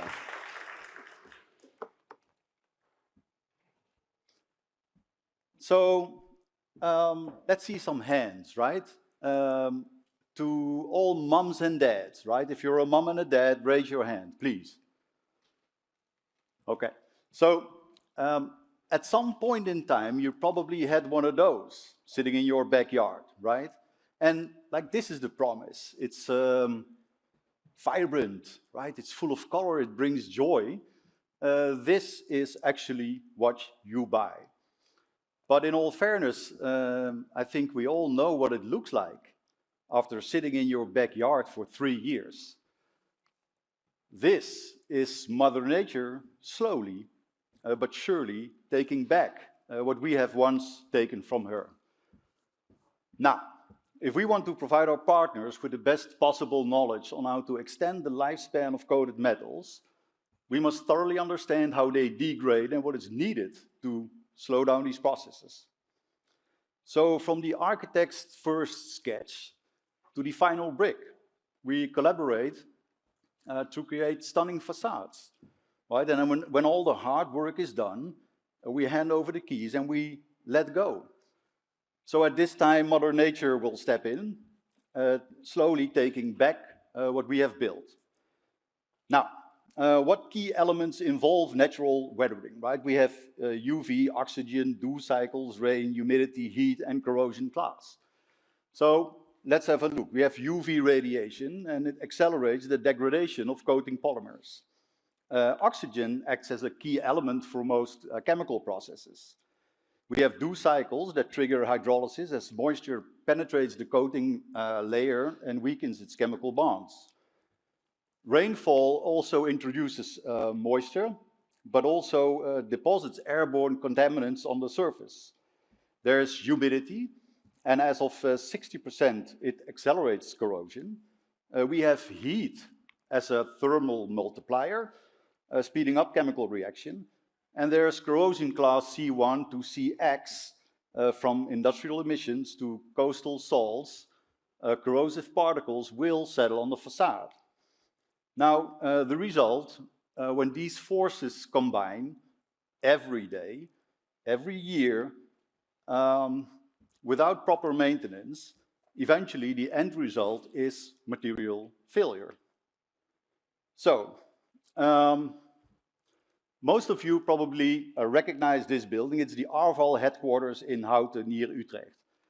This photo was taken back in 2007, the year it was built. And at that time, high-performance Class 2 powder coatings had already been on the market for over a decade.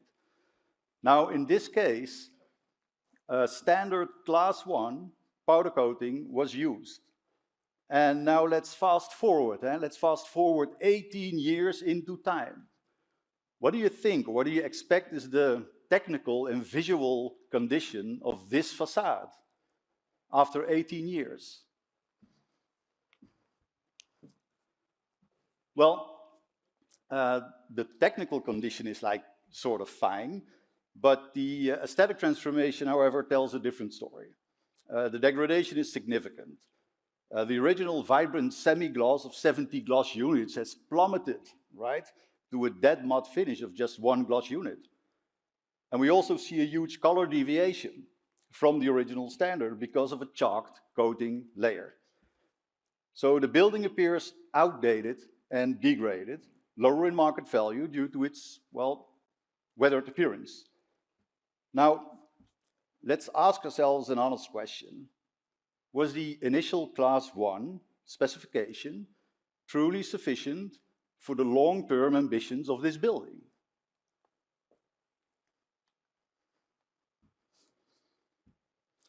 So in 2025, this building underwent a complete renovation.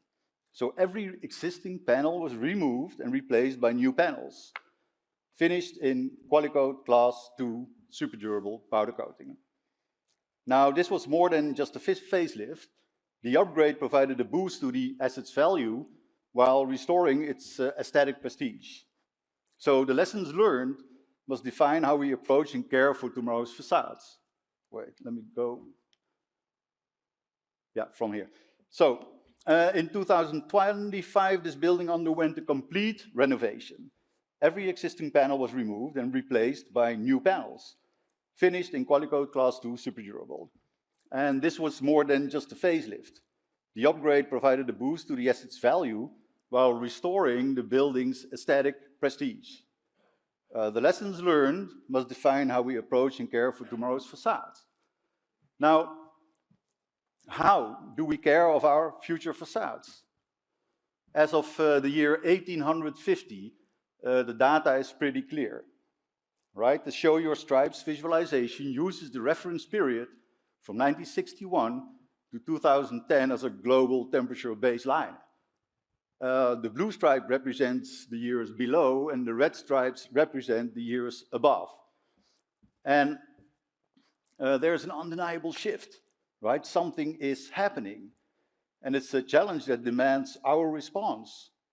The building materials we choose today are the most powerful tools we have to guarantee their future performance.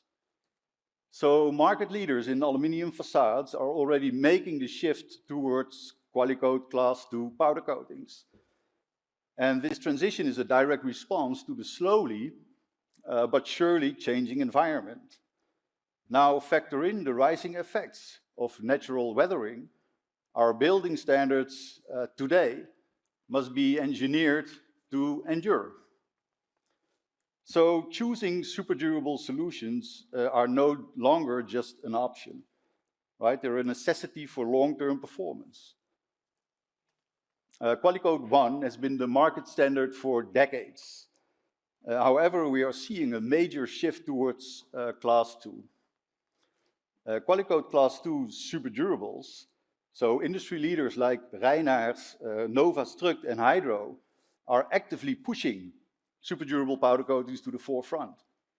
And at the same time, specialized facade builders like Aldoa are rooting for this transition. They recognize superior performance, but also lower maintenance costs. Now, the powder coating industry even adds to this movement with Axalta BioCore Super Durable. It's the most sustainable solution for powder coating metal substrates. They're ISCC Plus certified with bio-based resins derived from organic waste like nutshell, straw, and bark. So as they reduce CO2 emissions by up to 25%. So same performance, same finish, same guarantees, as they are Qualicoat Type 2 super durable powder coatings. So today, refurbishment. And refurbishment is the solution we all kind of claim to want, yet it's the one path few truly dare to take. So within the value chain with BAM and Astra Stramon, we clearly demonstrated the potential of circularity by refurbishing a 7,500 square meter facade. And I honestly hope that none of you people will end up in this building because it was the Sittard Penitentiary. So we stripped the facade, inspected the substrate and restored it using a single layer, high performance Qualicoat Class 2 super durable powder coating. And by that, we bypassed the total production cycle entirely. So we reclaimed the intrinsic value of this facade, and the question is no longer whether refurbishment is possible. It comes down to this.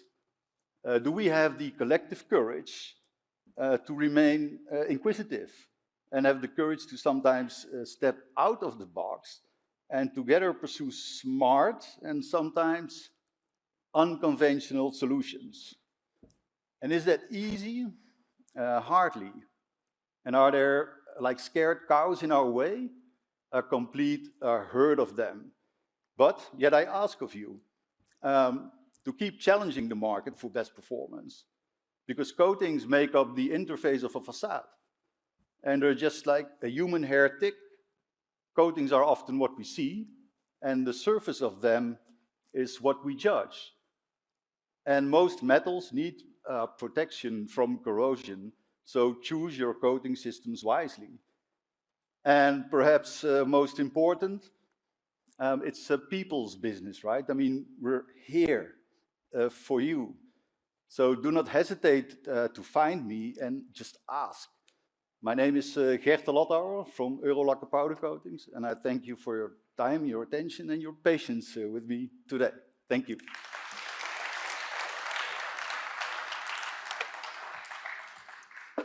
Thank you, Gerd. Thank you for the nice presentation. While the stage is being prepared for our last thing, we have a panel discussion with a very integral group of people. It's very intriguing to see from different perspectives on how the industry works with carbon. I would like to ask the panel to come to the stage while I do the introduction. We have Matthijs van Ruiven, who's the chief urbanist, for the municipality here of Rotterdam, responsible for the overall urban vision of the city and connected to all important, quite often large-scale projects. Welcome, Matthijs. We have Stefan Prins, partner at Powerhouse Company, an architectural office and responsible for many large-scale designs. Yet also Stefan is connected to Red Company, which is a developer, Red the Construction, which is a general contractor. And latest news is that there also is an investment company in the making, I heard. So that's a very intriguing combination. We have Joris Winter, who is a senior leader at Facades, working for real estate investors and bank and advising them on all aspects from business case to delivery. And we have Boudewijn Thomas, associate at MVRDV, working in the R&D department there, worked on the software, for example, Carbon Space, and is connected for sustainability on many of the projects. So we have quite a differentiated view on what we are talking about here today. And we use this opportunity to touch upon the different views and to see how we can strengthen those. Matthijs, may I start with you, please? Most of the projects, they start from an urban perspective. Can you tell us how the municipality treats sustainability specifically, and then also carbon? And how do you keep up the level that you want to achieve as a municipality? Yeah, well, as a municipality, we have said that there's the Paris Agreement from 2015. We have to perform as a nation as well, and as a city as well. And the question is how to get there. So we have this agreement with a lot of the builders and architects and investors in building Paris-proof here in Rotterdam. But we have said it's Paris-proof unless. And the unless is about we have to learn. We don't know what a Paris-proof building is yet. There are examples, but we're not for sure in our conditions, in our city, if it's okay. So we have the unless. And the unless means that we learn, we calculate as a city all the projects and share the data. And measure is everything. So also the foundation, because in some well, I don't know exactly which ones, but the BREEAMs and all the things you have, some is in the calculation and some isn't. We want the honest calculation. So that's what we do.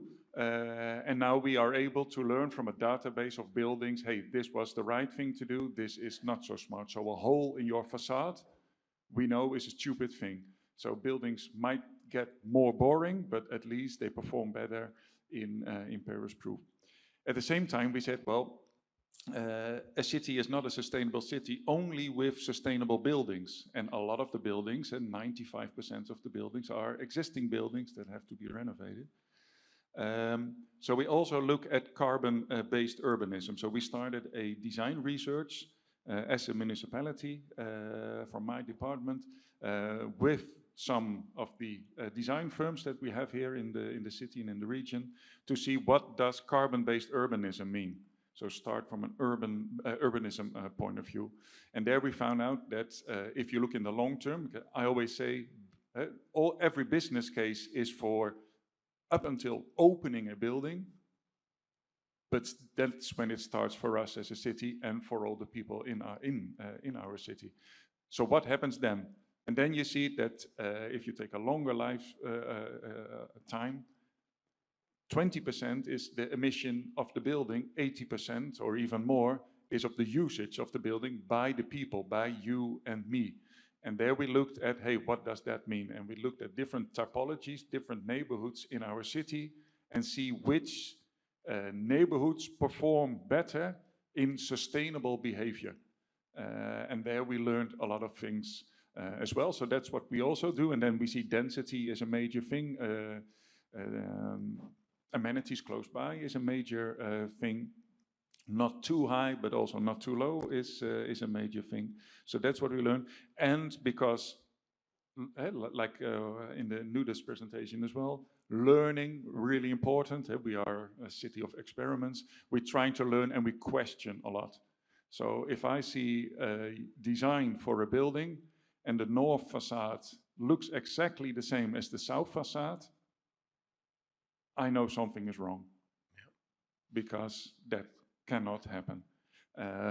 If I hear that 40 to 50% of the building costs goes into installation, then I know something goes wrong. It's a waste of money because installations never work, because people live in those buildings and work in those buildings and they behave differently than the machines think. So that sort of things we also do from our department, question what is going on, and then together with developers, together especially with architects, hey, the next building, how can it be better? Wow, it was very inspiring to hear how broad you to bring your role as chief urbanist, and you dive into things like the MEP and make sure that the city becomes better with that. Wow. Stefan, you're trained as an architect, you work as an architect, yet in the group of companies that you operate in, almost every specialism is in right about now. Can you explain to us how that works? And is it an advantage in having these different specialisms in, or is it actually a disadvantage? And can you push things like carbon more, or how do you look at that from the different hats that you can have? Thanks, Gideon. That's like many questions in one. But maybe to start, I'm an architect partner at Powerhouse Company, and in 2016 we started Red Company, a project developer, basically in the classic sense. So it is a different company. We are on the same floor. So we always explain it. We're designing and calculating next to each other. So let's say the BIM model and the Excel sheets are open next to each other.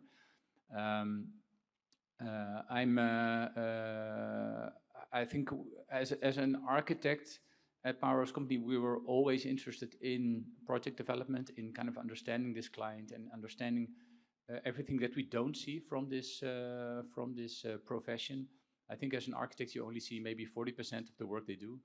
So it's like this iceberg of all the stuff that kind of happens on the other side, about financing, about, I don't know, managing a lot of stuff. I think that kind of intrigued us. It was also a little bit of frustration that we said, like, we just want to be our own client and then we can make our own decisions and it makes it a lot more fun.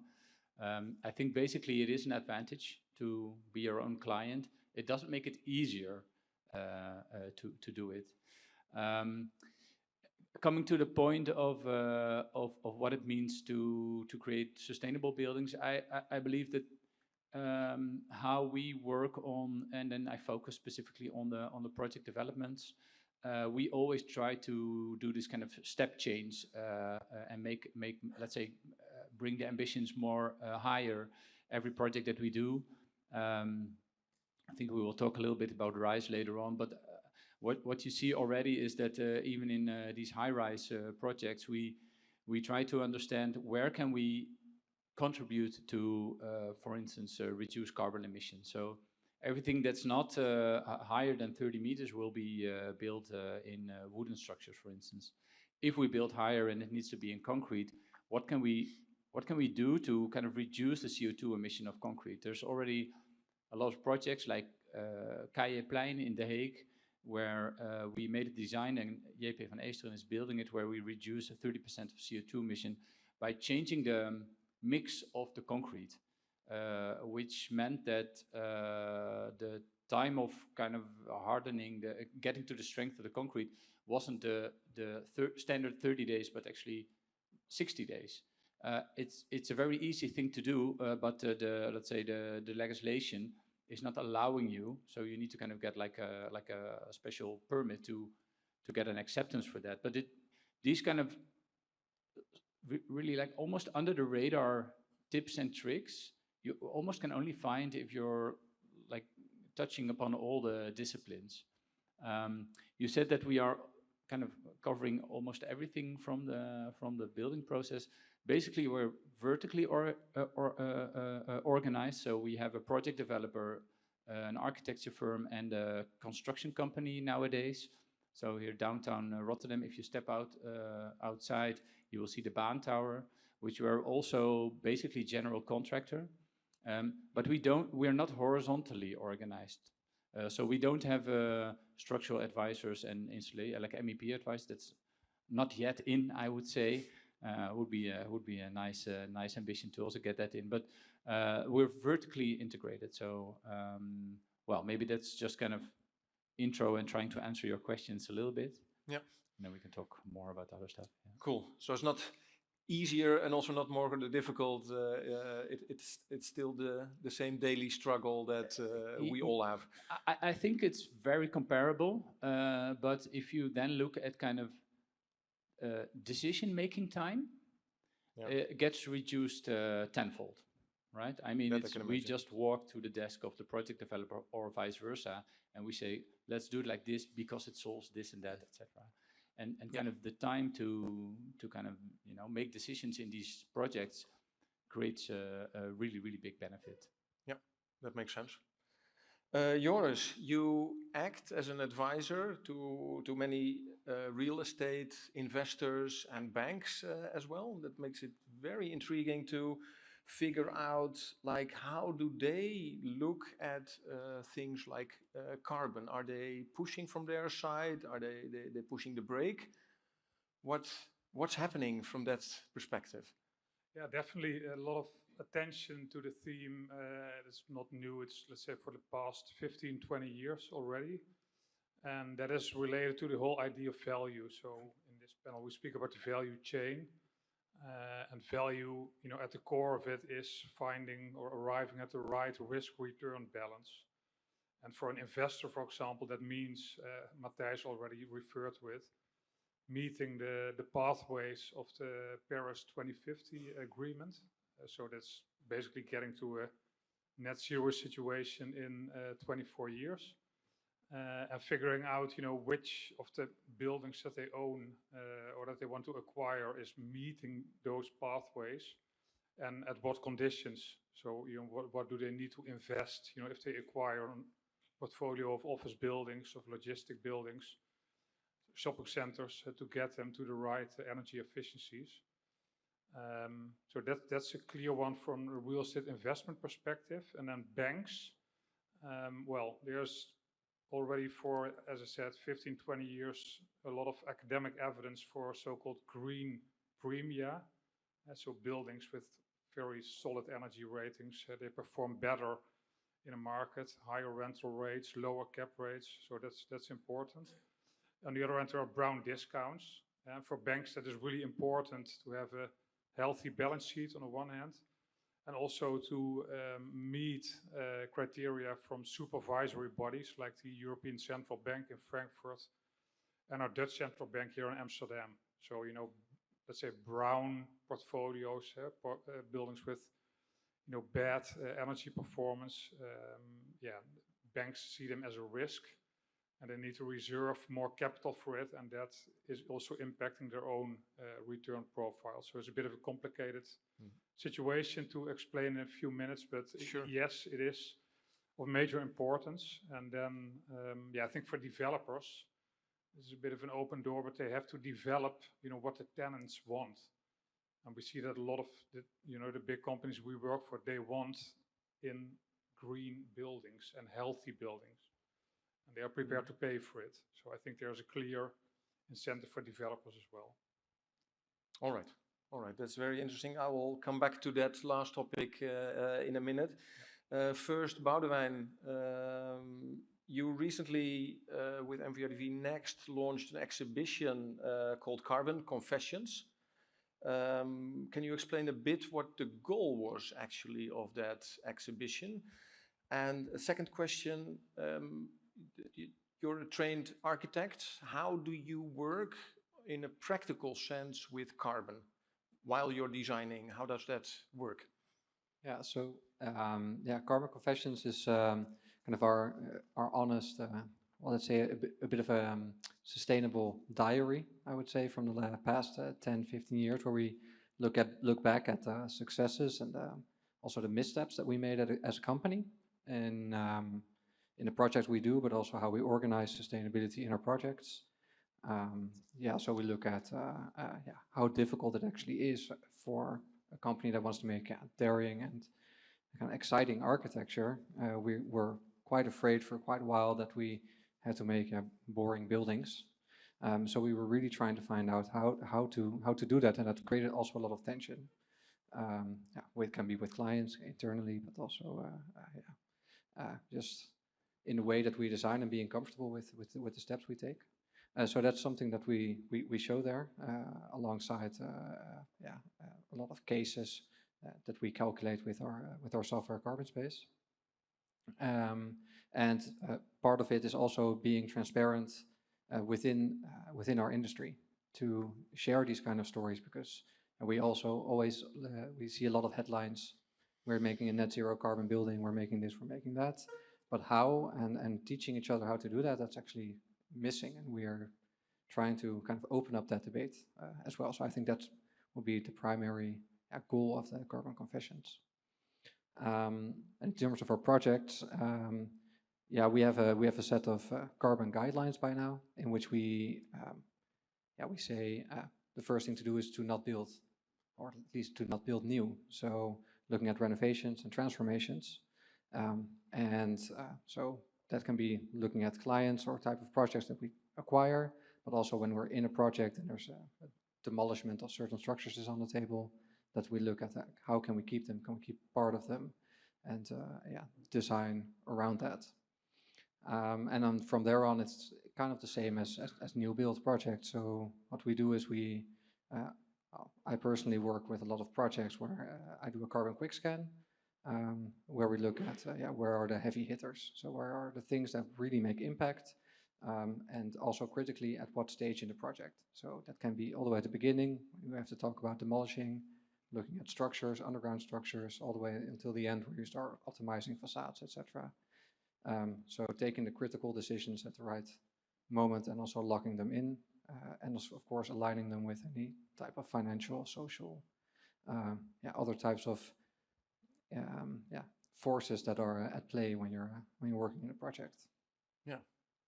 All right.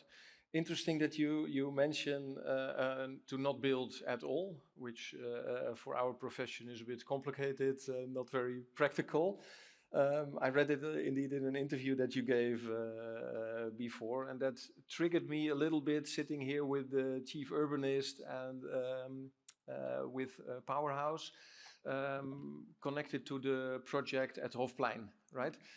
And sometimes you read people say like, hey, why didn't they keep the existing buildings? And I think it's good to discuss that openly. I will start with you, Matthijs.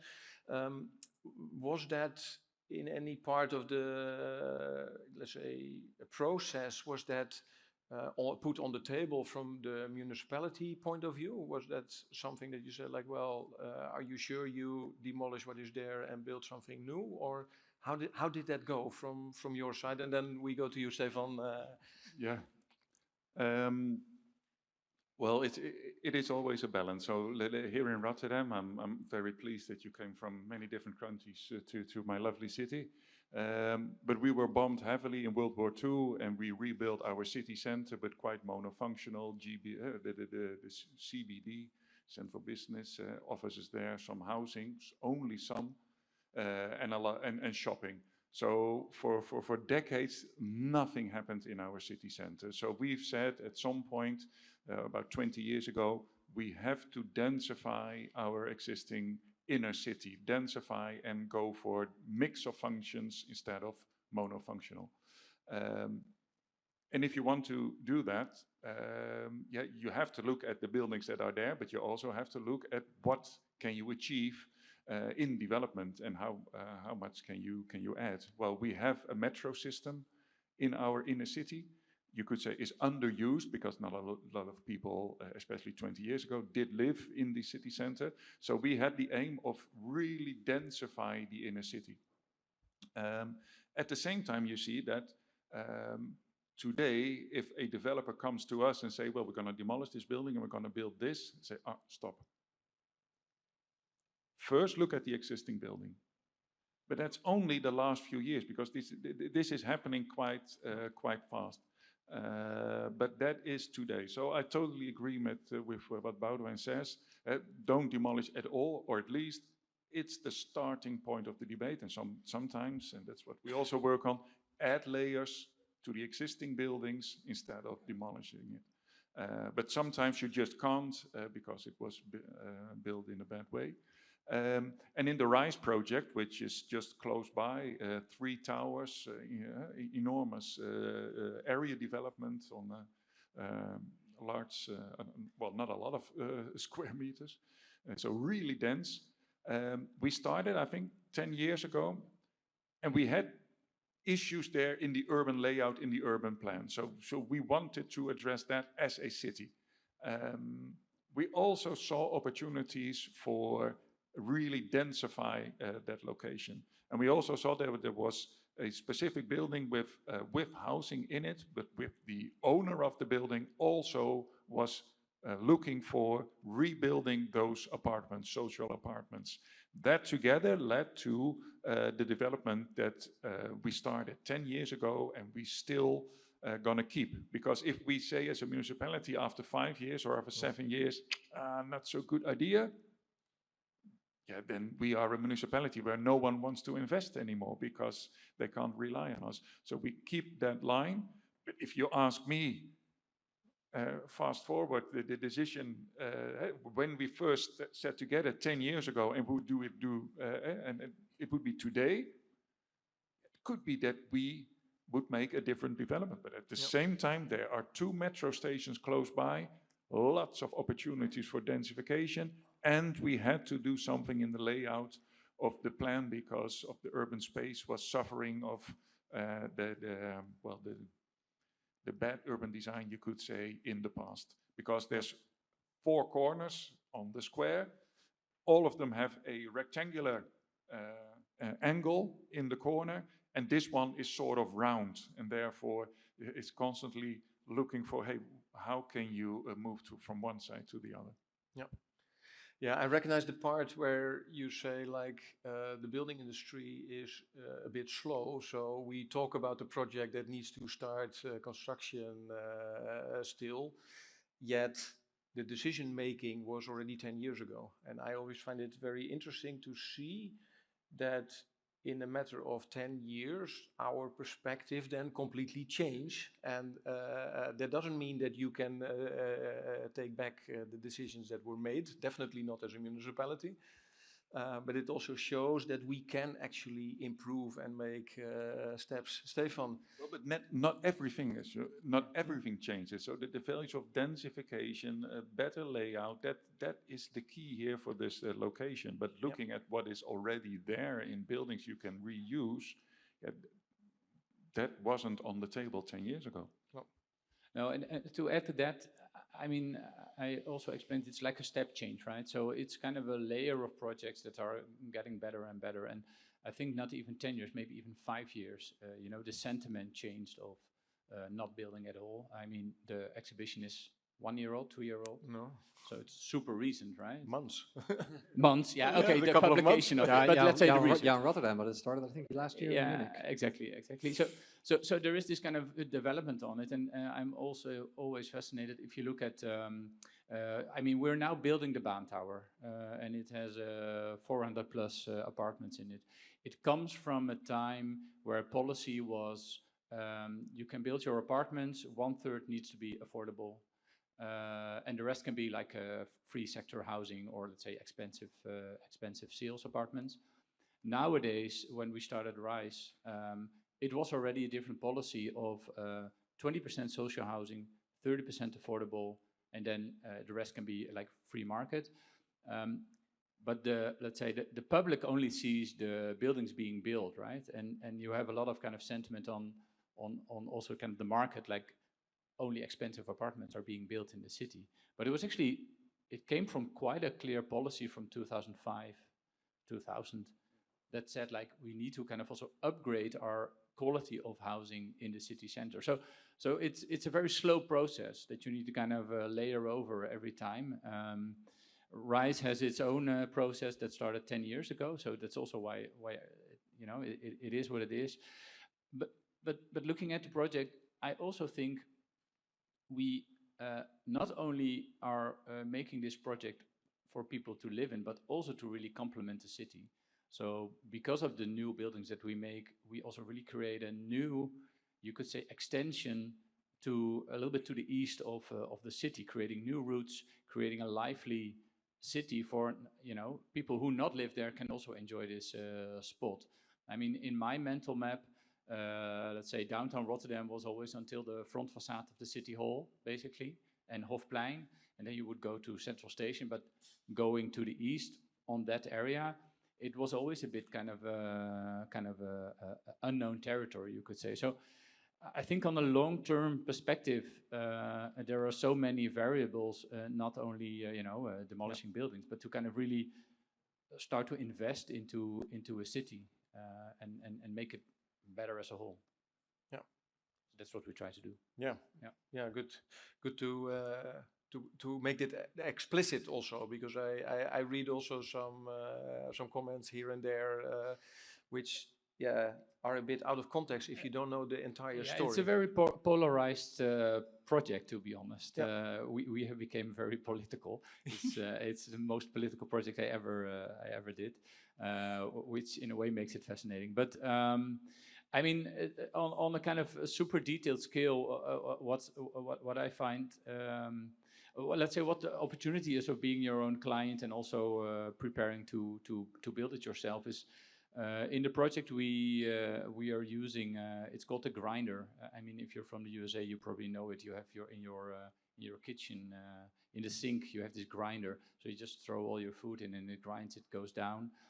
It saves a lot of waste and let's say, cubic meter of waste. For a project with this high density, that's actually very, very important, because we make 1,500 units, basically houses on this site. Can you imagine everybody bringing their garbage bags to the street, right? So you get all these dilemmas that you kind of need to also work through, which is also a more sustainable way of dealing with this garbage, because you kind of separate it. Well, it's not really garbage. You separate it from the real garbage to kind of, in that sense, also be more sustainable. So kind of, we just had a discussion about the long-term use of a building, and let's say the energy use and the people who use the buildings, they have also a very big impact, of course, on kind of the sustainability part of projects. Yeah, absolutely. Exactly, because I'm not sure, but how many parking places? It's so only a few. So there you also see, and that's also with the carbon-based urbanism research that we did. One of the key factors is how to get people not into their car. If you look at 10 years, then already it's shifted. But also if you look at 10 years of a person using their car every day instead of walking and using public transport, it's a huge difference. And especially if you've got perhaps 2,000 people living there, it's a huge difference, a huge impact. So there we see, from the perspective of the municipality, we also have to look at what the user will do. And then, of course, perhaps demolishing a building is not so good. But in the end, if you get a really dense city with existing metro station, which will walk amenities all close by, then it ticks all the other boxes for the user phase of the building by the people that will work and live there. Absolutely. But it's also the mind shift, the mental mind shift of municipalities, and I know that you've made it. There are still municipalities which have a table which forces you to make a basement full of parking. We try to take steps there. No, we talk about the operations. I heard you say just now also that investors and banks are really looking at it, but in a way it feels really like operational carbon. We discussed in the morning that the development of operational carbon reached more or less its limits. You can make it 1% more efficient, but that is not where the heavy hitter is. what do you think is needed in order to make the embodied carbon actually on the agenda? Yeah, I think the starting point, and that's again not new, that's ongoing for some time, but it will get more and more impact, is regulations from the, for example, the new emission trading system part 2. It's extended to buildings and transport in 28. I think that's an important starting point. On the other hand, the whole life cycle carbon emission program from the new EPBD. That's something that I think we all have to start preparing for if we haven't done that already. And then, if I look at our clients, a lot of them are working on repositioning their portfolios. So every year, was already mentioned, 95, 98% of the buildings are there already. And that is the majority of buildings that need to be transformed in a way. And a lot of our clients are struggling, what is technically feasible on the one hand, from structural engineering MEP perspective, and what is the associated CAPEX and OPEX, capital expenditure and operational expenditure profile that is associated with certain combinations of structural engineering and MEP engineering measures you can take. And there's a lot of platforms and systems that we use to figure out what that right balance would look like. And it depends a bit. Investors is definitely not a homogeneous group. So we work for, let's say, pretty aggressive American private equity firms with an investment horizon of 5 to 7 years. And their basic motivation is, to meet compliance criteria. And then exit at certain profit ratios after 5 to 7 years. That's on the one hand. On the other hand, we have the institutional investment base with, for example, German investment of pension funds and insurance companies. I think like the owner of the building we are in now, and they have a 20, 25, 30-year horizon. Comparable, well, not comparable, but a bit similar to the city itself.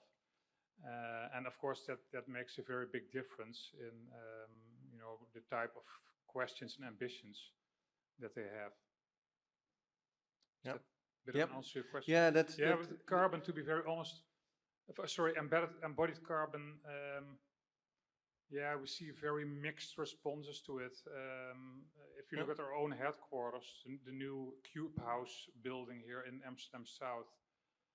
First of all, we moved from an existing building 300 meters from that location to a new building. So one could argue, why are you doing that? Yeah, good question. It meets our criteria as a tenant in a better way in the long term. It's better to meet clients, it's better to meet our partners. So that was a consideration in doing this. And yes, 75% of the structure is, bio-based, CLT, glulam material. So that makes it less worse, so to speak. But in the end, it's a kind of a trade-off that we have to deal with. Yeah, just like life. Life in general. About then, how do you look at this financial aspect? No, you work on leading buildings, yet also there's a business case, right? There's somebody at the end that has an Excel, and the Excel says yes or no. Still, you manage to push the embodied carbon projects further and further. How do you do that? Data. One of the main ways we do it is just by going into this discussion early. So to avoid having what we had in the past is that we would go into a project and very high sustainability ambitions, green on rooftops, it needs to be super social, etc. And then while you work on your project, it slowly starts to erode. Like you slowly start to lose some aspects that that really help it look sustainable, but also things that just make it really sustainable. One of the difficulties there is that we didn't always know how much of an impact that certain decision had. So what we do now is we go very early in the process to do these scans of our projects. And in that project itself, we look at where the heavy hitters are and start making scenarios in which we discuss with the design teams and they take the client on board or other specialists to map out the financial consequences of that and to lock those in early. You already mentioned, for example, parking basements. Often quite an easy thing to save costs on. If you get one level underground away, it helps you a lot in the carbon, but you might need to do some convincing of decreasing the parking ratio. So those are then quite easy steps. And on top of that, we take all of these projects and put them into one big database where we get additional information from. So you can really see what types of steps are really making an impact and what are battles that are worth fighting for with your client and also worth getting into tense situations. Yeah. Well, that's interesting indeed. This data, because many people talk about carbon, but few people really know exactly what it's about. And this data is really helping to support all of that. Looking at the time, that brings us to the end of this panel. I want to thank the panelists for their input from all different sides. And yeah, ladies and gentlemen, that brings us to the end of today's conference, the first Zak World of Façades conference here in Rotterdam. And we've had inspiring perspectives on carbon and circularity, innovation, and how to build in the future. And perhaps, but more importantly, we've seen that these kind of things, they need a very diverse team of people to work on it and the will of making better projects. And I think that is very interesting what we've seen here today. Thank you to all speakers of today, partners, and thank you to all attendees. And we really hope that this is a start of the discussion on carbon and that it will radiate way beyond this conference of today. Let's start with having a drink. I invite you all to have a drink, and let's hope to see you next year here as well. Thank you, everybody.